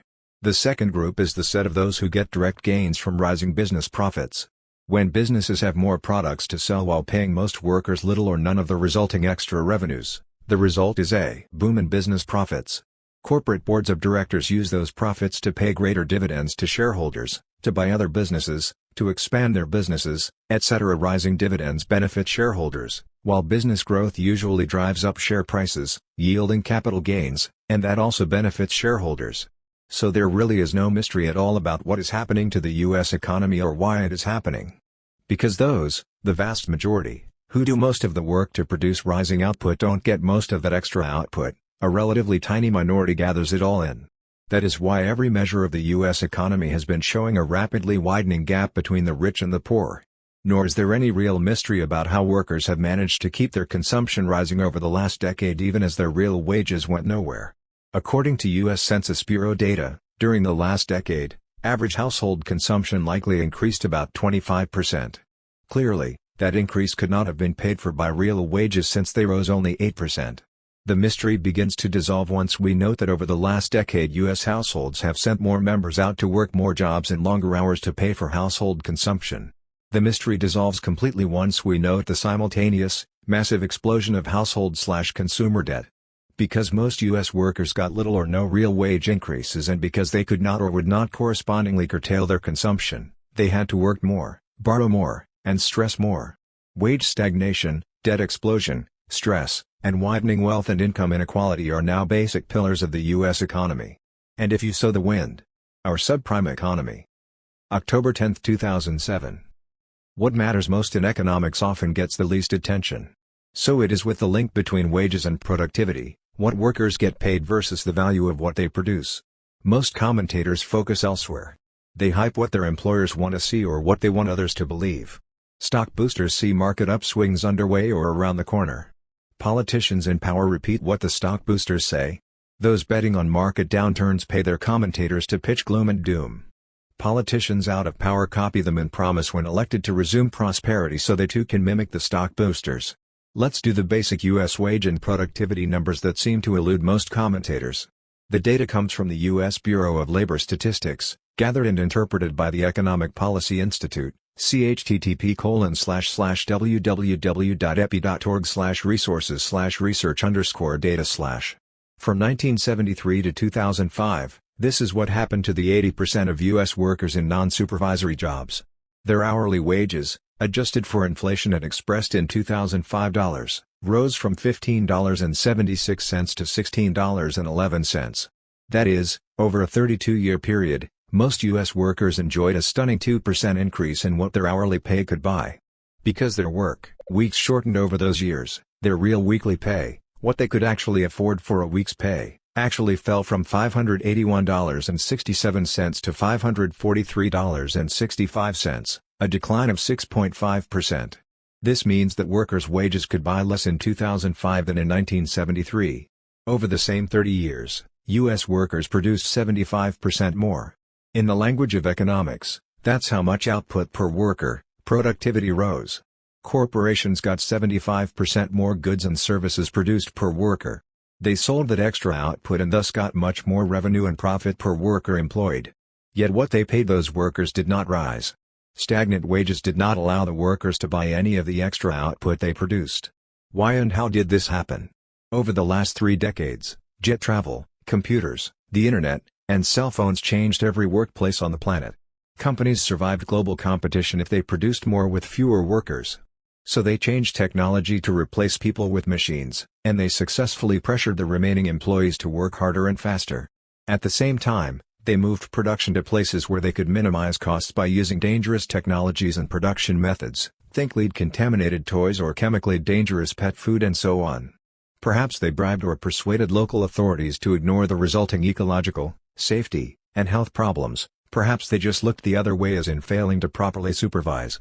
In any case, what mattered and what happened was that productivity rose.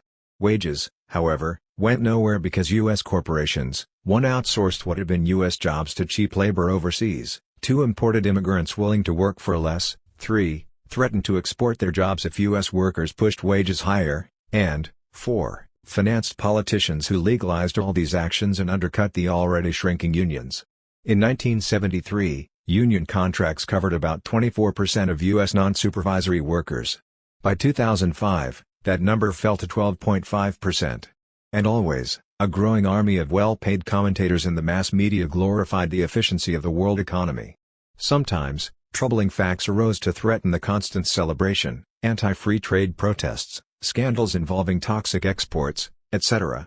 The commentators found ways to ignore them, deflect attention from them, and soothe their audiences by recalling the wonders of the new modern economy.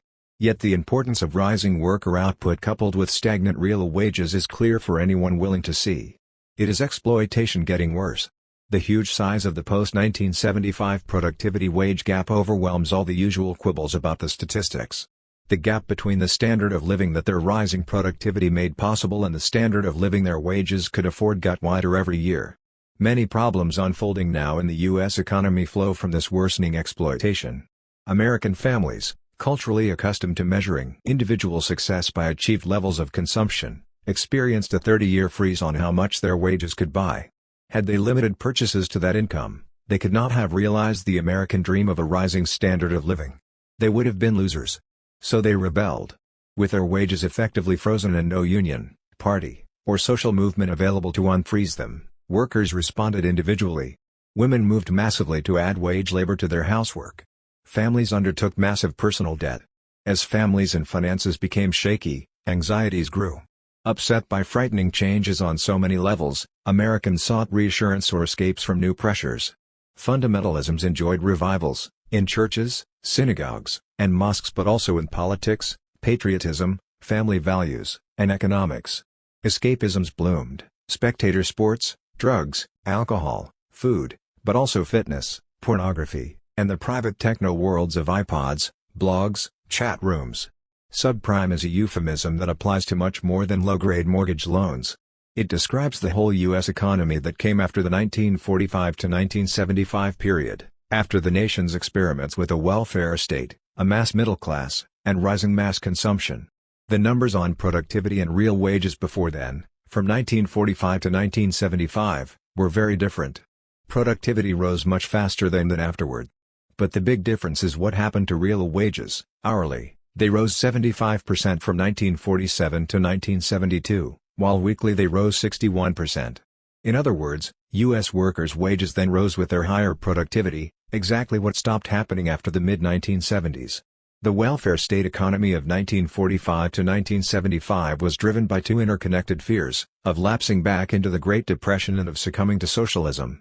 History reduced those fears enough so that, after 1975, business could undo the New Deal and go back to the pre-1929 gaps between rich and poor. Most paid commentators cheer the business reaction as if it were good for everyone, but workers suffering the new subprime economy may reckon differently.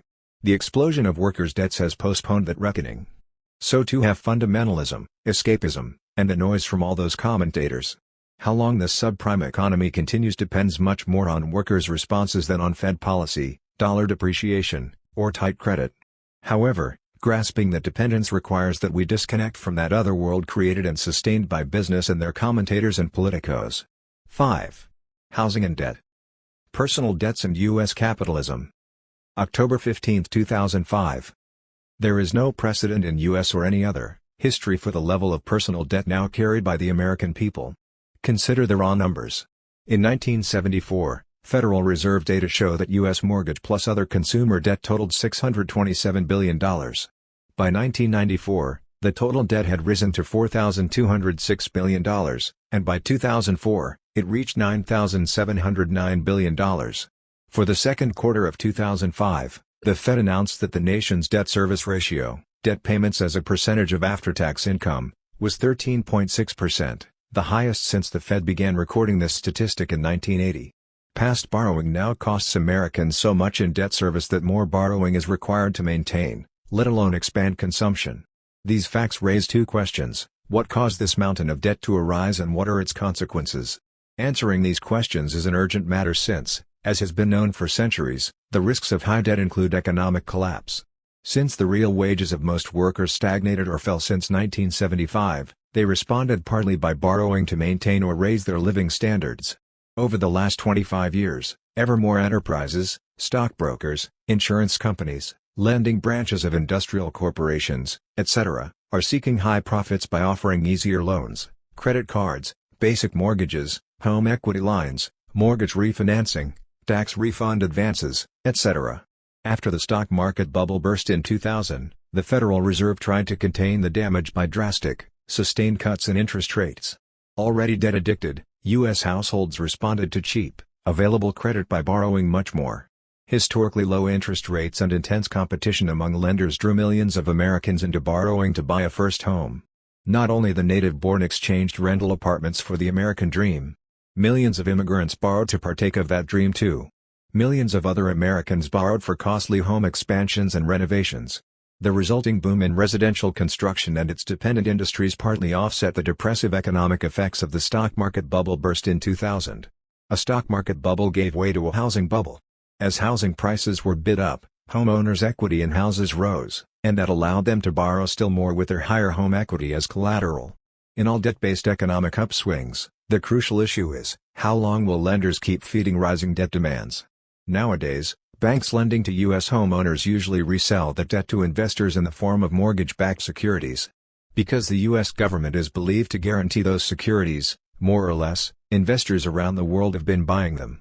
The two biggest buyers recently have been banks in Japan and the People's Republic of China. They are therefore, and note the irony, among the biggest ultimate recipients of the monthly mortgage payments made by American homeowners. The U.S. housing bubble postpones bursting only so long as Americans keep borrowing and the major housing lenders, including the Japanese and Chinese banks, keep the cycle of rising home prices and rising home indebtedness rolling. Nothing guarantees that the lending and borrowing binges will continue. Americans' rising debt levels may frighten them into slowing or ending their borrowing. Countless other possibilities, from political shifts to military reverses to cultural changes, including the tougher bankruptcy laws that will take effect on October 17, could likewise reduce Americans' abilities or willingness to borrow. Similarly, all sorts of considerations may dissuade lenders, foreign or domestic, from continuing to provide credit. If and when either the borrowing or the lending slows, the housing bubble will likely burst. As home buying slows, housing prices will stop rising. Inventories of new homes will become difficult to sell, resulting in lower home prices. Housing construction will stop, raising unemployment in that industry and all others dependent on it. Rising unemployment will likely further depress home prices since the unemployed cannot maintain mortgage payments, and so on. The economic optimism required to keep the Bush regime afloat regularly issues from economists and politicians. They offer reasons why American homeowners will keep borrowing and why lenders will keep providing the credit. Because rising home prices have made American homeowners richer, they are willing to keep borrowing. Likewise, lenders are willing to provide more credit to richer borrowers. Yet these reasons explain nothing, they merely describe the bubble itself. Identical predictions in 1999 promised that rising stock prices enriched stock owners who could then afford more stock purchases at higher prices and so on. Yet, the stock market bubble burst. Why should the same not happen to housing prices? Some optimists try another line of reasoning. Japan and China will keep lending to U.S. homeowners because, if they do not, a collapse in the U.S. housing market will hurt them. Japan and China depend heavily on sales of their goods to Americans. An economic downturn here will cut demand for their goods and so spread to them. Thus, they have no choice but to support the U.S. economy by endless lending to Americans. This argument's flaw emerges from a brief look at capitalism's history.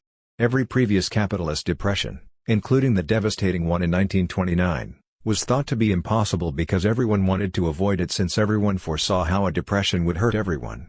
Today again, U.S. homeowners, businesses and the government want to avoid a burst housing bubble. The Japanese and Chinese banks and government as well as all the other lenders into the U.S. housing boom want the same. The history of capitalism teaches us that what everyone wants provides no guarantee that it will happen. Everyone may want to keep the boom afloat, but because everyone is also hyper-vigilant to get out of a market that seems to be on the way down, once a downturn starts, it can quickly become a collapse.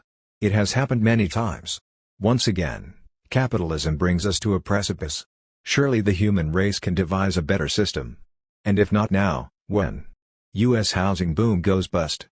July 24, 2006. A sharp reversal is now hitting the U.S. housing market, another of this system's endemic boom-bust cycles. As is widely known, over the last decade at least, while the U.S. economy became sharply more unequal, rapidly rising gap between rich and poor, it managed to avoid a severe recession.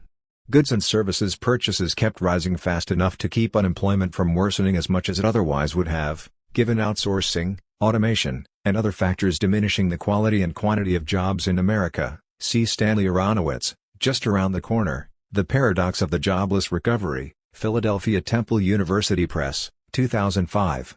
The remarkable economic reality was that American workers' real wages did not rise across these years. Their stagnant wages would not have allowed those rising consumer purchases.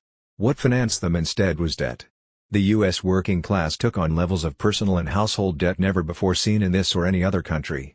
Some of that debt, credit cards, was unsecured by any collateral. But much of that debt was secured by home mortgages. American workers borrowed massive amounts of money at historically low interest rates by increasing their mortgage debts. Thus the U.S. housing market enabled American workers to borrow more, which they used to make the rising purchases that kept the economy from sinking into deep recession or depression. Basically, it worked like this. People borrowed to buy or expand a home. Housing prices, home values, were bid up. With more value in their now higher-priced homes, American workers had more collateral with which to borrow more. The boom in building and improving homes generated a huge portion of the rising consumer spending that kept the U.S. economy afloat. This cycle of borrowing, building and borrowing more and building more produced an historic run-up in home prices alongside an historic rise in consumer debt. The rapidly increased borrowing allowed all kinds of consumer spending to rise, not only spending on housing. It all worked out very nicely so long as borrowing and spending kept rising and raising each other. But the building has now stopped growing and started tanking. The LA Times reports that the California Realtors Association recently adjusted its projection for total housing sales in 2006 from a fall of 2% to a fall instead of 16.8%. Hello. Usually, where California goes, so goes the nation. Thus, the chief executive of the largest home building corporation in the U.S., D.R. Horton Incorporated, told investment analysts that his company's national sales fell off the Richter scale in June 2006. According to MoneyWeek magazine, Emerick West, a leading U.S. mortgage lending company, recently announced that it is closing 229 branches and laying off 3,500 employees. The mortgage lending business is tanking as housing sales drop. Drastically fewer new home sales have numerous economic effects. They undermine the building of new homes and thereby reduce employment in the home building businesses and in all the businesses dependent on home building: furniture producers, mortgage lenders, appliance manufacturers, landscapers, etc. Consider, for instance, that California now has an historic 500,000 licensed real estate agents, one for every 55 adults in the state. With fewer homes being sold, these people will compete within a fast-shrinking real estate market. Many will be unable to earn an income and forced to accept jobs in other industries at lower pay, thus exerting downward pressure on pay scales generally. Falling new home sales will force down new home prices. Sellers of older homes will face competition from falling new home prices, so they, too, will lower their prices to find buyers. Falling home prices generally reduce the home equity that can function as collateral for mortgage loans.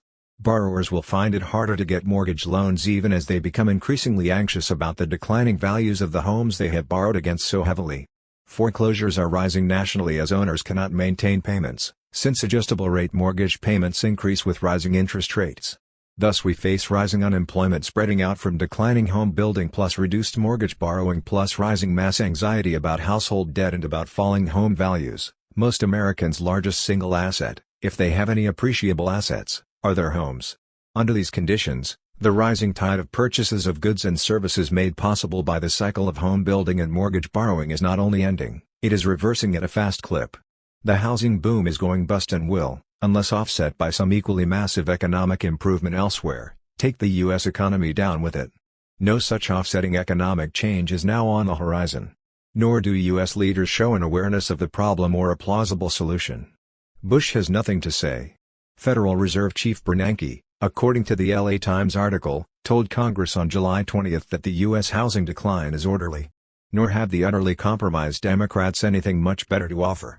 Finally, much of the money lent to U.S. homeowners as their mortgages ballooned came ultimately from Japanese and Chinese lenders. They made such loans as investments of the dollars they had earned from their exports to the U.S., far larger than their imports from the U.S. Japan and China, both among the world's 4 largest economies, will be hurt by any sharp downturn in U.S. consumer spending. They will have to reassess their domestic economic and foreign trade situations. They will further question whether to keep their investments in U.S. dollar mortgages and the U.S. economy generally. They may well dump such U.S. investments in favor of other uses and other places for their money. If so, their decisions will, in turn, have all sorts of further effects on the U.S. including rising interest rates and unemployment. The American working class is very likely in for rough economic times made more dangerous by their huge personal debt. Social tensions in the U.S. will continue to rise with or without diversions provided by Rove and Bush, Christian fundamentalism at home, unilateral militarized imperialism abroad alone or with partners and coalitions, domestic jingoism, homeland security alarmism, etc. And still no organized political opposition to channel the rising tension into progressive social change. What dream? Americans all renters now. August 13, 2008. Until the early 1980s, homes in the U.S. were mostly owned by the families living in them. By 2008, all that changed. Now U.S. homes are actually owned, about 60% of the average home, by mortgage lenders. The families in them own the other 40% of the home's value. The average U.S. homeowner actually owns less of his or her home than the mortgage lenders do. Homeowners have become more like renters, owning ever less of their homes. They can remain only so long as they pay monthly to the lenders who own ever more. In the 1960s and 1970s, homes were like investments into which workers poured their fixed labor, their free time, and what money they could save from their wages. But since the mid-1970s, stagnant real wages for U.S. workers threaten the rising levels of consumption that they had come to expect as their American birthright and the measure of their personal worth and success. To realize the American dream of rising consumption since the 1970s, workers had to borrow. Outstanding mortgage debt went from around $1 trillion in 1980 to over $10 trillion in 2007. Home mortgage debt is the total money borrowed by U.S. homeowners and secured by the lender's right to take the home via foreclosure if the owner does not pay the loans back with interest every month. From 1980 to 2007, other forms of consumer credit, especially credit card debt, rose from $300 billion to $2.5 trillion. These were historically unprecedented debt levels. In the 1960s and 1970s, Americans owned about two-thirds of the market values of their homes. Those two-thirds were their home equity while the remaining third was what they owed to mortgage lenders. Then, just when real wages stopped rising, home equity started falling. From the early 1980s to 2006s, families borrowed ever more so that their home equity fell as a percentage of the home's value. The fall in the home equity percentage was cushioned then by the fact that home prices rose until 2006. While mortgage borrowing reduced families' home equity, the rising home prices raised home equity. From the early 1980s to 2006s, mortgage borrowing simply rose faster than home prices. However, when home prices stopped rising and began the fall that is still underway, the home equity portion of U.S. homes plunged downward, hitting 47.9% in the last quarter of 2007. The end of rising real wages in the U.S. drove workers to keep consuming by using up the only wealth accumulated by the homeowners among them. As they borrowed, they lost their home equity. Now, as stagnant wages, rising unemployment, and rising prices take their tolls, Americans by the millions are losing their homes. Those able to keep their homes have dwindling home equity and consequently dwindling capacity to borrow. All workers will spend less, so stores will sell less, so producing companies will lay off other workers. There's no point in producing what you cannot sell. Laid-off workers will then cut back their spending and reinforce the economic decline. We are in that typical downward spiral that economists eventually call recession or, if it gets bad enough and or lasts long enough, depression. And that indeed is where we stand in the summer of 2008 amid the vanishing American dream. But if this prospect is troubling, one way to avoid worrying is to listen to the spokespersons of the U.S. government or indeed most politicians and big business folks. They see a turning point. They are looking up, they seem sure the worst is behind us, they celebrate the greatness of free enterprise, and so on. Fires always seem to bring out fiddlers. By way of conclusion, consider a speech given by a political leader when the economic crisis was already in full bloom last September. This quotation today opens this candidate's website devoted to economic issues. I believe that America's free market has been the engine of America's great progress. It's created a prosperity that is the envy of the world. It's led to a standard of living unmatched in history. And it has provided great rewards to the innovators and risk-takers who have made America a beacon for science, and technology, and discovery. We are all in this together. From CEOs to shareholders, from financiers to factory workers, we all have a stake in each other's success because the more Americans prosper, the more America prospers. Barack Obama, New York, September 17, 2007. Bernanke expectations, new Fed chairman. Same old, same old. January 8, 2005. The disconnect between Bush regime deed and American public need grows, in Iraq, in New Orleans, on global warming and offshore oil drilling, from Social Security to selecting Supreme Court justices, the gulf widens. The choice of Dr. Benjamin S. Bernanke to succeed Alan Greenspan as Federal Reserve Board Chairman follows the pattern. Just as the ship economics sails into increasingly choppy waters, we will suffer. A Princeton professor famous for sublime confidence that all is well in the economy or, if slightly off course, easily corrected. In this he looks like Alan Greenspan, who managed similar confidence in the crazy stock market bubble of the 1990s. The U.S., he said then, had wondrously achieved a new economy. Greenspan caved to political pressures and waxed optimistic even in the face of policies he had earlier warned against. Similarly, Bernanke began major speeches in March and April of this year with a stunning line, "On most dimensions the U.S. economy appears to be performing well." Like Greenspan, Bernanke is minimally distressed that U.S. consumers have stopped saving and borrowed beyond anything ever seen before, that the debts owed by the government to foreign institutions and individuals break all records, that the balance of our trade with other countries shows unprecedented levels of deficit, and that the inequalities of wealth and income in the U.S. have widened drastically across recent decades. Unlike the retiring Greenspan, who at least admits that a housing bubble now exists, Bernanke denies even that in his drive to reassure all who will still listen. Bernanke on the U.S. economy replicates Bush, Cheney, and Rumsfeld on the U.S. position in the world. As the new Fed chairman, Bernanke, a professor of economics, should raise more than eyebrows. His is an academic discipline now extremely disconnected from most people. In the past, economics professors regularly focused on asking big, important questions about capitalist economies. Why does cyclical instability plague them? Why can't they eradicate poverty? Why are some capitalist nations rich and so many others poor? Why does the full employment many demand elude them? They also, at least sometimes, faced up to even bigger questions. What are the relative benefits and costs of capitalism versus socialism and communism, and how do economic systems interact with politics and culture in shaping and changing social systems? Students who cared and wanted to make a better world took economics courses to get answers to such questions. But for the last 40 years, economics professors turned away from the big questions and aimed instead to dazzle onlookers with their abstract mathematical methods focused on ever smaller questions. The economics professors wanted the prestige and financial rewards of their colleagues in the natural sciences and engineering departments. But while top physicists and biologists remained focused on the big issues, matter, energy, and life, and debated fundamentally alternative theories about them, most economists did not. They endlessly repeated celebrations of capitalist market efficiency expressed in ever greater mathematical and statistical details. The few dissenters too mostly stressed mathematical methods over substance, because method had come to matter far more than substance in economics. The business community understood this and so turned increasingly away from economics to business schools. There, businesses found a kind of economics worth learning and practically useful. The general population lost interest in abstruse academic economics, while watching with growing disdain as economists said what politicians and big business paid them to say. What remained to the academic economists were three small audiences. The first audience was themselves. Economics professors and their graduate students impressed one another with their technical methods, accordingly hired one another, and so further insulated themselves from the rest of the world. The second audience was larger but captive, undergraduates who were taught that the U.S. economy was efficient, fair, and well controlled, by private property, markets, and maybe a little government intervention. The third audience was the nation's political leaders, in business and government, who needed the veneer of economic analysis from expert advisors to cover their political decisions about taxes, government spending, economic regulation, and the like. The relatively few who refused to serve these audiences in these ways found themselves either excluded from academic jobs or else given second-class teaching positions.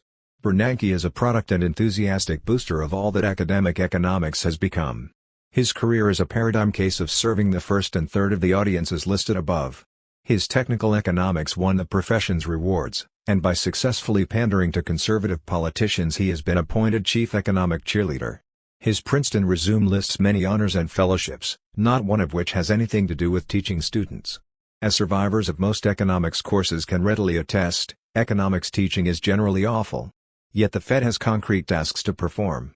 In addition to controlling the money supply, these tasks include managing 1. The price level of U.S. goods and services, i.e., preventing inflations and deflations, 2. The exchange rate between dollars and other world currencies, 3. Interest rates, and 4. International capital flows. The Fed comes under intense and contradictory pressures on all these. Corporations, the biggest, richest, and most powerful interest groups push in contradictory directions. Some want inflation, others seek deflation, some demand higher interest rates, others want them lower, and so on. Bernanke has, in effect, promised to negotiate these pressures much as Greenspan did. That means he will go with the preponderance of pressures, subject to the control of the Bush Republicans who put him in place, so long as they stay in control. Thus we can expect loud commitments to prevent inflation. Bernanke will likely continue Greenspan's use of recent strategic changes in government statistics on prices, like shifting among consumer price indexes, core indexes, personal consumption expenditure indexes, or endlessly increasing the number of seasonal adjustments to price statistics. Here the point will be to make numbers say what is most convenient for Fed policies. So too Bernanke will raise interest rates to combat inflation except, as with Greenspan, when financial bubbles burst and interest rates need to be dropped fast to contain the disaster. We can likewise expect Bernanke assertions about maintaining the value of the dollar except when dangerous U.S. trade imbalances produce enough pressures to force us to devalue the dollar. In short, Bernanke will manage the money supply in the interests of the U.S. economy, the preferred euphemism for accommodating the prevailing business pressures, at an extremely precarious, unstable, and dangerous point in America's history. The mess left behind by Greenspan is now Bernanke's. The mandate is the same, the problem greater. The Greenspan Fed generated, denied, spun, and surfed the waves created by a series of bubbles by which illusions of prosperity were maintained. Bernanke will do likewise, but it's harder now. Nothing illustrates this better than those 2005 speeches, referred to above, where he invented the convenient global savings glut theory. Bernanke uses it to absolve top policymakers, Greenspan and Bush, of responsibility for the current world situation in which money desperately needed around the world for economic development is instead loaned to a debt-gorged and earnings-short U.S. economy. These days, Americans buy more from the world, imports, than we sell to them, exports. Since revenues from exports fall short of the costs of the imports, the difference is generated by borrowing from abroad. Likewise, because Bush wages expensive wars while cutting taxes on the corporations and wealthy households that finance his campaigns, the government runs a deficit. To spend more than it receives in taxes, the government borrows from abroad. Hence, the largest U.S. net debt to the rest of the world in history, now in the scary neighborhood of $2.5 trillion. This huge debt jeopardizes the U.S. dollar as foreigners worry lest its economic problems render the U.S. ever less able to pay them back. But Bernanke dismisses such accounts of the current world economic mess. Instead, he turns the story around. The problem lies with foreigners, a move as convenient as blaming the insurgents for the disaster in Iraq. The foreigners have saved money but don't want to lend or invest it in their own countries. Instead, they choose to lend this glut of savings to America. It's their fault. Bernanke's foreigners nicely lumps together corporations, governments, and people as if they were one undifferentiated mass, a common move of professors avoiding anything like a class analysis of economies and their interactions. Bernanke scolds them for hurting their own countries. Nice. He concludes by painting his policy goals as helping others to do better for their own countries by keeping their savings there. Such thin sleights of hand were the hallmark of Greenspan's tenure. Bernanke strives to do as well. Max Fred Wolff assisted in preparing this article. Federal Reserve Twists and Turns. September 19, 2007. The Federal Reserve is led by an inveterate free market solves all economic problems best kind of guy. Mr. Bernanke loves Milton Friedman passionately and says so. This is what big business wants to hear when it is making lots of money, when it wants tax reductions to boost profits, and when it wants government deregulation for the same reason. But these days big business, and especially big financial business, wants to hear a different tune. That's because something has gone badly wrong in the free market. Somehow, normally proper banks, hedge funds, securities dealers, mortgage companies, and the companies that rate the risks associated with what they all do got on the wrong track. They pushed loans on people and businesses who might not be able to pay back, they drew others into sharing those loans, and they were not always clear or honest about the risks involved. So suddenly, when some of those borrowers could no longer pay back the interest or principal they owed, the credit system began to unravel. Lenders became painfully aware that the IOUs they owned were often worth much less than what they had thought. Shocked and awed, they cut back on lending money. Nowadays, they trust no one. Borrowers, both those who are risky bets and those who aren't, have ever greater trouble getting loans. In a capitalism utterly dependent on massive, intertwined networks of credit, a breakdown in the lender-borrower relation threatens the economy and beyond that the society as a whole. The free market, no government intervention ideology finds itself in a rough patch. So Mr. Bernanke's Federal Reserve sharply cut interest rates on September 18. Let's be clear here. The government intervened to make money for banks, or more precisely to print and distribute money to banks. The grateful banks were told that their interest cost to get this new government issue money would henceforth be much cheaper. The government hopes that the banks, flush with this cheap new money, will lend it and so revive the credit system. If they do, that might prevent the financial crisis from becoming a general economic crisis. The government, led by anti-government free market ideologues, is trying to rescue capitalism from financial free markets that have spun out of control and threaten the whole economy.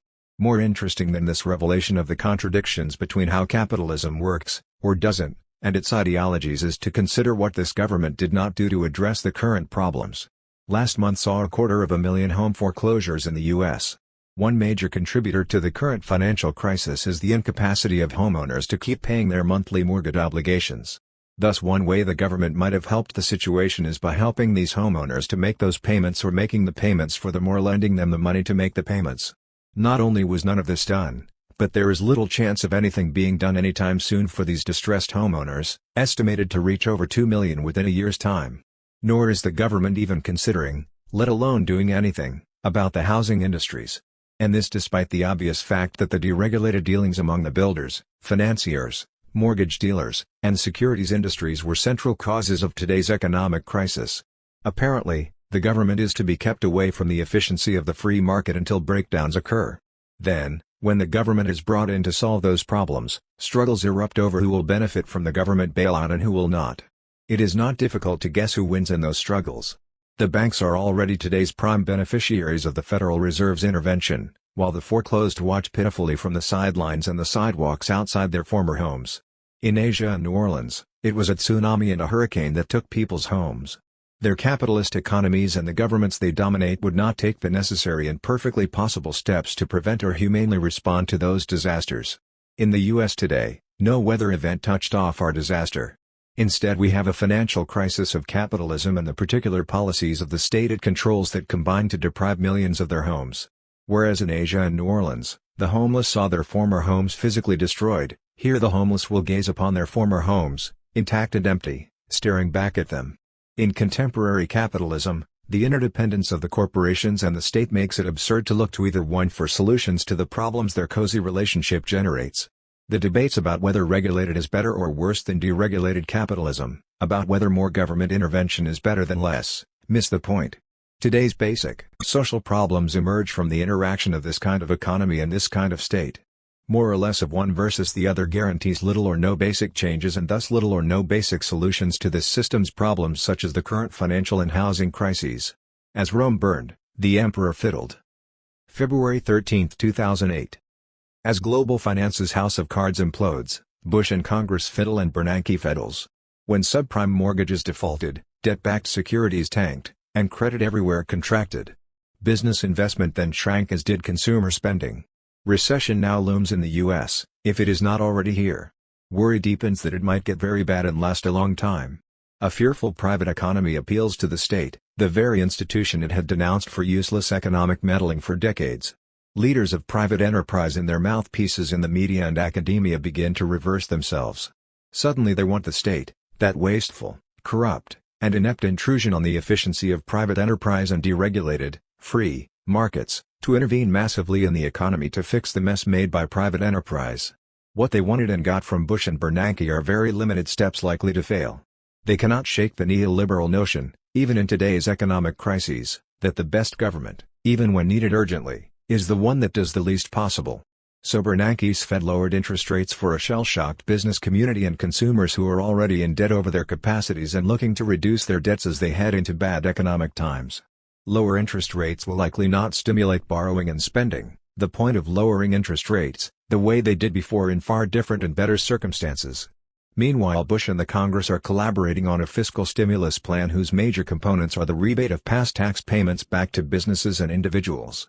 Once again, businesses will likely not rush to invest, spend, the return taxes for the same reason they have been reducing their investments over recent months, namely, that the prospects for making profits are now somewhere between poor and non-existent. If businesses don't spend their return taxes on more goods and services, more won't be produced, so more people won't be hired, and the current economic downturn will not be reversed. Consumers reeling under unmanageable debts are also more likely than ever to use rebated taxes to reduce their debts. A recent Associated Press IPO's poll asked what Americans plan to do with tax rebates. 45% said they would repay debts, 32% would save or invest it in securities, and only 19% plan to spend it on goods and services. Those few consumers who do spend tax rebates on goods will, more than ever before, spend them on imported consumer goods. Thus what increased consumer spending occurs will disproportionately stimulate not the U.S. but rather the Chinese economy as well as the economies of other sources of U.S. consumer goods imports. So the picture emerging has the U.S. economy's private sector arranging for the government to make a minimalist, hesitant intervention. Partly this is driven by the wounded but still alive neoliberal consensus against government interventions in the free market. The hope is that such little steps will, somehow, magically be enough, so that the unwanted reliance on much more massive state intervention will not be required. What might such heavier intervention look like?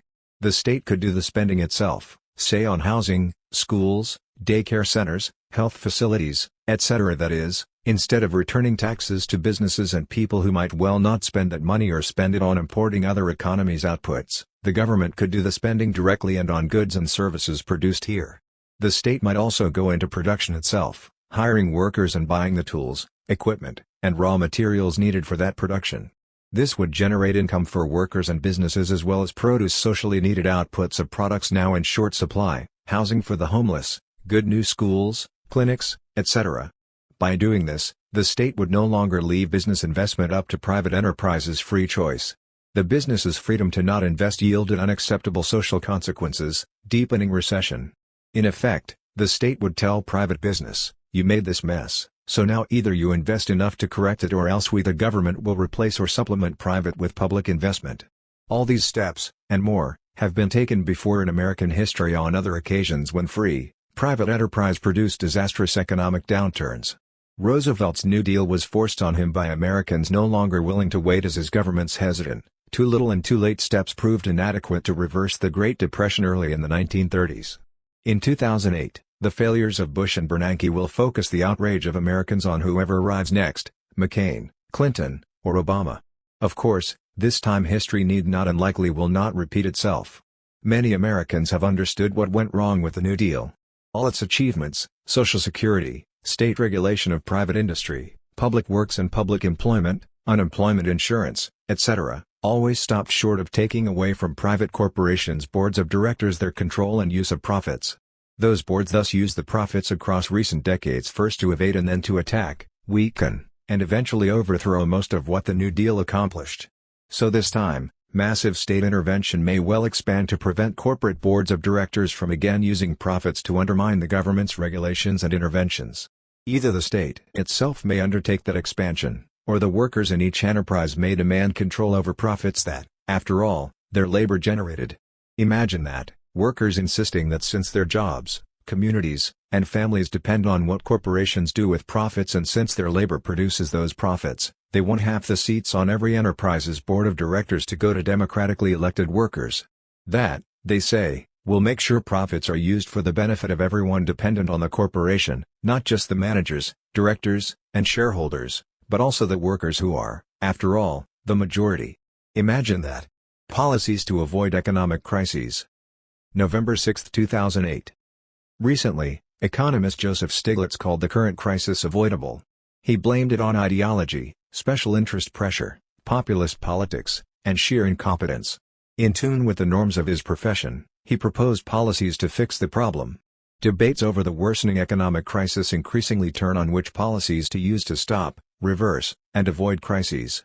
Conservatives and liberals again rehash their old debates over their different policies as McCain and Obama did. The crisis will deepen some more, and then a compromise policy will emerge from the new president and Congress aimed to solve the problem. Instead, we ought to question the very idea of policy. That questioning would be a real change from past practice. The problem is this: today's economic crisis was caused by an immense accumulation of factors, far too many for any policy to manage. Here is a partial list.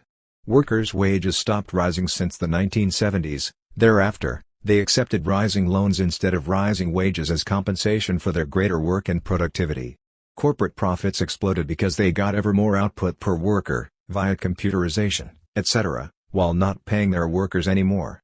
Corporations deposited their rising profits in banks who then loaned part of them back to workers, another part to investors for stock and then real estate speculations, and yet another part to businesses for mergers. Other factors included low taxes, expensive wars, and resulting U.S. government deficits. Then, too, China's industrialization flooded the U.S. with inexpensive products as that country accumulated our massive dollar payments for them. China then lent those dollars back into the U.S. to finance the government's deficit and further increase banks' loanable funds. All these very different factors helped build up the house of credit that has now crashed the entire economy. Still other factors also shaped the crisis. New mortgage brokerage practices and credit card promotions induced more debt than borrowers could afford. Competition among rating companies yielded incorrect assessments of financial risks of trillions in newly invented financial instruments, derivatives. This led to staggering global misallocations of scarce resources. Home builders' competition yielded excess construction. The Federal Reserve increased the money supply and lowered interest rates to offset the dot-com bubble burst in 2000. Nor is this list of factors even nearly complete. No policy emerging from deals between conservative and liberal legislators beset by armies of lobbyists could ever begin to control or manage the immense diversity of the causes of the current crisis. Indeed, no policy of any kind, whether imposed by a dictator, produced by democratic consensus, or anything in between, can fix the problem. No policy ever did. There are just far too many causes of crises that one can see and list, and too many more not yet seen. The whole idea of policy is bizarre. The right policy represents an absurd claim that this or that law or regulation can somehow undo the many different factors that cumulatively produced this crisis. Policies are magic potions offered to populations urgently demanding solutions to real problems. Whether cynically advocated for ulterior motives or actually believed by the politicians, promoters, and professors themselves, policy is the secular cousin of religion. These days, the conservative policy amounts, as usual, to let the private economy solve the problems and minimize state intervention because it only makes matters worse. Conservatives protect the freedoms of private enterprise, market transactions, and the wealthy from state regulations and controls and from taxes.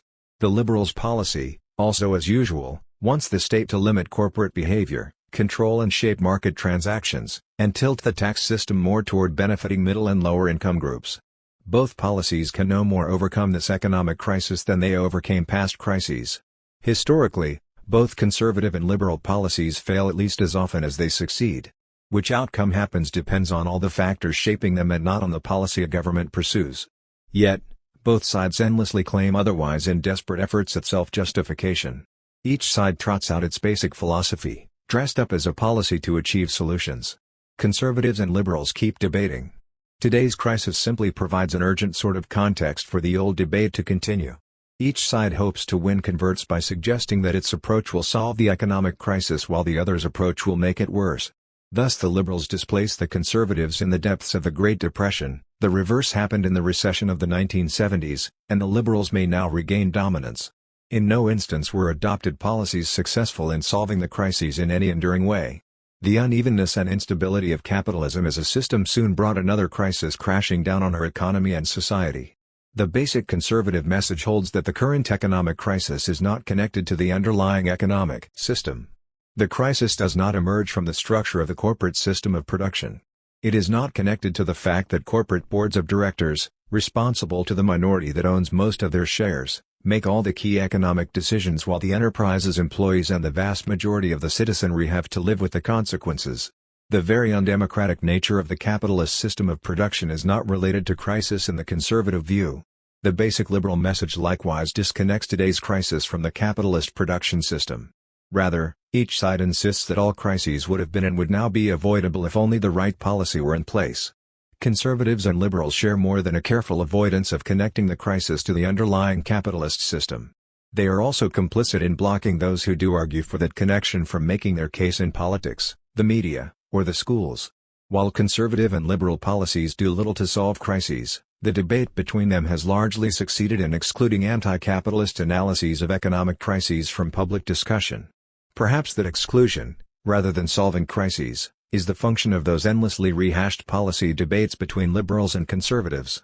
Lotteries, disguised tax injustice. February 2, 2009. Lotteries, now run by most of our 50 states, are disguised forms of taxation that fall most heavily on those least able to pay. In today's economic crisis, state leaders face rising resistance to taxation from everyone. Therefore, many of them plan to expand lotteries even more, hoping that no one realizes they represent a kind of masked tax. In the elegant words of conservative South Carolina State Senator Robert Ford, reported by the Associated Press, gambling ain't no blight on society. To fight them, we need first to expose state lotteries as disguised and very unfair taxation. The rising importance of state lottery revenues is reflected in the basic statistics. In 1998, states' gambling revenues were $14.9 billion. By 2007 the number had grown to $23.3 billion. Most of that money comes from lotteries, though revenue from casinos is also rising. Both Republicans and Democrats have been moving steadily toward ever more lottery sales. There is no reason to doubt that they will continue. Where do lottery revenues come from? A famous recent study by Cornell University researchers reached these conclusions. Lotteries are extremely popular, particularly among low-income citizens. Individuals with lower incomes substitute lottery play for other entertainment. Low-income consumers may view lotteries as a convenient and otherwise rare opportunity for radically improving their standard of living. The desperate may turn to lotteries in an effort to escape hardship. We find a strong and positive relationship between sales and poverty rates. In another study, Duke University researchers in 1999 found that the more education one has the less one spends on lottery tickets. Dropouts averaged $700 annually compared to college graduates $178, and that those from households with annual incomes below $25,000 spent an average of nearly $600 per year on lottery tickets, while those from households earning over $100,000 averaged $289. Blacks spent an average of $998, while whites spent $210. Put simply, lotteries take the most from those who can least afford them. Thus, still another study of state lotteries concluded, we find that the implicit tax is regressive in virtually all cases. Instead of taxing those most able to pay, state leaders use lotteries to disguise a regressive tax that targets the middle and even more the poor. Just as the richest were getting much richer from 2001 to 2006, the middle and poor were getting ever more heavily taxed by means of lotteries. How do states use their lottery revenues? Some 50 to 70% go to the winners, 20 to 40% go to pay for states' public services, often education, and the rest, 10 to 20%, go for the expenses of running lotteries. In 2006, over half of California's lottery receipts used for these expenses were paid as commissions to retailers for selling lottery tickets. Sales per retail outlet in 2006 averaged $188,000 in California, and $405,000 in New York. For many retailers across the country, profits from the fully automated selling of lottery tickets significantly boost their bottom lines. Lotteries actually redistribute wealth from the poorer to the richer. The vast majority of middle-income and poor people buy tickets and win nothing or nearly nothing, while a tiny number of winners become wealthy. Lotteries raise ever more money for states from their middle-income and poor citizens rather than those most able to pay, thereby allowing the rich to escape rising taxes. Retail merchants get state welfare and profitable commissions on lottery sales. Politicians boast that they did not raise taxes, having raised money instead by lottery ticket sales. The effects of lotteries in today's economic crisis are even more perverse. Lotteries take huge sums from masses of people who would otherwise likely have spent that money on goods and services whose production gave people jobs. The lotteries then distribute over half that money to a few, suddenly enriched, individuals who likely will not spend as much, and thus generate fewer jobs. This is the exact opposite of the kind of economic stimulus a depressed economy needs. Yet many states are now planning increases in lottery sales to raise money in these bad times. Lotteries are also powerful ideological and political weapons. They reinforce notions that individual acts, buying lottery tickets, are appropriate responses to society's economic problems. Lotteries help to distract people from collective action to solve the economic crisis by changing society. Lotteries' massive advertising shows an audacity of hype, shifting people from hope for the social fruits of collective action to hope for the personal fruits of individual gambling. Finally, compare lotteries, disguised taxes, with taxes not wearing masks. Taxes raise money that mostly goes to fund states' provision of public services. Lottery revenues make a few winners wealthy at the expense of the mass of taxpayers. Only small portions of lottery revenues fund states' services. We can socially target taxes to tap those most able to pay. We cannot do that with lotteries. Taxes can enable the states to provide public education, child and elderly care, public transportation and so on without using state employees to push us to gamble more, which is what lotteries do. The issue here is not gambling per se, the point is not to engage the religious, moral, or mental health debates over gambling. Rather, what matters is the cynical use of state lotteries to disguise unfair tax burdens even as they worsen the economic crisis.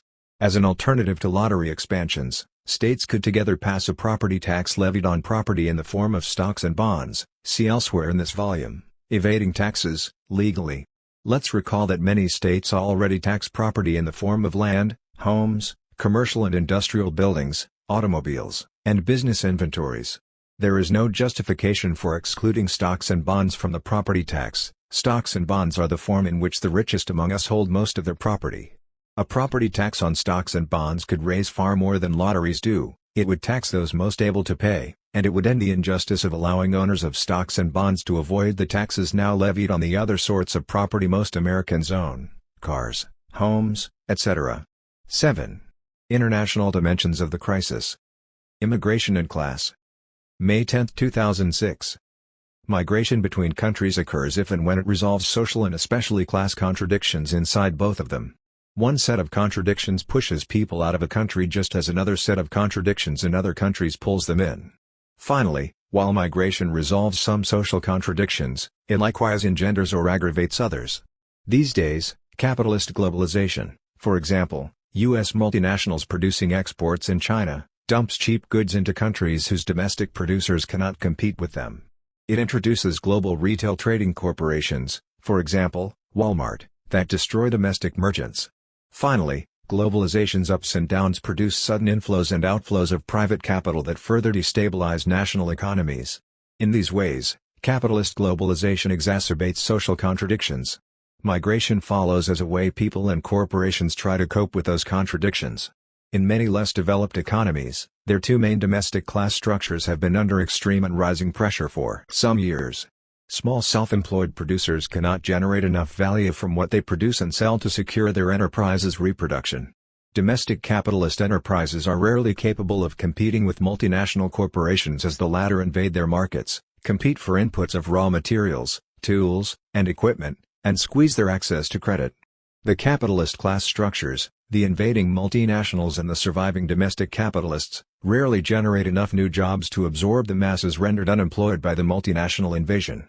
As desperate farmers migrate to the urban and industrial areas internally, they not only swell the already high unemployment there, they also quickly discover the two possible solutions for that unemployment. One group's solution is to enter the vast, poor, and insecure informal sector, an unstable mix of the legal and illegal small-scale producers of very low price and low-profit goods and services. The customs of that overcrowded sector often differ radically from everything this group knew and believed before their class structures were dissolved by or subordinated to the invading multinationals. Across the globe, the masses are traumatized on a vast scale through their passage into the informal sectors. Long-standing conventions of work, dress, family life, sexual activity, kinship, religious activity, and so on break down quickly and thoroughly. Another group's solution is emigration, either instead of entry into the informal sector or after experiencing it. It is important to note that it is not poverty that produces emigration. Poverty has been the norm in many parts of the world for long periods of time without provoking emigration. Emigration is usually a result of the interaction of external and internal conditions dissolving deep structures of production and patterns of social life generally. Recent waves of emigration are no exception. The catalyst was the dissolution of the class structures of the self-employed and the smaller capitalist producers in the Third World. Indeed, the few Third World capitalists who prospered, usually by finding ways to serve and thereby survive the multinationals' invasions, also supported, overtly or covertly, mass emigration. Their societies were polarizing into a modern sector, the relatively few successful capitalists and their hangers-on among the professionals, state officials and workers, upscale retailers, and various personal service providers, and that informal sector. The political problem everywhere was and remains how to manage and contain the potential explosion of masses of traumatized internal migrants living in extremely precarious conditions. They represented a frightening specter of potential political opposition to the local modernizing classes. How much better to have them leave and perhaps send back money to desperate relatives left behind. The prospect of mass emigration struck the modernizers as the best available solution to the problem of their informal sectors. They did not want to undertake, much less pay for, mass work programs financed, say, by taxes on domestic and multinational capitalists or domestic redistributions of wealth and income. They did not dare take any domestic steps that risked the enmity of the multinational bloc comprising corporations and the international agencies they or their home governments controlled. Such enmity could lead to capital outflows, currency collapses, and the social unrest thereby further provoked. Nor did they imagine the possibility of confronting the multinational bloc through coordination of multiple third-world economies, such as one that is struggling to be born now in Latin America. Thus, leaders of many third-world governments, together with their corporate supporters, found ways to facilitate mass emigration. At the same time, globalization's other side, the rich industrial capitalist economies, RICEs, has also been experiencing class contradictions and crises. Global competition drives all capitalists in the RICEs aggressively to lower commodity prices without reducing profits. One key means to this end entails moving jobs to cheaper workers overseas, outsourcing, capital exports, etc. Another involves moving cheaper workers, via immigration, into jobs inside the RICEs. Thus, such U.S. industries as agriculture, construction, tourism, restaurants and hotels, and hospitals, all industries that cannot readily outsource, have long recruited and supported the immigration of low-wage workers, legally or illegally. Immigration solves their competitive problems. However, solving one problem provokes another. Mass immigration of low-wage workers has all sorts of contradictory effects on the host society. The resources available to, especially local, governments and the demands on public services change, often in ways provoking conflicts between new immigrants and their non-immigrant neighbors. Conflicts also result as immigrants raise and lower various wage and price levels, shift housing patterns and conditions, increase profits for some enterprises while diminishing those of others, change party memberships and politics, and alter the mix of religious institutions and practices where they settle. U.S. corporate recruiters and employers of immigrants bear no responsibility to finance and thereby ease their integration into local communities. The burden thus falls on the government at a time, especially in the U.S., when state resources are already stretched and objects of significant social conflict. Immigrants and immigration get caught up in aggravated domestic conflicts, often as scapegoats in a nation with a long history of displacing class conflicts onto anti-immigrant agitation as well as interracial, interethnic, and interreligious tensions. Immigrants today, like those before them, suffer all sorts of discriminations. Today as in the past, the issue is political. Will immigrants and non-immigrants seek to solve their economic and social problems by battling each other, or will they unite to seek other solutions? Will domestic social policies in their new countries provide all immigrants as well as natives with jobs, homes, and schools of quality to facilitate their integration while minimizing discriminations against them? Will those domestic policies be financed by funds drawn chiefly from the corporate profits fattened by cheap immigrant labor? Will foreign policies of leading nations require the immigrants' countries of origin to provide decent economic options for their people so that emigration becomes a genuine choice rather than a desperate last resort? It is difficult to see such changes emerging so long as the class structures and imperatives of capitalism remain hegemonic in the economies at both ends of the migrant's journey. What the immigrants and the natives thus need most, and what might therefore be a basis for strategic unity, is a change in the class structures at both ends of the migration process. To say that such a strategy is not realistic neglects the fact that 200 years of capitalism as the hegemonic class structure and countless realistic immigration reforms have not fundamentally altered modern migration. It remains the scene of mass suffering, social and personal trauma, grotesque injustice, and painful struggles pitting immigrants against non-immigrants while migration's capitalist beneficiaries keep profiting from it. Global oil market dangers. July 12, 2006. International intrigues and eventually war, with all its now daily horrors, flow partly from the highly unstable economics of global oil. Not only has this been true for a long time, it promises to continue that way unless and until some mass movement ends it. The report of U.S. planning to bomb Iran, see Seymour Hersh's New Yorker July 10, 2006 article, is only the latest in a long history worth revisiting for the lessons it teaches. Across the last century, as every country became increasingly dependent on oil, profits from exploring, producing, transporting, and refining it attracted business attention. Competition among these businesses eventuated, as usual, in the losers being gobbled up by the winners. A few international oil giants arrived at an especially powerful, although not unchallenged, position in the global oil market. They have tried ever since to manipulate and control, as far as possible, the price of the oil they sell. They did this partly by strategic locations and timing of their huge investments in exploration, production, transport, and refining. Sometimes, They coordinated investments and operations among themselves to gain monopoly benefits. They pressured and often bribed political leaders to make decisions favoring oil profiteering. While they have done exceedingly well, they could never entirely control the oil market. Too many other players wielded influence. Hence that market's extreme instability. Businesses who had to buy oil to keep production running resented and fought high oil prices. Workers who drive from home to job to shopping and who heat their homes with oil sometimes mounted backlashes to high oil prices. Smaller companies, drawn by oil profits, entered and wedged into the oil market. Nationalism in oil-rich nations led their leaders to gain some control, often via mass movements, of their oil. Those leaders then added their market manipulations to those of the giant oil corporations. Other countries sought to escape their costly dependence on the international oil market for their oil imports. They cut deals that sometimes undermined cozy arrangements among the oil giants and the oil-rich countries. Many sought and some found new oil sources, which further destabilized the oil market. Nor was oil immune to the larger social changes over the last century, the recessions, depressions, and inflations, the political revolutions, the rise of the motor vehicle and plastics industries, the mass population movements, the environmental shifts, and so on. The result was a chaotic volatility of oil prices within a market always manipulated, more or less successfully, by giant corporations and national leaders alternatively cooperating, competing, or doing both at once. Rising oil prices constrained or destroyed countless efforts at economic, political, and cultural developments across the globe. Falling prices likewise influenced modern history. But most of all, the instability imposed huge costs and global inefficiencies that disrupted and distorted economic development for the world's majority. Thus, global inequalities grew across the century with oil's importance. Consider this brief modern history of the oil market's wild gyrations.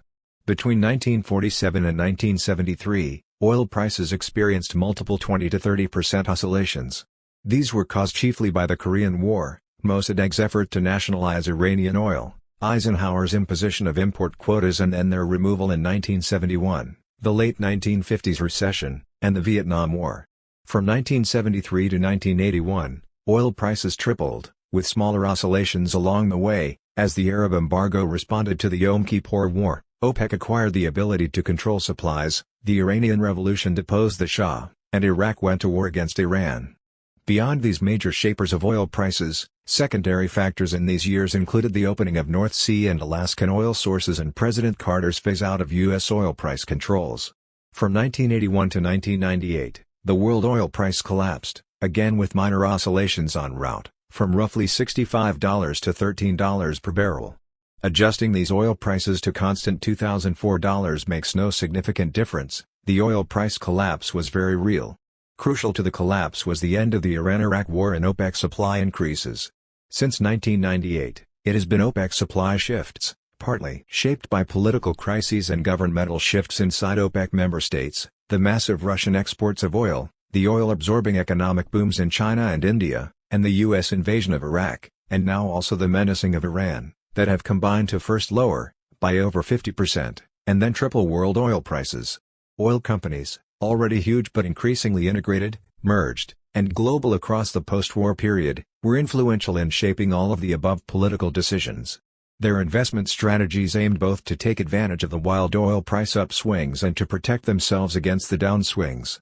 Not least among their strategies was widespread dissemination of arguments picturing the oil companies as merely passive responders to the free market and hence without substantial responsibility for that market's volatility.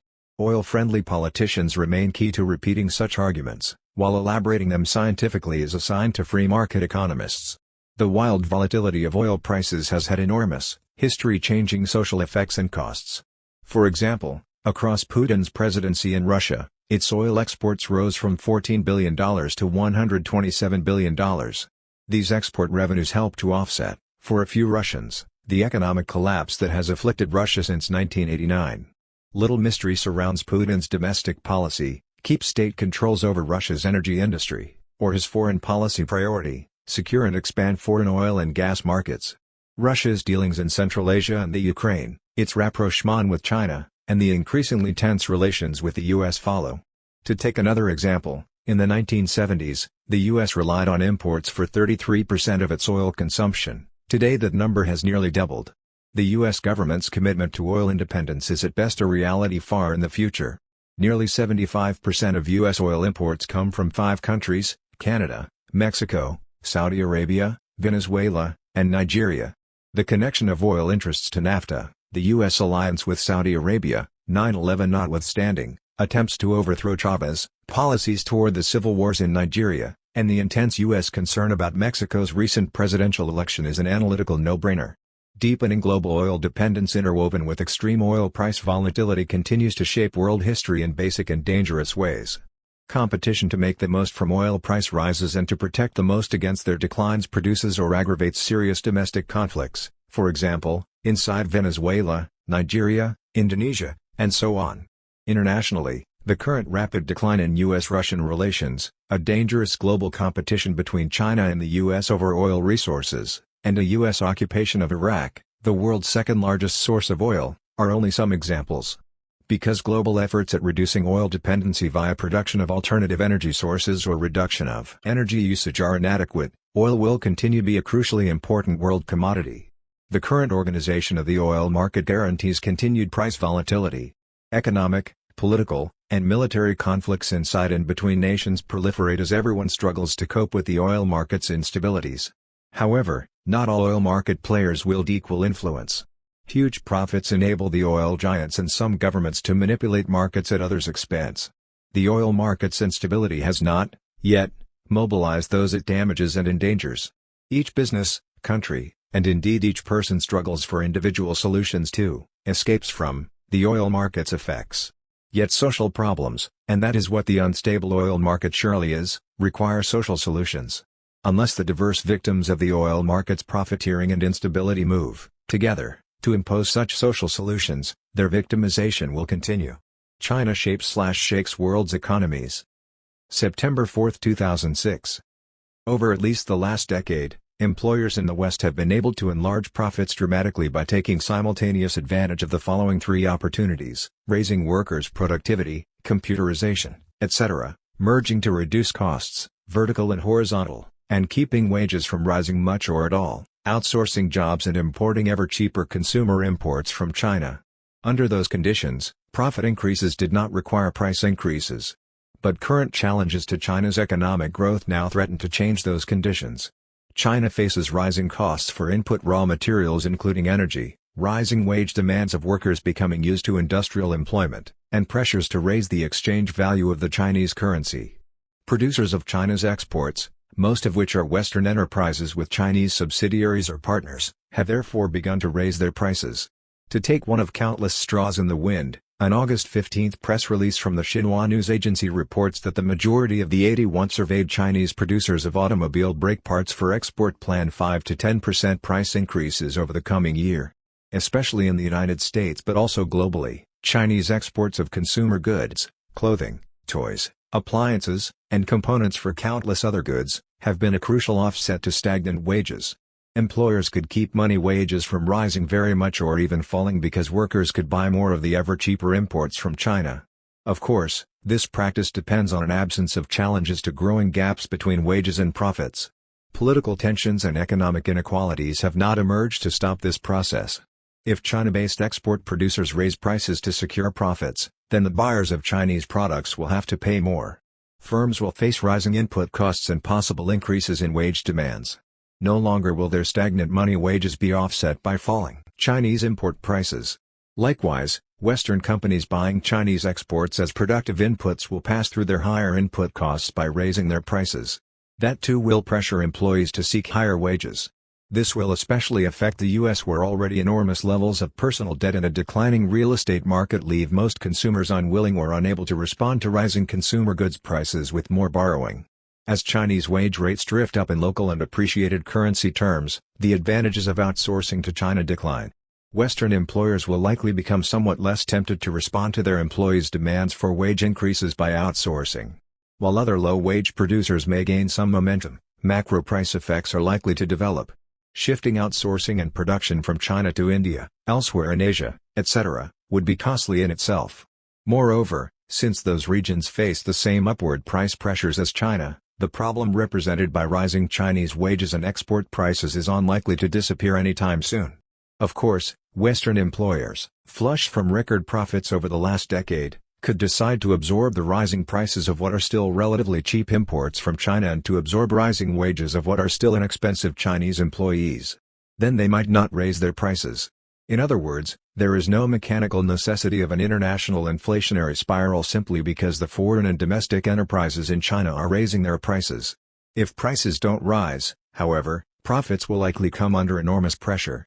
The contemporary political and cultural dominance of business in general alongside continuing conglomeration suggests that employers may successfully resist strategies that return them to profit levels of earlier years. They will then absorb neither rising prices of their inputs nor rising wages. Instead, they will raise their prices and thereby engage in the gamble of self-reinforcing price-wage spirals.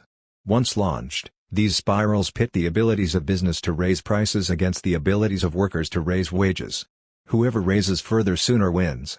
Indeed, inflationary economies can be times of sharp profit increases too. What might derail the brewing inflation spiral are not the tepid inconsistencies of a hesitant Federal Reserve. Rather, the serious problems of the U.S. economy, the effects of its fast deflating housing bubble and its dependency on huge capital imports, could draw the global economy into a serious general slowing or decline. Then all bets are off as the downward spiral of competitive dumping contradicts the inflationary scenario. The stark conclusion here is that the world economy is now functioning on a knife edge. On one side, it risks a rapid fall into an inflationary spiral. On the other side lies descent into recession or worse. No real coordination of development to prevent either disaster occurs. Rather, each enterprise and country plots strategies mixing self-advancement and self-protection. This does not suggest a happy outcome to knife-edge conditions. Understandably, in such circumstances, some will rediscover the comforting idea that each enterprise pursuing its own self-interest will somehow guarantee an optimum outcome. Others will equally predictably reassure themselves that institutions like the Federal Reserve, OECD, G8, etc. will recognize the problems and implement appropriate solutions. However, realists will redouble their efforts to watch developments henceforth with close attention and rising anxiety, hoping at least to minimize the damage when economies on knife edges tumble and when spirals spin out of control. Globalization's risks and costs. October 22, 2006. Critics have exposed how globalization's benefits have been unequally distributed around the world. Many of the world's poorer regions have become poorer still in relation to the regions that gained. And within regions, it turns out that globalization often worsens wealth and income inequalities. However, critics admit and defenders boast that at least for some, for example, the U.S. globalization has meant higher wealth, income, or consumption levels. But a closer look raises questions about these beneficiaries of globalization. The fact is that those who have gained wealth, income, or consumption include many, and likely most, who paid and continue to pay for those gains by absorbing much greater levels of risk. A riskier economy today affects capital and labor now and for years to come. Individuals and businesses behave differently when confronted with more rather than less risk. Greater risks shape the world economy as much, albeit in different ways, as do rising world trade, expanding global capital movements, and spreading multinational corporations. To explore this point, let's briefly consider rising economic risk in the U.S., a nation widely thought to have benefited from a globalization that its corporations and its government have done much to shape. Among individuals, the catalog of rising risks is extraordinary. The data on employers shifting ever more from permanent to temporary workers, coupled with the long-term decline of union membership, and hence of workers covered by multi-year contracts, document changes that increase job insecurity. The outsourcing debates reflected and amplified rising anxieties about job security. Consider the testimony of Princeton economics professor Alan Blinder before a U.S. Senate committee on September 23, 2005. The share of American jobs that is vulnerable to offshoring is certain to rise. Tens of millions of additional American workers will start to experience an element of job insecurity. The italics are Blinder's. 1. The dramatic and continuing reduction of private pensions raises the risks of aging for private sector workers. The rising assaults on Social Security, albeit not yet successful, indicate more danger that its support may be reduced. The number of Americans without health insurance keeps rising. The rising level of personal indebtedness, along with the growing proportion of disposable income required to service personal debts, adds significantly to the uncertainties impinging on current U.S. households. The rapidly growing proportion of homes financed with adjustable rate, interest-only, and reverse mortgages places household living standards under the constant threat of interest rate increases. Jacob S. Hacker's recent book, The Great Risk Shift, is but the latest in a growing mountain of books and articles that document how the individual lives of Americans have become more economically precarious. Most of these works also show how efforts to cope with rising economic risks have damaged their physical and mental health, personal relationships, and thus quality of life generally. Unfortunately, relatively few publications link the broad scope of rising economic risks to globalization. Hacker's book is especially poor on just that connection. At best they recognize only very limited connections such as outsourcing, as in Blinder's testimony. On the side of capital, riskiness has also grown. Corporations everywhere confront possibilities of technical improvements by actual or potential competitors anywhere in the world, new or changed laws in foreign countries, new or changed administrative policies there, altered labor market conditions, court decisions in overseas jurisdictions, and so on. Such alterations in the global economy threaten to compromise a U.S. corporation's market here, its raw material source there, patent protection, a foreign direct investment's profitability, and so on. It takes no special economic expertise to understand that all corporate investment decisions must take these risks into account, or try to, since the success of all investments has become riskier in a globalized environment. Most U.S. corporations cannot effectively monitor all these risks nor rely on the mushrooming consultant enterprises who offer to provide such monitoring for fat fees, themselves costs flowing from the risks. So U.S. corporations have taken other and much costlier steps to cope with those risks. One index is the amount of money U.S. corporations feel the need to hold on to, rather than invest in growing their enterprise, hiring more employees, etc. The numbers here are rather stark. Back in 1980, for most U.S. corporations, the ratio of cash holdings as a portion of their total assets was just over 10%. By 1995, this ratio had risen to 17%, and by 2004 it had risen further to 24%. The data are nicely presented in a revealingly titled September 2006 working paper at the National Bureau of Economic Research, "Why do U.S. firms hold so much more cash than they used to?" The authors conclude that rising economic risks explain the increasing corporate cash hoarding. While they do not explore such hoarding's economic costs, a brief list of such costs would include less employment, lower economic growth, and reduced tax receipts in the U.S. The secondary and tertiary costs, economic and social, ramifying from rising corporate cash hoarding are too many, too diverse, and too long-lasting to enable any precise measurement. The conclusion follows rather straightforwardly. To date, most discussions of the distribution of winners and losers from globalization have concentrated on whose wealth, income, or consumption rose and whose fell, relatively and absolutely. However, an overall assessment needs to consider how globalization has imposed rising economic risks and their consequent costs not only on its losers but also and especially on its winners.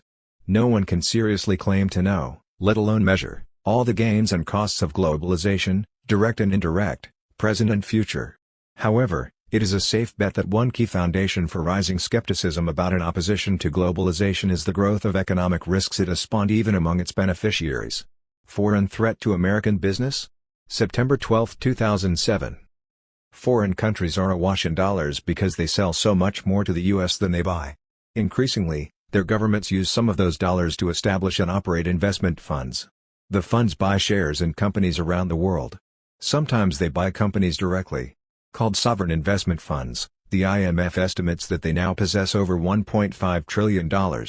New York's Morgan Stanley Bank estimates that could grow to $17.5 trillion in 10 years.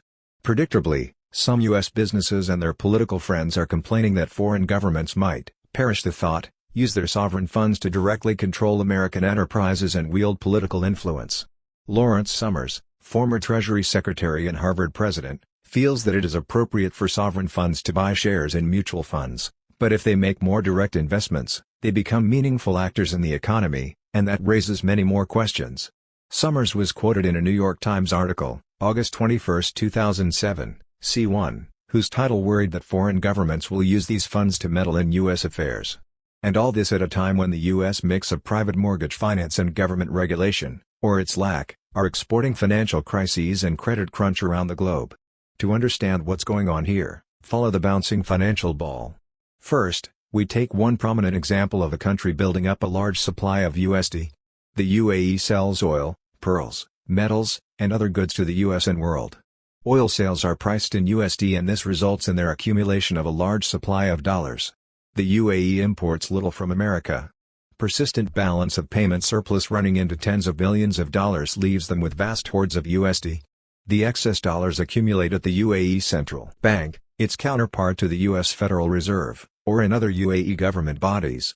For a long time, the UAE lent much of that money to the US government, by buying Treasury securities. This helped Washington to spend more than it taxed American families and businesses. Such funding of the federal deficit was apparently meddling that did not trouble anyone. However, when interest rates on U.S. Treasuries dropped and when the dollar, in which that interest was paid, declined, the UAE government decided not to keep so much wealth in U.S. Treasuries.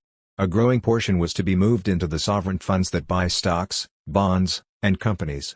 Countries whose sovereign funds exceed $100 billion today include the UAE, Singapore, Saudi Arabia, Norway, Kuwait, and Russia, while China will likely soon join this group. Many other countries have sovereign funds still below $100 billion. When such funds buy controlling interest in companies, it represents a kind of nationalization of formerly private enterprises. In this way, governments may wield direct economic power and thereby the political influence that Lawrence Summers fears. Yet, governments in most advanced industrial economies have long been influencing foreign and domestic firms active in their countries. By doing so, governments also influence enterprises in other countries. The sovereign funds are just another way that governments will exert economic influence in other countries. The question is, so what? Power and wealth are interactive and interdependent. America maintains a U.S. Treasury office charged with examining and approving foreign purchases of assets and firms. The Committee on Foreign Investment in the U.S., CFIUS, checks all purchases to assure they don't compromise national security or technological leadership. The U.S. government exercises power over the value of the U.S. dollar, which directly influences the wealth of individuals, companies, and governments around the world. All governments own parts of or entire companies inside their countries, only the extent of government ownership varies. The US, EU, Japanese, Australian, Korean governments are now directly influencing troubled banks with eased credit and will likely do more to ease a growing financial crisis. Governments have been meaningful actors in their own and others' economies for a long time. Sovereign funds are just another ownership structure in an old story. At the same time, businesses wield political influence. They seek to lower their taxes, increase their subsidies, best competitors, open new markets, and so on, by lobbying, bribing, and otherwise meddling in politics. Business requires and rewards political meddling. And the goal of political meddling by business is to shape the economic meddling by the government. Such mutual meddling is governed by the mechanisms and pressures of national and international laws and markets. For a long time, it has made little difference whether the company was owned by private individuals or state officials, foreign or domestic. For example, some years ago, the Renault Automobile Company purchased American Motors. In pursuing profitability for American Motors, Renault meddled in U.S. politics in the same ways used by American Motors before Renault's purchase. Renault was then partly owned by the French government, but that made very little difference. The workers performed their tasks as they always had. The board of directors selected by the French government did nothing basically different from what the board of directors elected by American Motors shareholders had done. Of course, some particular U.S. industries and companies may be adversely affected by sovereign funds investments in the U.S. That is, they will face more or strengthened competition of various kinds. They may then try to prevent sovereign funds from investing in the U.S. or demand tight limits on their activities. Other U.S. industries and companies will see advantages in sovereign funds' arrival. The corporations who expect to benefit from sovereign funds activities in the U.S. will fight against those who expect to suffer. Both sets of companies will meddle in U.S. and foreign government activity to achieve their goals. The two sides will fight for or against U.S. laws regulating sovereign funds. To win, each side will have to meddle, i.e., mobilize political support. That means spending money to lobby legislators and to shape public opinion. The companies favoring the sovereign funds entry will flood the media with stories about the copious benefits that will flow. The companies opposed to sovereign funds will spread alarms about foreign meddling that threatens our way of life. They will find allies among Americans who displace their real problems onto fears of foreigners and/or foreign governments. Each side will buy its academic spokespersons to put a veneer of expertise on its public relations. Some may even try to place stories in the New York Times written by prominent experts to influence popular opinion. We know the game plan because we have seen it all before. Years ago, opposing groups of companies squared off over NAFTA. The side with the most money to spend and the best public relations strategies won. Repeatedly over the decades, The struggle between the companies who want free trade and those who seek protection reworks the same game plan. Among the relatively few directly affected by such corporate struggles, some will gain and some will lose. For most Americans, the outcomes of these struggles make relatively little lasting difference. So it will be again in the looming struggle over sovereign funds. After all, they have been around quite a while. The UAE set up its sovereign fund in 1976, Singapore in 1974, Kuwait in 1960. They always aim to make money within existing global capitalism, not to change it, and certainly not to threaten it. Those goals drive their activities inside the U.S. as well. The American people have real and pressing economic and political concerns. Job and pay security, basic human services, and deepening inequality might start the list. These are far more urgent than choosing sides in a media-hyped corporate fight over sovereign funds. U.S. economic slide threatens Mexico. September 1, 2008. Deteriorating economic and social conditions in Mexico have generated mounting social problems. Private enterprises in Mexico and the government they control cannot manage, let alone solve them. Huge demonstrations are rocking the country with more to come. One chief cause of Mexico's problems is the turmoil and decline in the U.S. economy. Rising U.S. unemployment lessens its appeal for poor Mexicans seeking to escape their country's gross economic inequalities and lack of opportunity for a decent life. Cash that Mexican immigrants in the U.S. sent back to their families, remittances is its formal name, has stopped growing and begun a significant decline. What were major offsets to Mexico's disastrous economic conditions, sending able-bodied workers out of the country and then siphoning part of their U.S. earnings back into it, have changed into their opposites, threats to destabilize Mexican society. For many years, the U.S. official policy toward Mexico was based on choosing between Mexican economic and social instability and allowing Mexican immigration into the U.S. Republicans and Democrats alike consistently chose immigration. It solved the economic problems of a Mexican capitalism that was and remains extremely unjust in its distributions of wealth, income, and well-being and extremely inefficient in utilizing its labor force. First, migration to the U.S. gave desperate Mexicans, and especially men, a way to escape that country's failure to provide decent jobs or incomes to millions of its citizens. Mexico thus exported what might otherwise have become a politically dangerous mass critical of Mexican capitalism. Second, it generated those remittances back into Mexico that kept afloat an economy that would otherwise have provoked social unrest and revolutionary movements among those unable or unwilling to emigrate to the U.S. Both mass emigration and massive remittances kept the Mexican economic disaster from becoming an active social crisis on the U.S. border. Immigration likewise suited U.S. businesses by providing millions of new workers, especially those immigrants fearful about their illegal status, willing to accept lower wages and benefits than were the U.S. norm. All sorts of gains accrued to U.S. employers of Mexican immigrants, in agriculture, construction, retail, and beyond. Vast profits were made by the U.S. financial companies through whom Mexican immigrants sent their remittances home. A recent World Bank report found that banks and other agencies, such as Western Union, charged an average of 4 to 8% of each remittances payment for transferring the money from the U.S. to Mexico, a trivial and nearly costless electronic transfer process. Such employers made sure that anti-Mexican immigrant policies were never effective. There were the usual hyped public relations gestures by politicians pandering to U.S. movements against Latino immigration. However, business interests, the immigrant communities themselves, and liberal groups prevailed against those movements. The inflow of Mexican immigrants and the outflow of remittances to Mexico were not stopped by political means. It has been U.S. capitalism's credit meltdown and its consequences that have changed the economic links between Mexico and the U.S.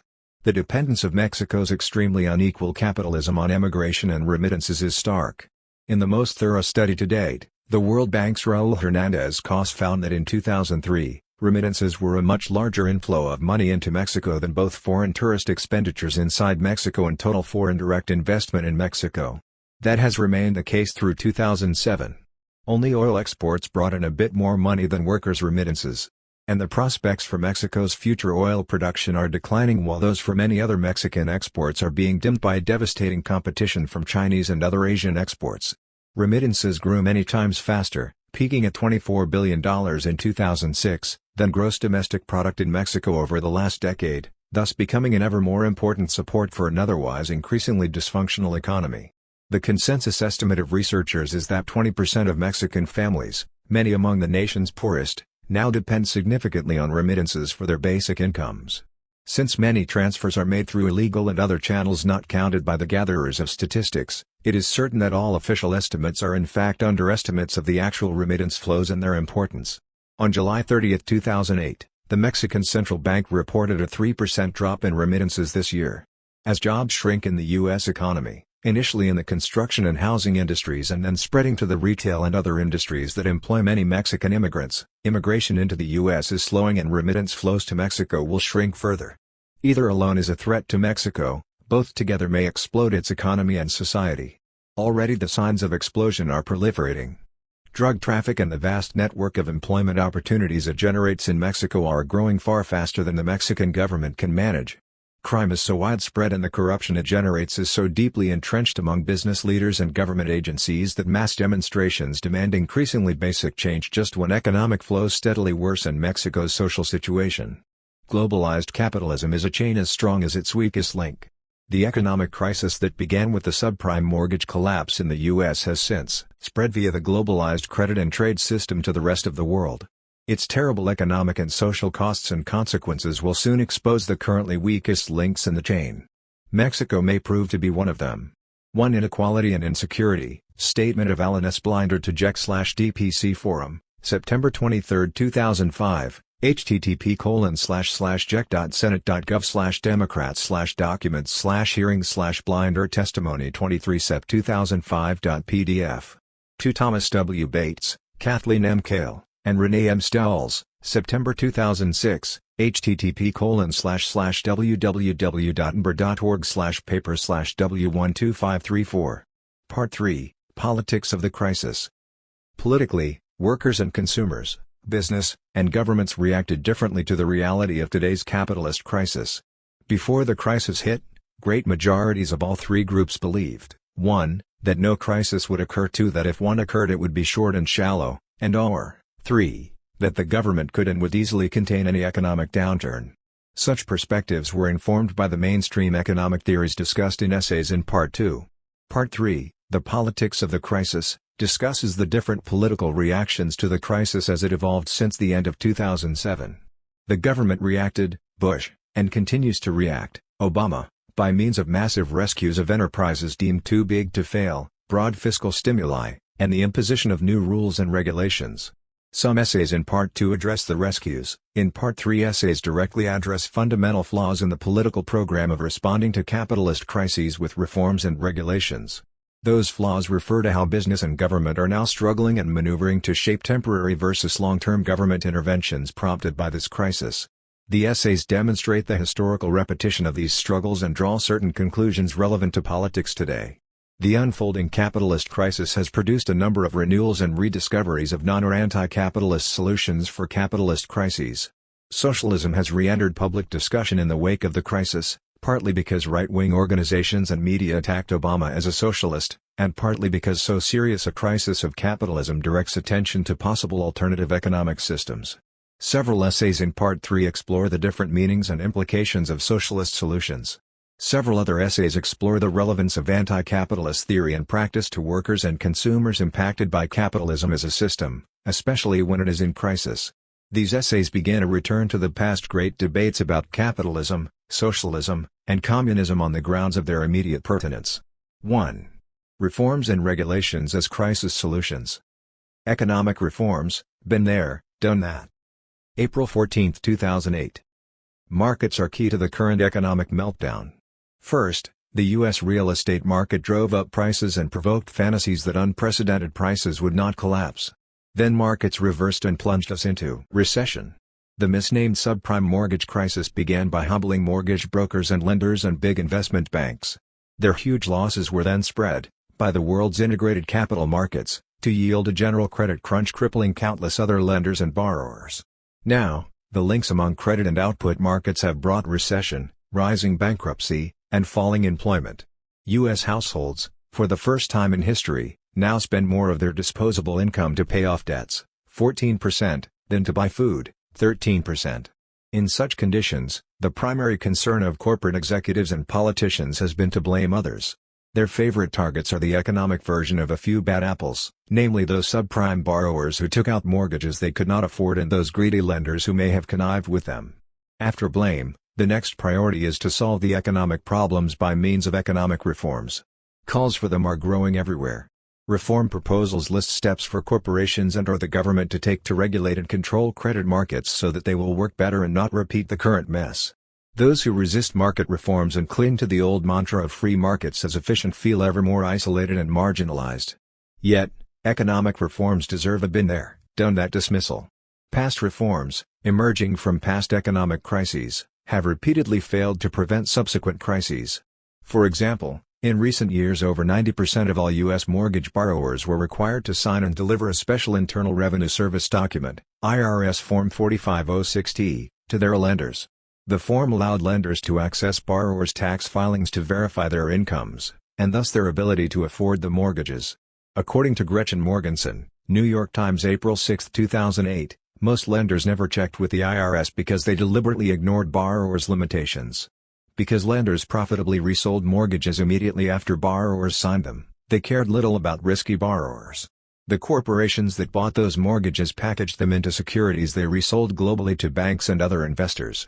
High ratings and insurance policies attached to those securities hid their riskiness.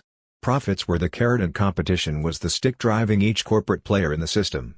Past reforms, such as IRS Form 4506T, failed, not because some shaky borrowers and a few shady lenders evaded them, but because our economic system drives all players to take and hide risks that markets then spread globally. The system generates crises, then ineffective reforms, and then crises again. It is a systemic failure when 90% of lending corporations ignore past reforms aimed to control their behavior and thereby prevent economic disaster. However, the system that failed is not primarily the market. The roots of dysfunction lie elsewhere in the corporate structure of capitalist enterprises. Contemporary lenders are chiefly large corporations, banks, brokerages, mortgage lenders, etc., whose boards of directors, usually comprising 15 to 20 individuals, appropriate an immense mass of profits. Competition presses them to seek ever more profits.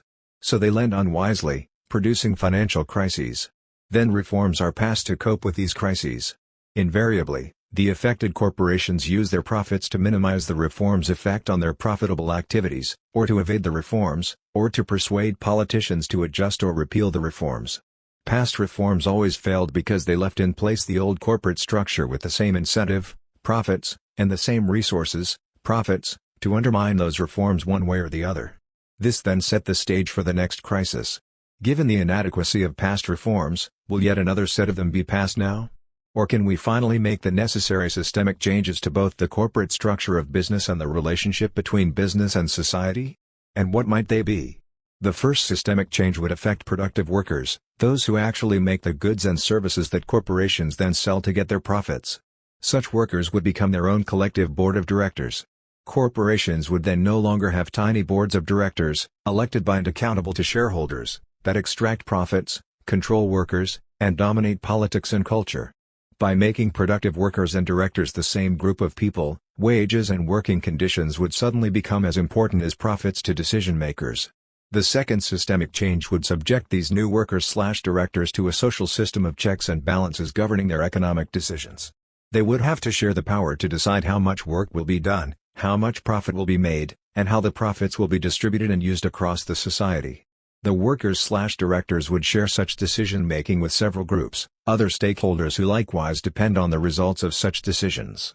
These other groups include, firstly, all those workers who do not directly produce goods and services, but rather provide the conditions for, enable, production to occur. Such enablers include, for example, the clerks, sales, and purchasing personnel, wholesale and retail merchants, secretaries, bank workers, and so on.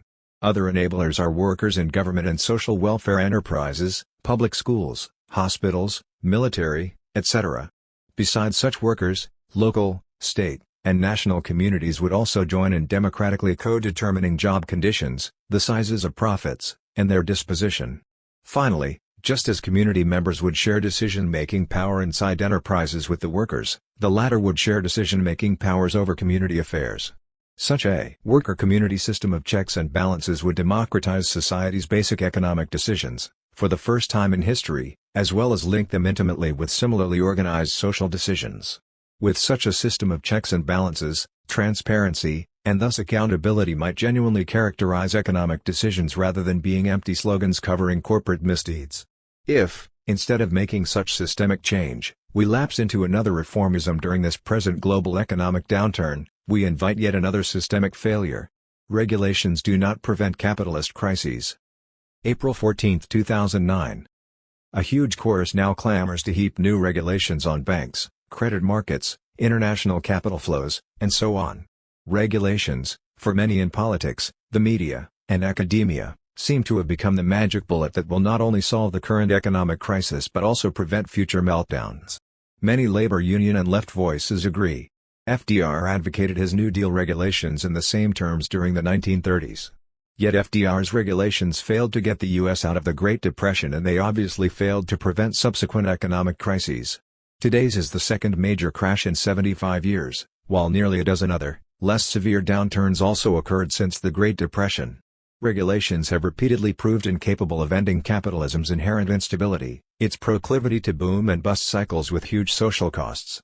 Economic regulations fail because of two fatal flaws. First, they may be poorly enforced or simply ignored. When political conditions permit leaders to be selected and are controlled by the enemies of regulation, they can block the state's enforcement of regulations. Second, even when politicians try to enforce regulations on corporations, they successfully evade, weaken, or eliminate most of them. It is the organization of capitalist enterprises that explains both flaws in their repeated sabotage of regulations. Counter-recessionary regulations always more or less constrain corporations' freedom of action in pursuing market share and profits. However, past regulations stopped short of changing the basic structure of capitalist corporations, and so do those proposed by Obama. Thus, the vast majority of people participating in corporate enterprises, the workers, always exercised little or no control over the decisions governing what the enterprises would produce, how and where they would produce, and what would be done with the resulting profits. Those decisions were always made by each corporation's board of directors, usually 15 to 20 individuals chosen by and responsible to the corporation's major shareholders. Shareholding in the U.S. is highly concentrated. Federal Reserve data show that the vast majority of U.S. families own either no shares or so small a portion of outstanding shares that they exercise little or no influence over the selection or the decisions of boards of directors. Inside capitalist enterprises, the huge majority, the workers, depends on the jobs, incomes, and working conditions determined by the tiny minority, the board of directors. While the tenth of U.S. workers who are unionized wield some limited influence over boards of directors, most U.S. workers cannot participate in deciding the what, how, and where of production or how enterprise profits are used. The capitalist organization of enterprises is undemocratic. This lack of internal democracy dooms counter-recessionary regulations to failure. From FDR to Obama, capitalist crashes brought state interventions into the economy that always included nor increased regulations. Immediately after, and sometimes already during, every phase of regulation, boards of directors and major shareholders of many U.S. corporations began to undermine that regulation. They used corporate profits to pay for lobbying, publicity and mass media campaigns, think tank research, and so on. By shaping public opinion and academic understanding, they persuaded politicians to ignore or minimally enforce the regulations. At the same time, they hired lawyers, accountants, and economists to evade the regulations and public relations experts to mask or justify their evasion. When politically feasible, their opposition to regulation ramped up another notch. They got Congress, federal agencies, and state and local governments to first weaken and eventually eliminate many regulations. Corporate boards of directors have every incentive to undermine regulations that limit their profits and market share. Major shareholders demand that and reward them accordingly. Boards of directors have the corporate profits needed to finance the defeat of unwanted regulations. The capitalist structure of enterprises thus provided both the incentive and the means for corporations' boards of directors to undermine FDR's New Deal regulations. FDR's tragic legacy was preservation of the capitalist organization of enterprise, leaving in place the corporate boards of directors and major shareholders. If we say shame on them for undermining regulations imposed after capitalism's 1930s crash, we will have to say shame on us if we allow the same process to unfold now under Obama.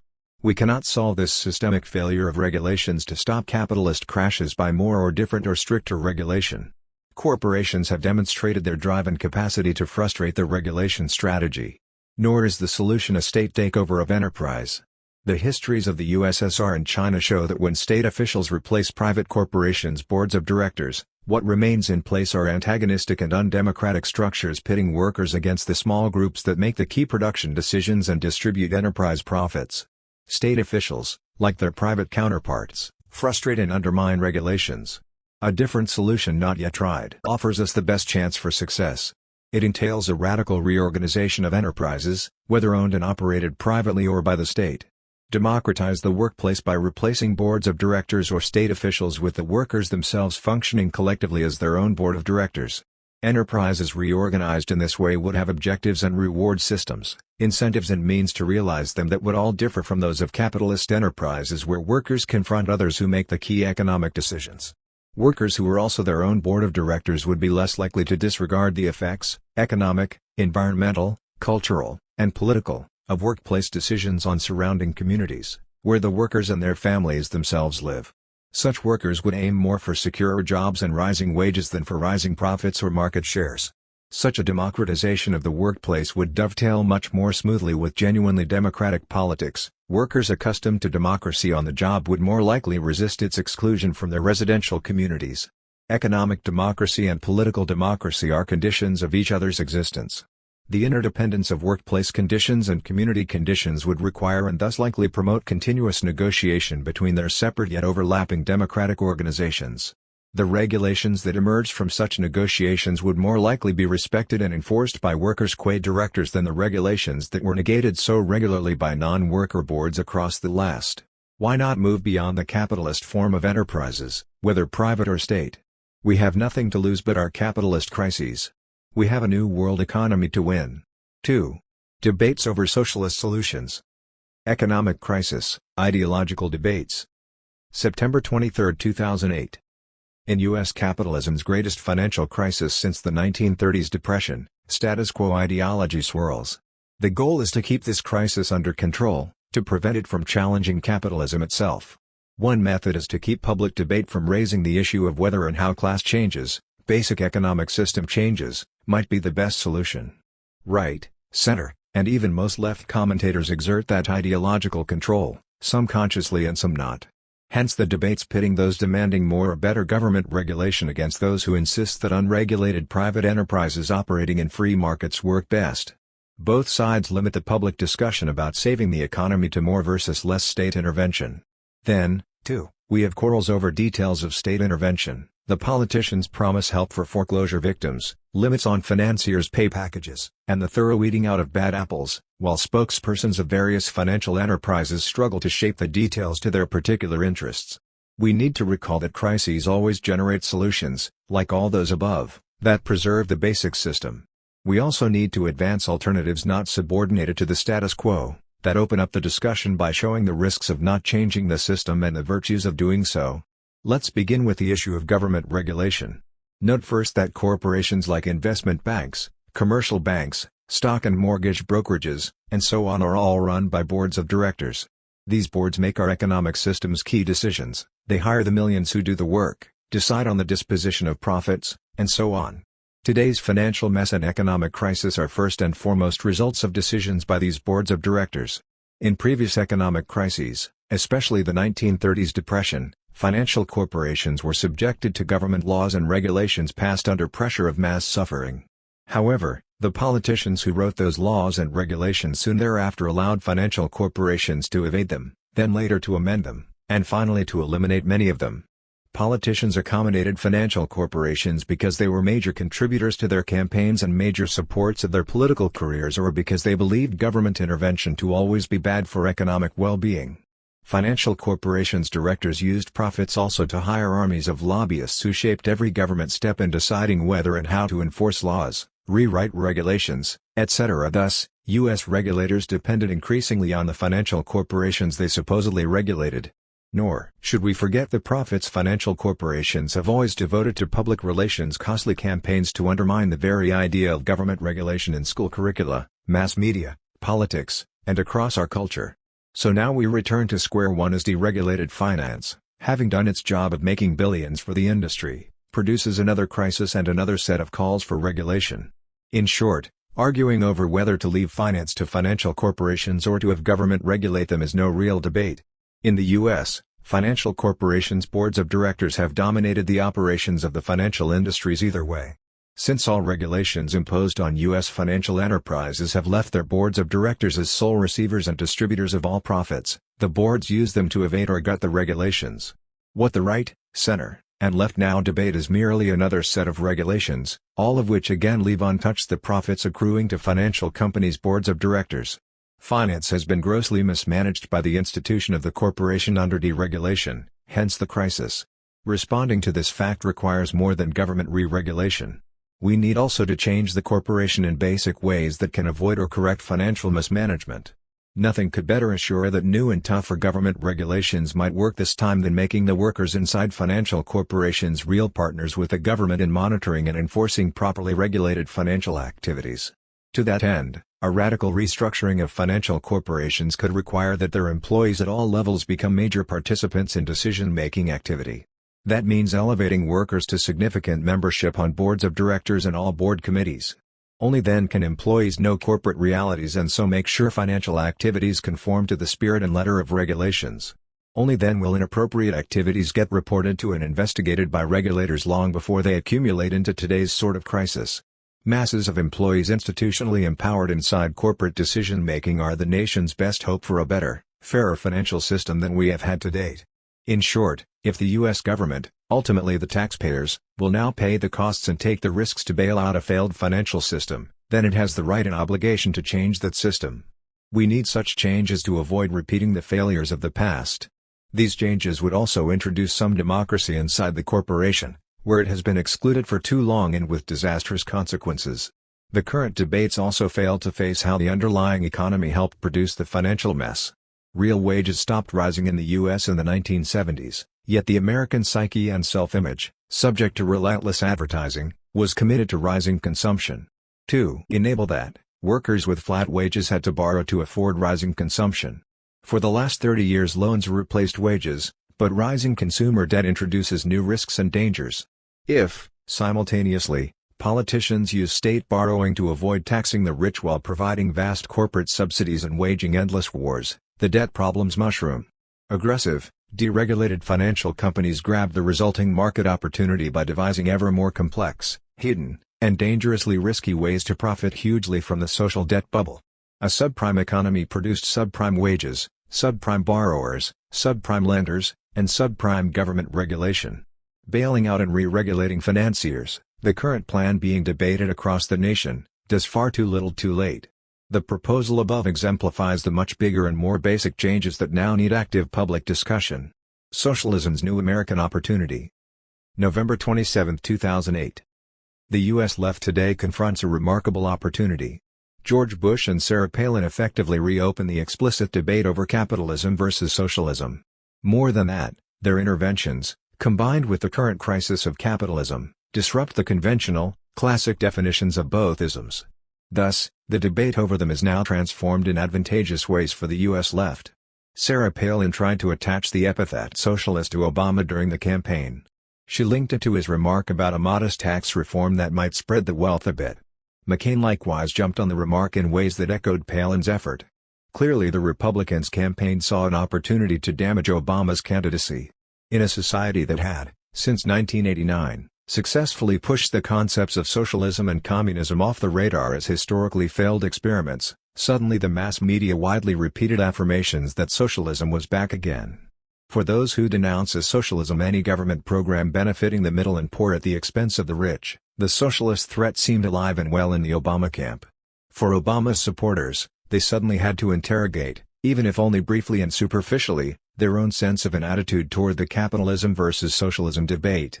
Another reinsertion of the capitalism versus socialism debate into contemporary American society followed from the Bush administration's response to the economic crisis.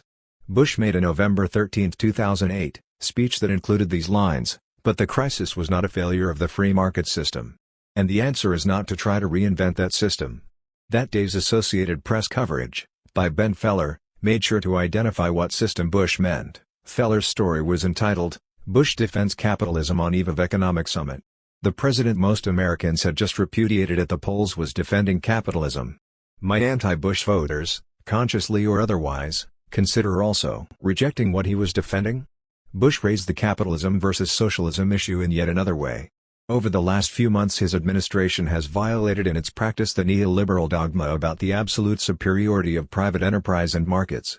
While that dogma still gets Bush's lip service, his economic team has forcibly converted private into state-run enterprises, including the largest U.S. insurance company, AIG, the largest mortgage lenders, Fannie Mae and Freddie Mac, and the largest U.S. banks, Citibank, Bank of America, and so on. Republican fiscal conservatives are running up humongous deficits, borrowing trillions to finance state-planned bailouts that hand vast sums to selected firms. Government planning is replacing markets in determining an increasing number of transactions and thus the course of the national economy. Displacing private in favor of state property and markets in favor of state planning are the sins usually charged to socialism by the conservative supporters of capitalism. How then are people to make sense of the Bush government's embrace of just those sins? Does a capitalist crisis require a dose of socialism as its solution? And what might that suggest? Across the country, many people's thoughts and conversations, as widely reported in the media, have raised questions about capitalism and socialism in their relation to the Bush past and the Obama future. Yet this turn is happening because of events that throw the conventional definitions of socialism into considerable doubt and disarray. Leftists particularly are uncomfortable with describing Obama as a socialist, and not only because of the context and purpose of Palin's charge. They are also uneasy about how to assess the Bush regime's massive turn toward state ownership and planning at the expense of private ownership and free markets. The return of socialism to the thinking and conversations of many Americans is an exceptional opportunity for the left. Beyond scoffing at Palin's charge and Bush's economics, leftists now have an exceptional opportunity to explain how socialism can and should mean something more than and different from progressive tax reforms, state ownership of enterprises, and state planning of economic affairs. However, the need to produce a definition of socialism as something more confronts some traditional definitions that do focus on progressive state economic policy interventions, such as tax reform, and/or state ownership and planning. To make the most of this historical period's opportunity would require the left to formulate a new concept of and vision for socialism. For example, if socialism were defined to include the following basic reorganization inside enterprises, no one would confuse it with anything done by Bush or advocated by Obama.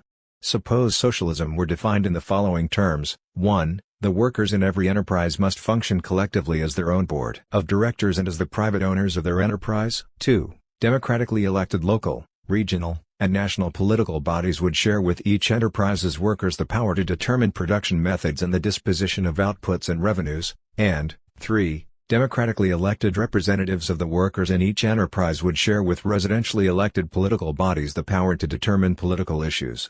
Defined in this way, socialism would entail a specific kind of interconnected democratization of the economy and the society.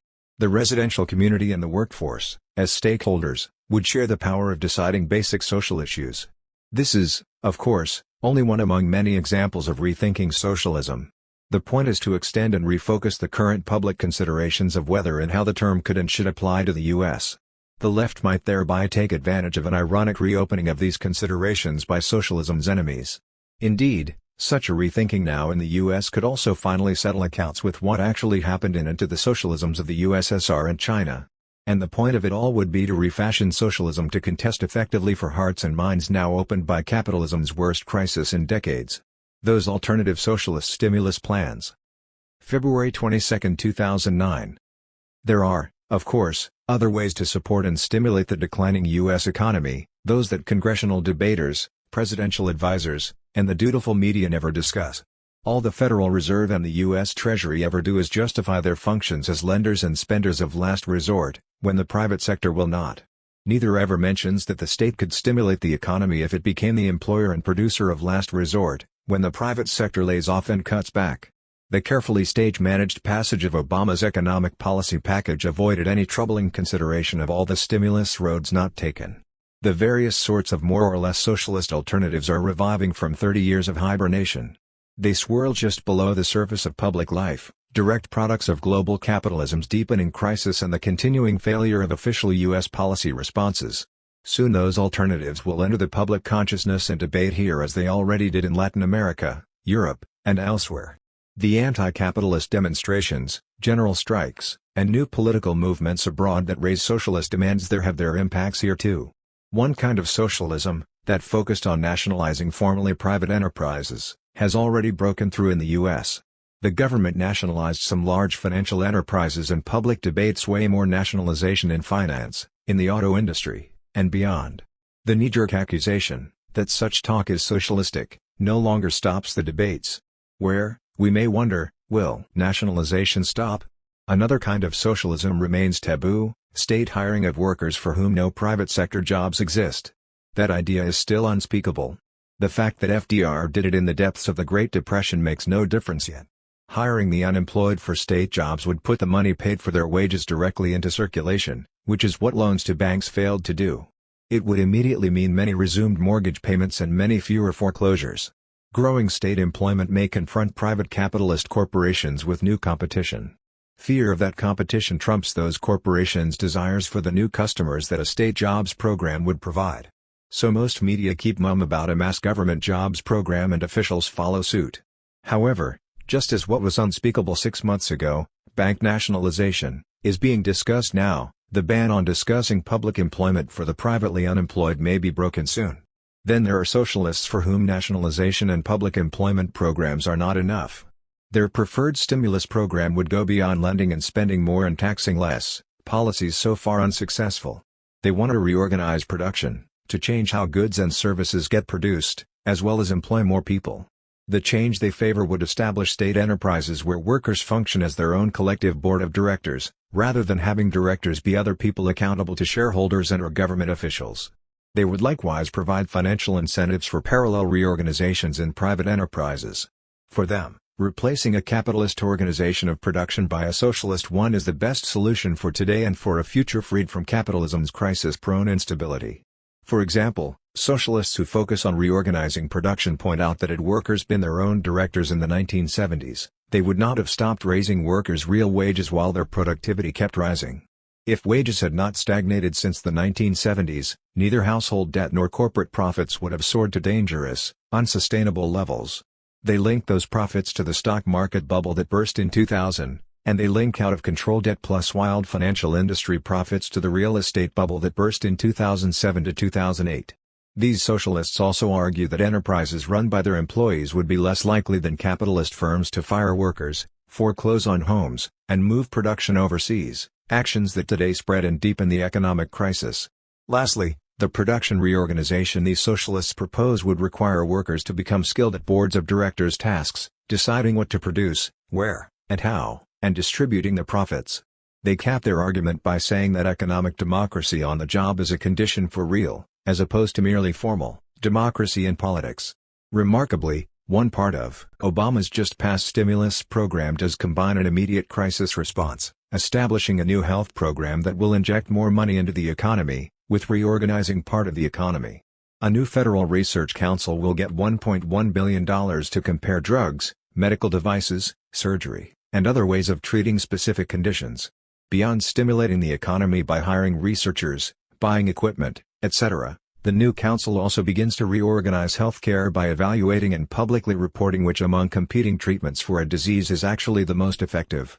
If allowed to function, this new council will challenge many corporate advertising claims for the medicines, medical devices, etc. that they sell. Independently determining and publicizing the best treatments could lower huge U.S. medical costs for individuals and businesses, which far exceed those in all other advanced industrial economies. Of course, corporations that fear losing sales will likely undermine the new council. Corporations will also fight efforts by socialists to reorganize production.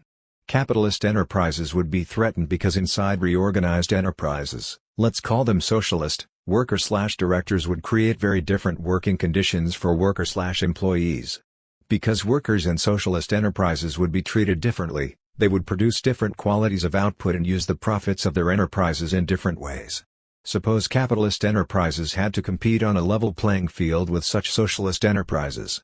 U.S. consumers would then have real choices, for the first time, between goods and services depending on what kind of production organization they emerge from, much as they can now choose depending on where commodities are produced, how organically they are produced, whether they are fair traded, etc.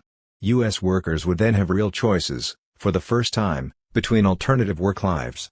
In response to today's capitalist crisis, government policy could move in socialist directions toward more nationalization, more public employment, and a socialist reorganization of production.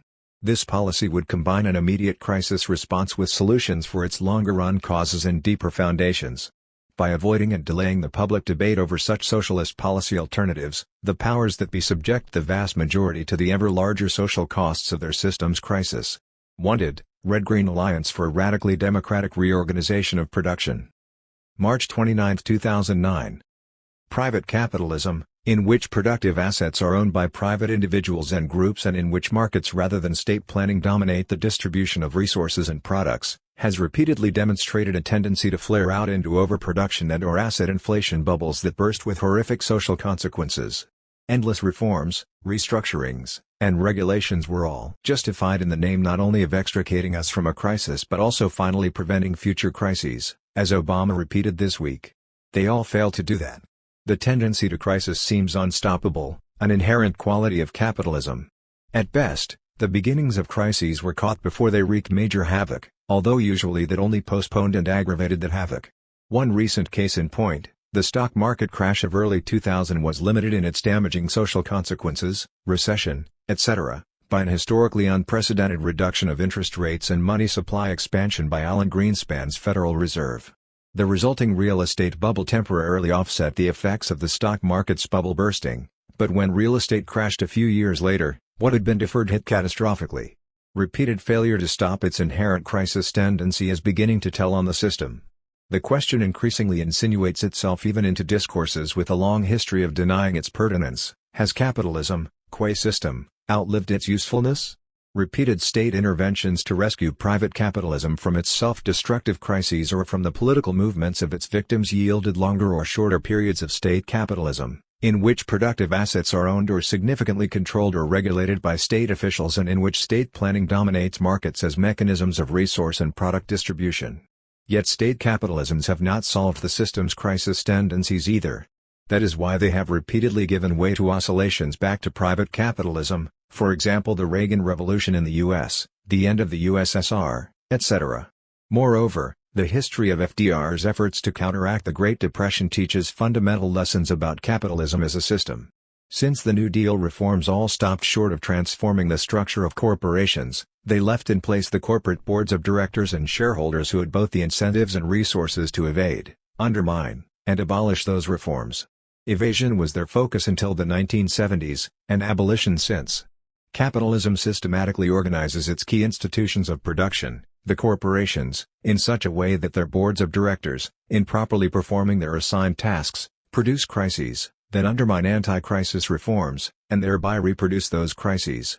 Hence, attention is slowly shifting to questioning the one aspect of capitalism that was never effectively challenged, let alone changed, across the last century and more: the internal organization of corporations. Their decisions about what, where, and how to produce and how to utilize profits are all made not by the mass of workers, nor by the communities they impact, but rather by a board of directors. Composed typically of 15 to 20 individuals, corporate boards are tiny elites responsible to only the slightly larger elites comprising corporations' major shareholders. Each corporate board is charged by its major shareholders with maximizing profit, market share, growth, or share price. The mass of workers has to live with the results of board decisions over which they exercise next to no control. This is a position they share with the communities surrounding and dependent on those same corporations. This capitalist organization of the corporation consistently generates investment, production, financial, marketing, and employment decisions that produce systemic instability, economic crises. This system's profoundly undemocratic organization of production demands radical transformation. Suppose, as one such transformation, that workers undertook to function as their own board of directors. All weekly job descriptions would henceforth specify 4 days of particular production tasks and 1 day participating in collective decisions about what, how, and where to produce and what to do with profits. That means workers replacing the economic autocracy that structures capitalist corporations by democratic mechanisms, just as they have forced political autocracy to give way to democratic mechanisms. The economy and society would then evolve very differently from the capitalist pattern. As every thinking person knows, climate change is upon us. Market solutions to stem it, which defenders of capitalism have proposed and implemented, have miserably failed to contain it. Substituting undemocratic state planning for markets is no solution either. One look at the environmental records of state planning in the former Eastern Bloc suffices to corroborate this point.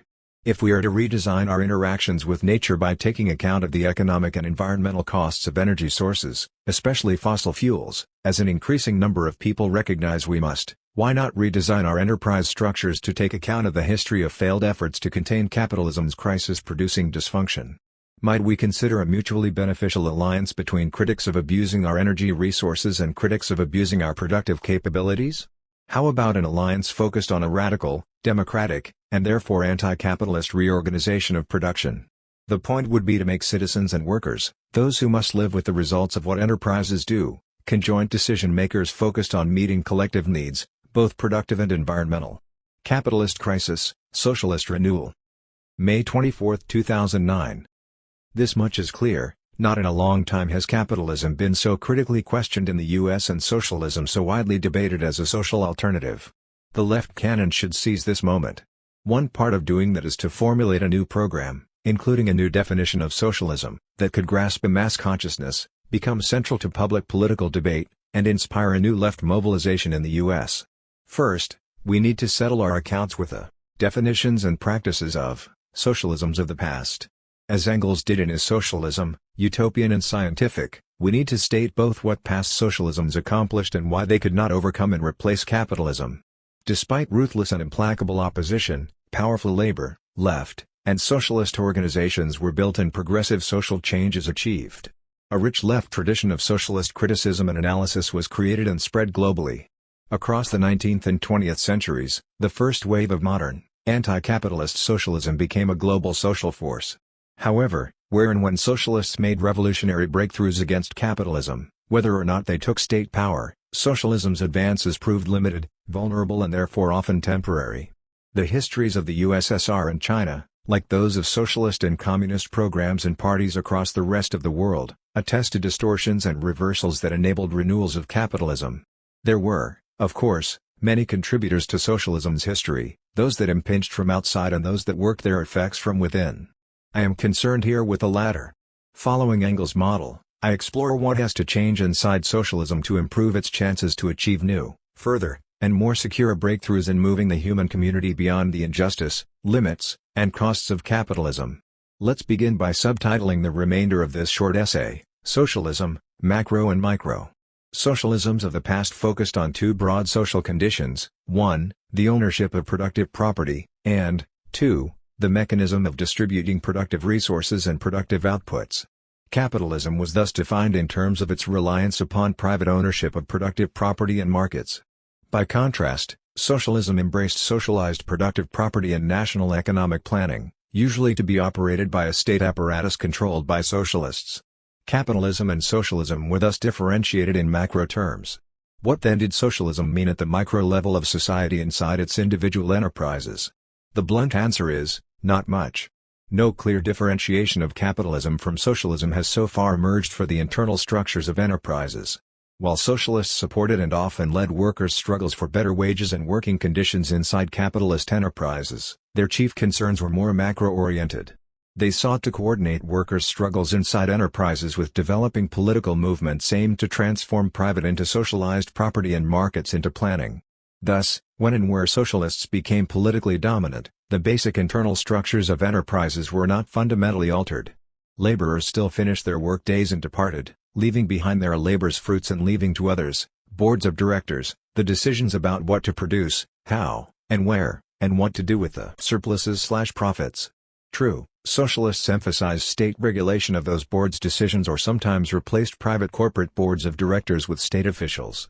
However, the basic structures connecting workers to enterprise decision-makers remained, where socialists shaped them, markedly like their counterparts under capitalism.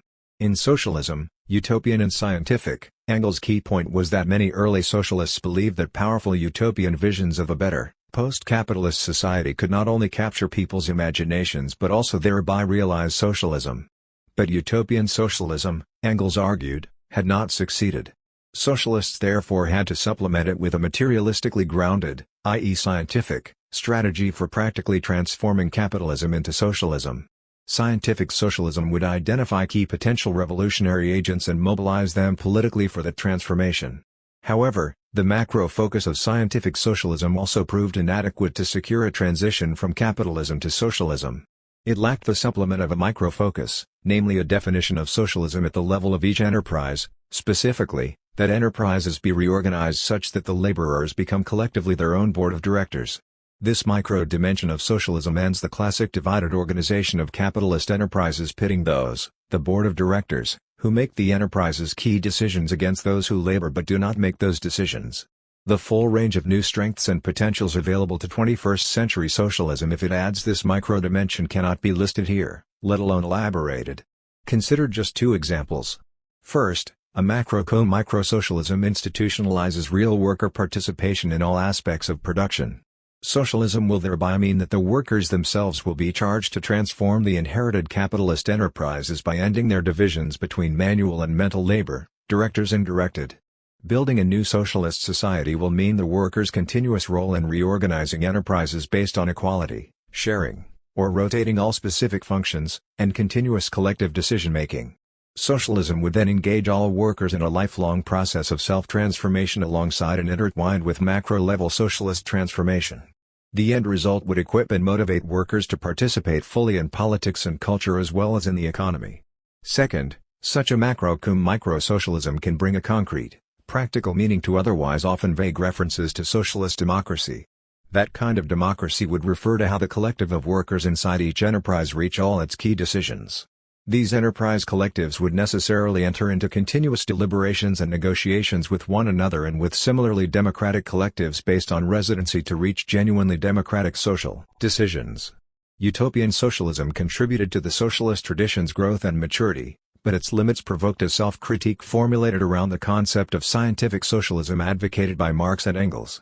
Scientific socialism then enhanced the tradition's further globalization and deepened both its theorizations and its practices. Nonetheless, scientific socialism has now outgrown its overly macro bias and thereby provoked another self-criticism. The result is the resolve to add the micro level so that the macro and micro levels will together provide at once the indispensable supports for, and also the democratic constraints on one another. Can such a reconstituted socialist conception and program also fail? Of course, but that is no argument against taking socialism another important step further, just as the earlier socialists did.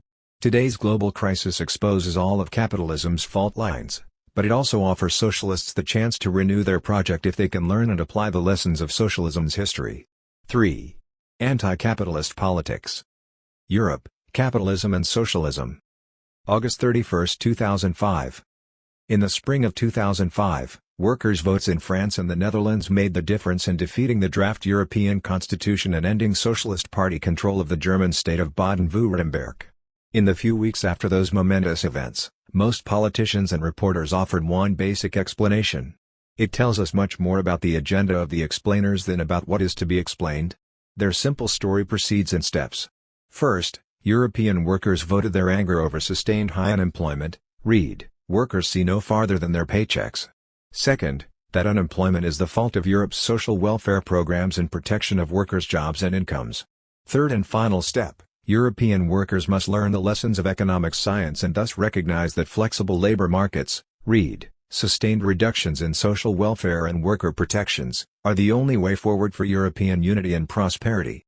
This story crudely applies the neoliberal logic drawn from the standard elementary economics textbooks that now suffocate most university classrooms. It also misses the remarkable protest and change now unfolding in Europe, partly because it so uncritically embraces a deeply flawed neoliberal catechism. The point of flexible labor markets is to enable employers to pay workers less, control them more, fire them more easily, and outsource where and when they choose. In short, employers want to replicate in continental Europe the conditions already enjoyed by their British and US competitors.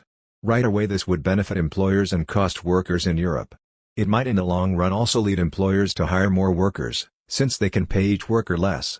It might in the long run increase the competitiveness and sales of European products, if employers lowered their prices or improved product quality.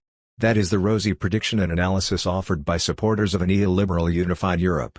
On the other hand, flexible labor markets might instead simply redistribute income, wealth, and power from workers to employers.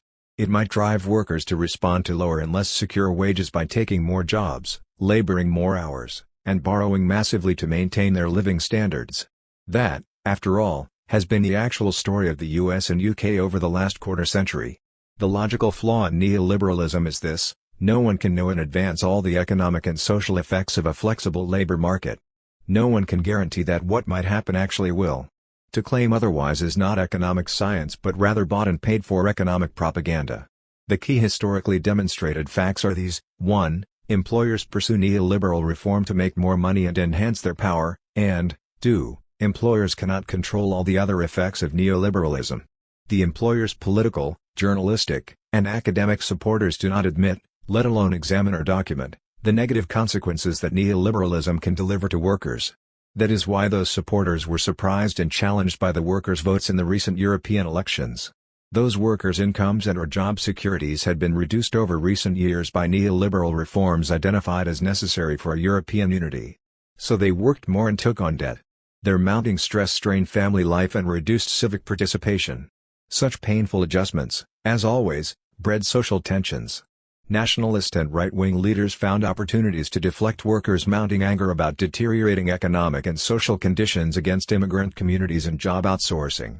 However, workers with no affection for the right also found the dominant neoliberal conception of European unity increasingly unacceptable.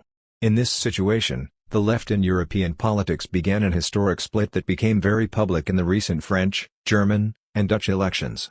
Especially inside the large socialist parties, those workers who opposed the neoliberal unification of Europe turned against the leaders who supported it by voting no on the proposed new, and neoliberal, European constitution. Because Germany's socialist leader, Gerhard Schroeder, did not allow a plebiscite on the new constitution, workers opposed to it expressed themselves by voting the Socialist Party down in Baden-Württemberg. The party immediately split with the departure of their popular leader Oscar Lafontaine, who declared his interest in working with the further left party of Democratic Socialism, now the Left Party, for a different kind of unified Europe. In France, millions of socialists voted against the new constitution, thereby directly contradicting their party leaders' support for it. This immediately opened the political space for a new left political effort combining disaffected socialists with the French Communist Party, which opposed the new constitution. It remains to be seen whether and how the new political situation and possibilities will be realized. An emergent new left would need to design a systematic alternative to neoliberal European unification and communicate it effectively to the voters. To do this, it will have no option but to return to the basic class issues that capitalist development itself has returned to the forefront of European politics. Europe's capitalists want neoliberal unification to enable them to compete effectively with non-European capitalists. As the latter do in their countries, European capitalists want freely to confront European workers with a simple threat: either accept less or we move production abroad. European capitalists promote a unification whose implications for European workers could not be clearer or starker.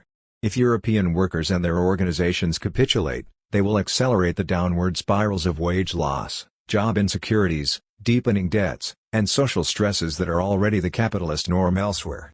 The only other option for a new European left is to rediscover the socialist alternative and adjust it to the new conditions.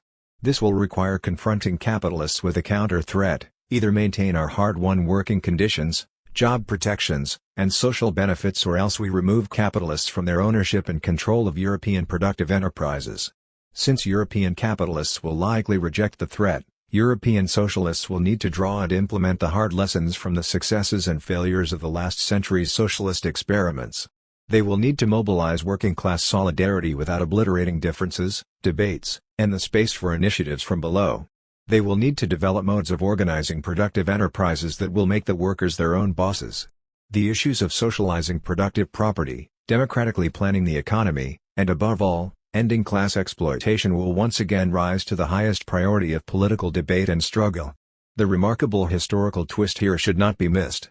It was the rise of capitalism in Europe that produced socialism as its self-criticism, the profoundest contradiction and alternative to capitalism. In the intervening decades, capitalism and socialism became global. The rest of the world played its unique and powerful roles in shaping both global capitalism and global socialism. By the end of the 20th century, global socialism encountered extreme problems and suffered many reverses. Global capitalism rejoiced at its sudden chance to expand again and seemingly without criticism or opposition. It proclaimed itself as the end of history, socialism as forever defeated, and the neoliberal phase of global capitalism as the unstoppable wave of the future. How remarkable that it is once again in Europe, although not now, of course, in Europe alone, that a new movement of socialist criticism is emerging. Produced by the latest neoliberal phase of capitalism, it may well become its greatest challenger yet, and this time perhaps its gravedigger. The Urban Renewal Scam for New Orleans.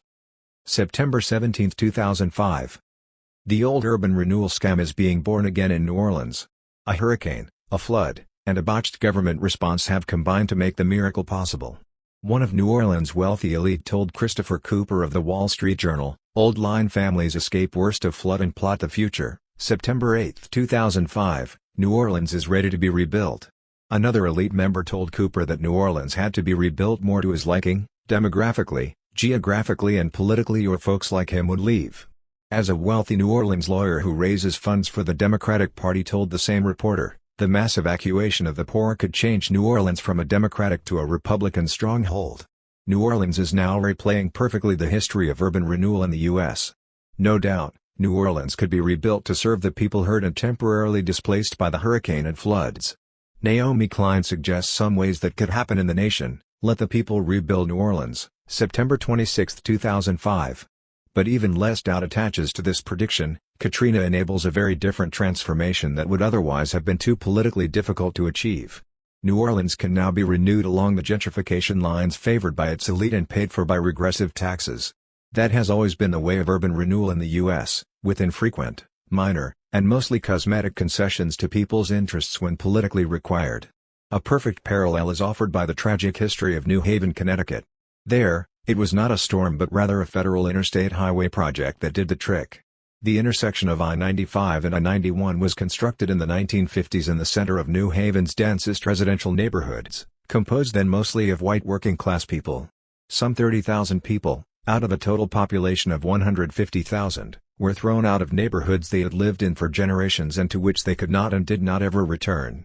Had the intersection of I-95 and I-91 been constructed 23 miles east or west, only a few dairy cows would have been displaced. Instead, the highway construction, paid for by regressive taxation, accomplished mass displacement and gentrification to suit the New Haven power elite, namely Yale University. Indeed, Yale officials proceeded to draw ever more federal money to rebuild and renew New Haven to suit Yale, hyped as a model urban renewal for the whole U.S. That the plan failed, that New Haven is a fiscal basket case, rising regressive property taxes coupled with falling spending for city services, and a social disaster zone, heightened income and wealth differences and tensions exacerbated by mounting ethnic and racial conflicts, all that is neatly blamed on local politicians and the remaining poorer citizens. Meanwhile, the immediate blocks around Yale bask in a tax-financed gentrification facade aimed to calm the rich parents of Yale students about where their children will be spending 4 years and to subsidize a few restaurants and boutiques to distract as many as possible from the actual urban reality.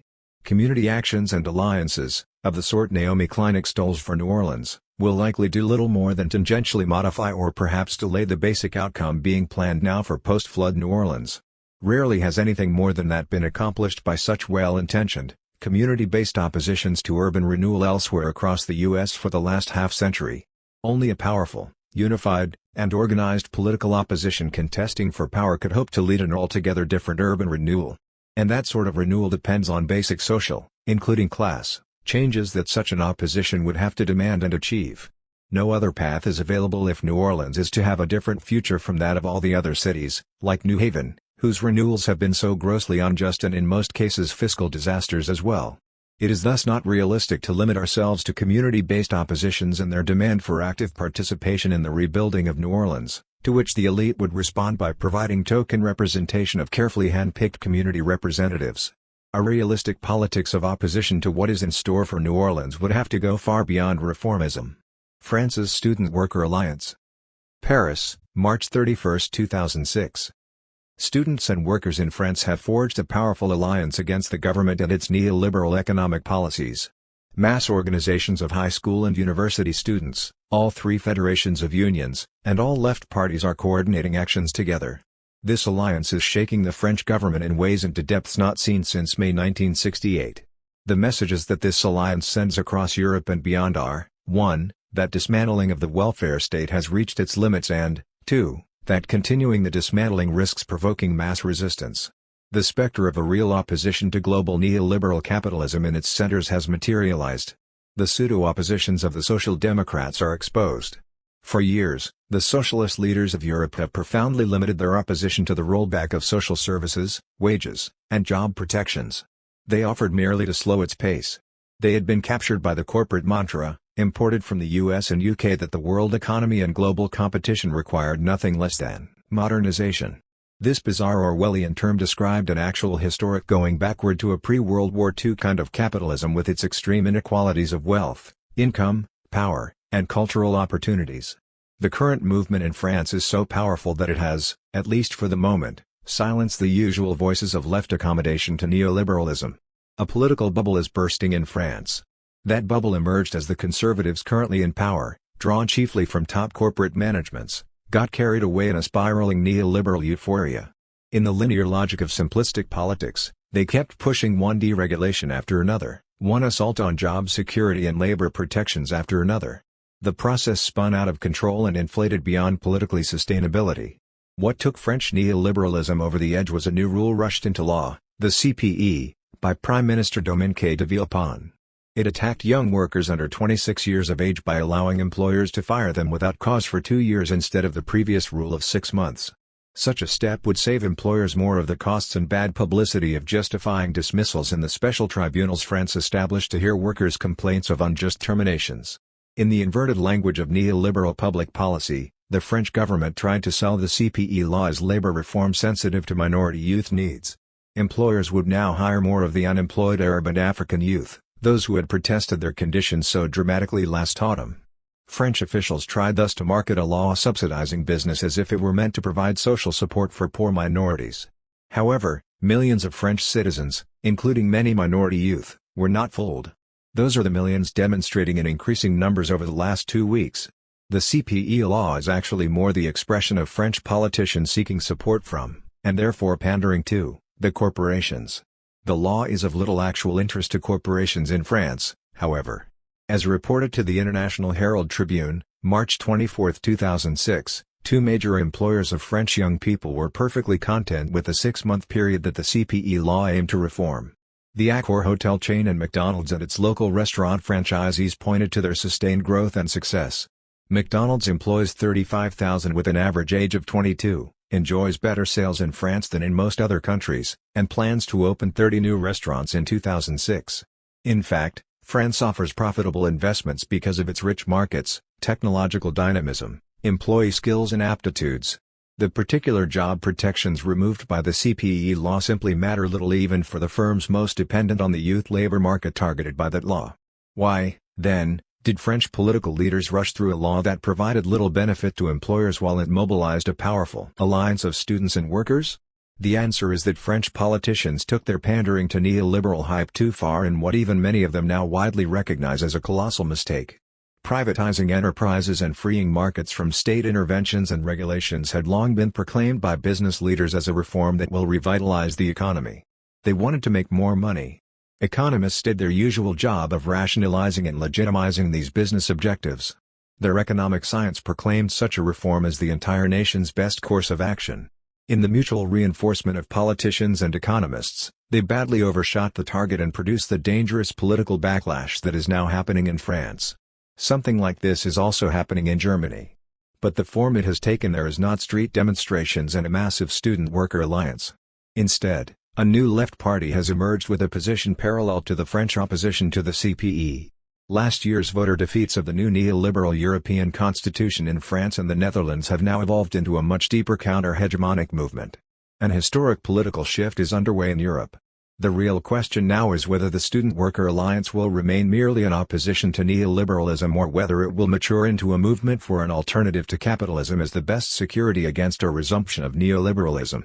The rest of the world, including the mass of Americans hurt by years of neoliberal policies, have enormous stakes in the answer to that question.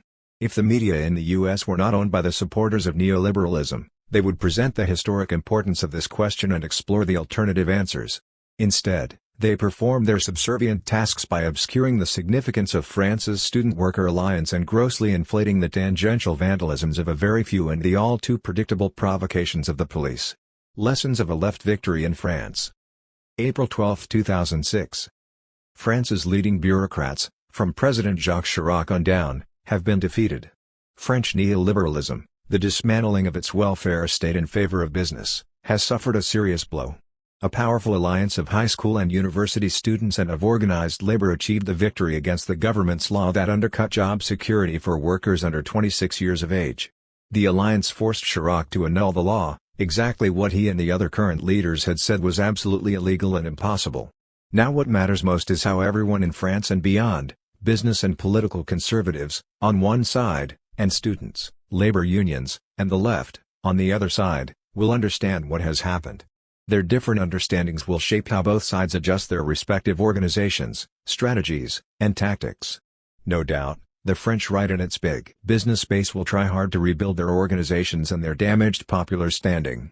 Likewise, they will resume, albeit in other ways, their long-term goal of reforming labor laws and conditions to the advantage of business. The lessons they will draw from their defeat is how to avoid any more political defeats along the way. They will need to split the left opposition better than they did this time. They will need to disguise their projects much better as driven by national or economic or security interests that everyone in France shares. Big money will be made by the political and business consultants, think tanks, and academic advisors brought in to repackage the French right's program. On the other side, the French left and left forces elsewhere facing comparable enemies, that is, the global left, will need to draw the very different lessons from their victory. And the lessons are many. First, a badly disunited left, divided along age, gender, income, immigrant, educational, ethnic, and other lines, found it possible as well as necessary to unite. The unifying focus was on their common relation to the security and conditions of labor. Second, the power of this particular focus undermined the French government's repeated efforts to split the better paid from the less well-paid workers, the immigrant from the non-immigrant, the young from the older, and the more from the less educated.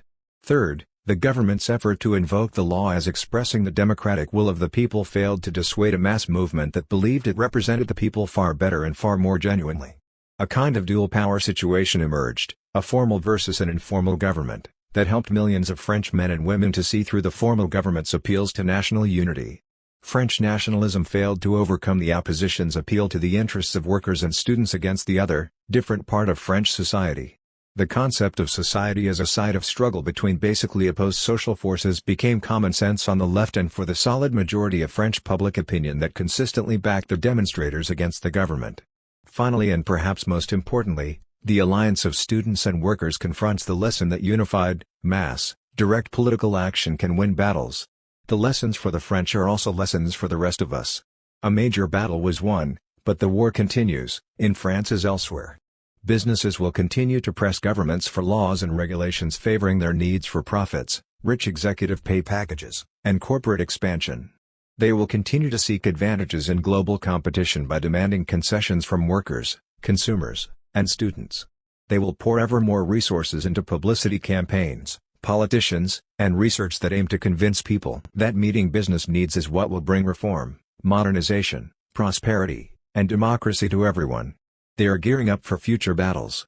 The workers, students, and consumers will face again, in France as elsewhere, the question of whether and how they can unify and mobilize to win those future battles. But sooner or later, they will have to resolve the following key questions that had already been raised during the demonstrations before Chirac accepted defeat and that continue to agitate the student demonstrations on related issues. Do we wait for the next neoliberal attack and fight again to repel it, or do we fight this war in another way by challenging the very economic structure that pits employers against employees in endless battles? Might our best strategy be to mobilize all the energy and unity revealed in France this March and April to struggle for a basic change in the organization of production so that workers become their own bosses? Is the cooperative enterprise rather than the capitalist enterprise the way forward to an economic future without endless battles pitting the corporations' alliances against the worker-student-consumer alliances? A lesson about the U.S. mass media also deserves to be drawn yet again. They mostly ignore the momentous events in France. Some found good copy in wildly exaggerating the scattered violence whose minimal scope and impact actually attested to the mass demonstrations' remarkable organization, discipline, and solidarity. A few took seriously the French government's effort to paint its anti-worker law as motivated by a desire to provide jobs for impoverished immigrant youth whose needs they have systematically ignored. Explicitly or implicitly, most news stories and analyses lectured the French on their failure to modernize their economy in the neoliberal manner of the US, UK, and other forward-looking economies. With few exceptions, the private mass media dutifully did their part to prevent any contagion from the remarkable French Spring of 2006. The minimum wage, labor, and politics. September 22, 2006. The minimum wage tragedy goes beyond the 15 million U.S. workers now earning $5.15 per hour or $206 per 40-hour week before tax and other deductions. It goes beyond the facts that $5.15 was already low when Congress set it in September 1997, and that Congress has since kept it frozen. Meanwhile, living costs rose 26% since 1997, including a medical care rise of 43%. A 52% increase in child care and nursery school costs, and a 134% increase in gasoline's price. Finally, it goes beyond the low minimum wage's disproportionate impact on single adult families, women, and ethnic, especially Hispanic, minorities. The tragedy lies in this: a $5.15 minimum wage in 2006 teaches a lesson about labor and politics in America, but one that remains unlearned by those who need it most. To see this, consider that minimum wages in Britain and France are much higher than in the US and are scheduled to increase again this fall. Workers in those countries relate differently to politics. They demand that politicians, whatever their other foreign and domestic actions, attend to some minimum labor interests. Through their unions or independently, workers there undertake job actions, demonstrate publicly, and vote effectively to punish enemies of labor interests. The British and French minimum wages reflect their workers' political consciousness, militancy, and mobilization. Battles over the minimum wage have always been political. Workers, not all but most, want higher minimum wages and employers, not all but most, don't. Unlike what happened in Britain, under mostly a Labour Party government, and France, under mostly a Conservative Party government, in the US across the last decade, employers won, while Labour lost on the minimum wage as on most other labor issues. That loss partly reflected a mistaken political strategy. One focused too much on producing and publicizing proofs that the benefits of a higher minimum wage outweighed its costs and too little on mobilizing labor and its friends to defeat its enemies. Labor apparently could not grasp that arguments claiming to know, to have measured, the benefits and costs of higher or lower minimum wages are illusions no matter which side makes them. Efficiency arguments are self-satisfied hot air pretending to be scientific truth. Nor, as we shall show, can cost-benefit analyses deliver what they claim. They never have. No doubt, a low minimum wage imposes costs on society, including its recipients and their families. 1. Physical and mental deterioration because of inadequate nutrition, shelter, medical care. 2. Low investment in education and training. 3. Damages from living in unclean, unsafe, or violent neighborhoods. 4. Damages from dependence on poor public transportation, public emergency room healthcare, and public welfare, unemployment, and family support services. 5. Damages from interactions with police, courts, and prisons. 6. Damages from poor job benefits, pensions, medical leave allowances, medical insurance, etc., and so on. Raising the minimum wage would likely reduce the above-listed costs plus enhance the consumption, self-esteem, and general well-being for 15 million Americans and their communities. Not surprisingly, labor advocates identify the costs of a higher minimum wage far less comprehensively and measure them differently so that their conclusions find that the costs of a higher minimum wage are decisively outweighed by its benefits. Business advocates basically reverse the argument. The costs and benefits they identify and how they count them proves that the costs of raising the minimum wage outweigh its benefits. They argue, for example, that employers will fire workers rather than pay higher minimum wages, and that the resulting unemployment will proliferate social costs. They also suggest that raising the minimum wage will contribute to inflation and thus to its many negative social costs. The cost-benefit calculations of the two sides clash, but do their opposing proofs matter? Are the resources used to make and disseminate such calculations effective in the political battle over the minimum wage? Was that the best possible strategy for labor, or was it mistaken? Because U.S. labor lost that battle repeatedly for a decade, these questions deserve answers. The first problem with the labor strategy concerns the very idea of identifying and measuring the consequences, positive and negative, benefits and costs, of raising the minimum wage. The difficulty lies in the fact that such consequences are infinite in number, variety, and duration. No one can know, let alone count, all of them to prove that the benefits outweigh the costs. All any cost-benefit study ever did was select and count some of them. And different calculators with different agendas usually identify and count costs and benefits differently. Secondly, anything shown to be a consequence of raising the minimum wage is easily shown to be a consequence as well of other factors. For example, when better mental health follows a rise in the minimum wage, the latter cannot be assumed to be the sole cause. Many other factors, known and unknown, present and past, also play their roles. It is no more feasible to identify and measure all the consequences of a changed minimum wage than it is feasible to identify and measure all the factors that combine to produce any of those consequences. Claims to have made such comprehensive identifications and measurements do not deserve to be taken seriously no matter how confidently they are advertised as scientific. And they are taken less seriously now than ever in the political battle over the minimum wage. True, the labor and business sides each perform their partisan calculations of differently selected costs and benefits to reach their opposite conclusions. Each side appeals to public opinion and to Congress, which sets the minimum wage. But what decides the success of opposing appeals is not either side's calculations and proofs. Those are, after all, complex and not comparable. They also vary depending on the many assumptions of each calculator. Each side finds and exposes flaws in the other's argument. Each side repairs such flaws. The endless changes compound the intricacies to quickly spin beyond the public's or the politician's interest or attention. The cost-benefit calculations, to be sure, acquire some limited importance, ironically, only after the battle is won by business. Then the business side provides its calculations to its political friends gratis as a convenient cover to disguise their siding with business, minority, against labor, majority. To avoid responsibility for favoring business, those politicians publicize the business calculations as scientific proof that the benefits of a frozen minimum wage exceed its costs for everyone, for the whole economy and society. Those politicians then can and do insist that all they did was vote for what is best for everyone, their democratic duty. What matters in U.S. politics is which side commits the greater resources to persuade, promote, and dazzle their audiences, demonize its opponent, and/or bribe its way to success. It's not either side's calculations or proofs but rather the preponderance of public relations that wins the political battle. Because business committed more resources for the last 10 years, it froze the minimum wage.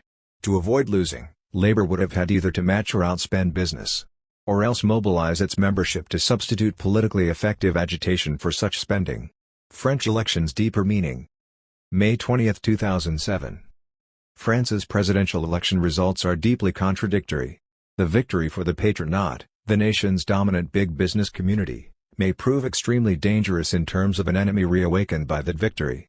The losses for the French left, which still retains the support of half the nation's electorate, may provoke its return to the debate between reform and revolution under conditions strongly favoring the latter as its new policy. Despite the issues of immigration, crime, and foreign policy that also figured in the results, the French election was remarkable, as has happened often since the French Revolution of 1789, in clearly demarcating the basic economic issues. Once again, the key political divisions concerned capitalism and government policy toward capitalist enterprises. In May 2007, the welfare state tradition in France, dating back at least to the Popular Front policies of Léon Blum in the 1930s, confronted perhaps its strongest political counterattack. Given the left's inability to promote its message with anything like the resources provided to the right by its business financiers, the resulting impact on French voters was hardly surprising. Nicolas Sarkozy, the victor, mocked the accumulated socialist reforms imposed on capitalists in France, its showcase European welfare state, as hopelessly misguided. Those reforms, he insisted, had caused the nation's economic problems. Perpetuating those reforms would mean continued failure to liberate capitalist growth and technical dynamism. Only that liberation, often packaged as modernizing, could revive French economic progress. It would ensure, Sarkozy promised, sustainable prosperity. Vote shifts by French workers who had formerly supported the left made the difference. They were, to say the least, dissatisfied with the economic conditions in France's welfare state. So they listened to the French right's heavily promoted argument that those conditions resulted from socialist reforms. Relentlessly, France's 35-hour workweek and generous state welfare programs, 5-week paid vacations, national medical care, secure pensions, subsidized childcare, were characterized as wasteful impediments to the economic revival that would flow from freeing capitalist entrepreneurship. Removal of counterproductive reforms comprised the modernization that a global economy and the European Union required if France was to resume its prosperity, national power, and international prestige. The patronat successfully turned many French voters against the welfare state as no longer protecting them. Those voters no longer supported the left parties, who continued to endorse the welfare state. The socialists split in their reaction to the right's attacks on the welfare state. Division weakened them politically. Some socialists accepted the right's arguments. They too would modernize France, but more gradually and with more care to protect French workers along the way. This position effectively endorsed the right's view of the welfare state. The other wing of the socialists stuck obstinately to the old reform programs and slogans and simply ignored widespread disaffection among constituents. Many socialists, including the losing presidential candidate, Ségolène Royal, combined, or vacillated between, both wings. Such socialist ambivalence added to voter disaffection. Do the French election results, then, represent a clear victory for the right over the left? Yes and no. Polling results and also my interviews with a cross-section of the French electorate suggest that Sarkozy's triumph may induce major changes on the left inside and perhaps outside France as well. Undermining the welfare state may prove to be a short-term gain for capitalism achieved at the cost of a new left that challenges capitalism far more profoundly than the welfare state and its leftist supporters ever did. Sarkozy's defeat of the socialists returns the French left to the old issue of reform versus revolution. Basically, since the Great Depression and through May 1968, the French left has opted for reform rather than revolution in response to capitalism's crises. It reasoned that revolution would invite an overwhelming and effective crushing of the left by the forces of order. It doubted that workers would support a revolutionary program. So the goals were kept within the framework of reforms. Reforms would constrain capitalists in the surpluses they could appropriate from their workers and in what they could do with their surpluses to enhance their profits and competitive positions. Reforms would return to the workers, in the form of government programs financed by corporate taxes, a portion of the surpluses they had produced for their employers. But the capitalists would be left in the position of appropriators and distributors of the surpluses produced by their productive workers. Occasionally, the private capitalists, those elected by and responsible above all to the shareholders, gave way to government officials appointed to replace them, as in Mitterrand's socialist policies. But those state officials ran the corporations much as the private capitalists had, hence their designation as state capitalists, and exactly reproduced the private capitalists' appropriation of their workers-produced surpluses. In any case, no revolutionary change occurred. The workers did not eject these boards of directors, private or state, to become instead collectively their own boards of directors. The workers remained only workers, the boards of directors remained others. The reforms of capitalism won by successive lefts were accompanied by promises that those reforms would be secure. Reforms were the payoff gained by foregoing the revolution. Now it is clear that welfare state reforms neither were nor are secure. So long as the capitalists retain their positions as corporate boards of directors, they will have both the incentives and the means to undo reforms won by the socialists and social democrats in Europe, by the New Deal and later Democrats in the US, and by the comparable political formations across the world. The left proponents of a revolutionary policy against capitalism may now be able to defeat the reformists on the left by arguing precisely that reforms won cannot be secure so long as capitalists endure. If so, it will have been capitalism's successful rollback of the welfare state that swings the balance within the left from reform to revolution. The demise of the reformist left within the socialist, communist, Trotskyist, and other left parties and the emergence of a deeply and widely grounded revolutionary left alternative will then confront capitalism with perhaps the greatest challenge in its history: mass political withdrawal. July 20, 2007. In regular high school rituals, teachers berate students for their disinterest in, mockery of, and/or failure to focus on the important issues in elections for student government. Students are forced to hear about cherishing their right to vote, taking the issues seriously, and participating fully. Most never do. Some notice that teachers likewise take little interest in their elections for faculty government either. The explanation: education administrations exercise exclusive power over most of what happens in schools. Teachers and students have very limited powers over very secondary issues. Whether and how they participate in student and teacher politics reflects their reaction to the realities of power inside schools. Politics in the larger society increasingly resemble this school situation. In the United States, as in many other advanced capitalist societies, politics today reflects a deepening mass withdrawal. People increasingly disparage politics and politicians, inform themselves less about political issues, participate less, or focus on less general, more narrow issues when they do. A June 12, 2007 Los Angeles Times poll showed that a historically very low 27% of Americans think that Congress is doing a good job. The June 10, 2007 French legislative election saw the largest percentage of eligible voters not bothering to vote in such elections in recent French history. British polls show historically high distaste for parties and for the entire parliamentary circus. The Los Angeles Times poll also showed that the brief spurt of hope in the U.S. after the Democrats won the November 2006 congressional elections had dissipated by June 2007, when once again 73% of Americans bemoaned the U.S. Congress for doing business as usual, a very negative judgment. Interest and participation in civic affairs including politics has been declining since the mid-1970s, as Robert D. Putnam's 2000 bestseller, Bowling Alone, documents about the U.S. The evidence suggests that withdrawal from politics is also a transnational phenomenon. Indeed, it is part of neoliberal globalization. As the ruling policies and ideas advocated and the ruling policies implemented a reduced role for the state, mass political engagement shrank. The last quarter century has seen the greater or lesser undoing of welfare states in countries across the world. Those welfare states had been established to dig those countries out of the Great Depression, World War II, and their social consequences. Government suddenly became much more massively involved in caring for people than ever before.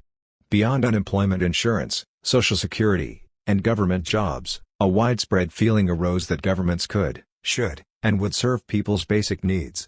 Starting in the disastrous 1930s, politicians did not merely talk about government serving the people. The government actually did so in dramatic, unprecedented ways. The general public then could and did see the point in political engagement, learning about candidates, parties, and platforms, following the relationships between promises made and kept, participating in meetings, organizing, campaigning, and voting.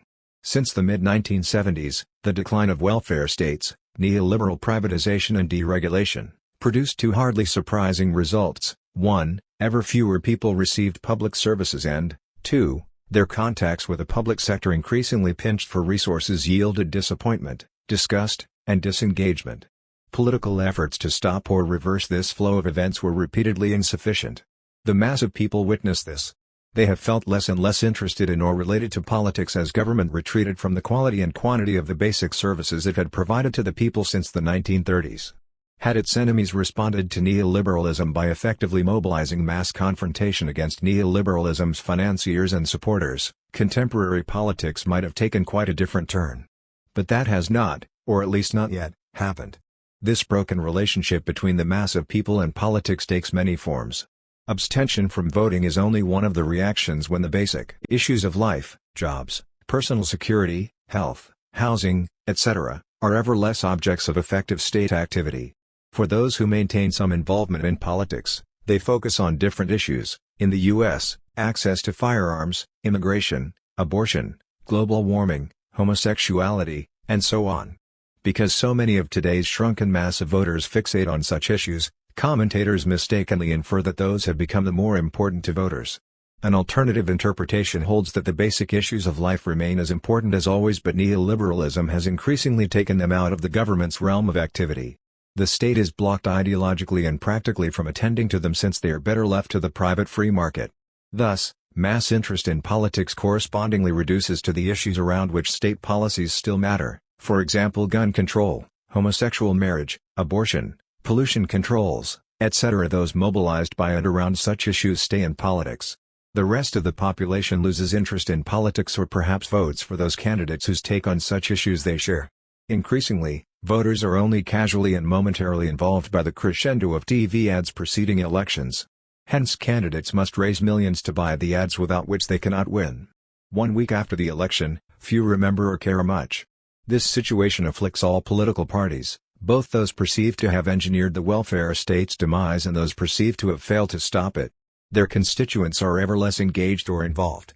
Politics reverts to little more than the machinations of tiny political apparatuses composed mostly of the elected officials for whom politics and personal career are identical. The political struggle becomes chiefly one in which those apparatuses compete for contributions, largely from the same sources among businesses and the richest individuals. The latter correspondingly gain ever greater influence. For the rest of us, politics is a spectator sport suffering declining interest and attendance. So long as those victimized by neoliberalism respond with political withdrawal, neoliberal politicians will keep smiling while reciting the usual homilies for democracy, like the school teachers. They will scold non-voters while insisting that their votes would not have changed the outcomes, quite the encouragement to vote. They will stay focused on fundraising from neoliberalism's chief beneficiaries to keep themselves in power. The key question: can neoliberalism's enemies find ways to convert a withdrawal from politics into a serious challenge to the social forces that undercut the post-1930s welfare states? Capitalism crashes, politics changes. October 26, 2008. This widening and deepening economic crisis is transforming U.S. politics. New possibilities are emerging for activists if they can see and respond creatively to them. One possibility follows from rethinking the Obama candidacy in the light of recent German politics. Obama has already garnered an historically disproportionate share of the campaign contributions of the U.S. business leadership. The next president will arrive at an historic moment when most of the business leadership will be looking to, if not also begging, Washington for massive intervention to save the private capitalist economy. These conditions may then ripen a major realignment within U.S. politics.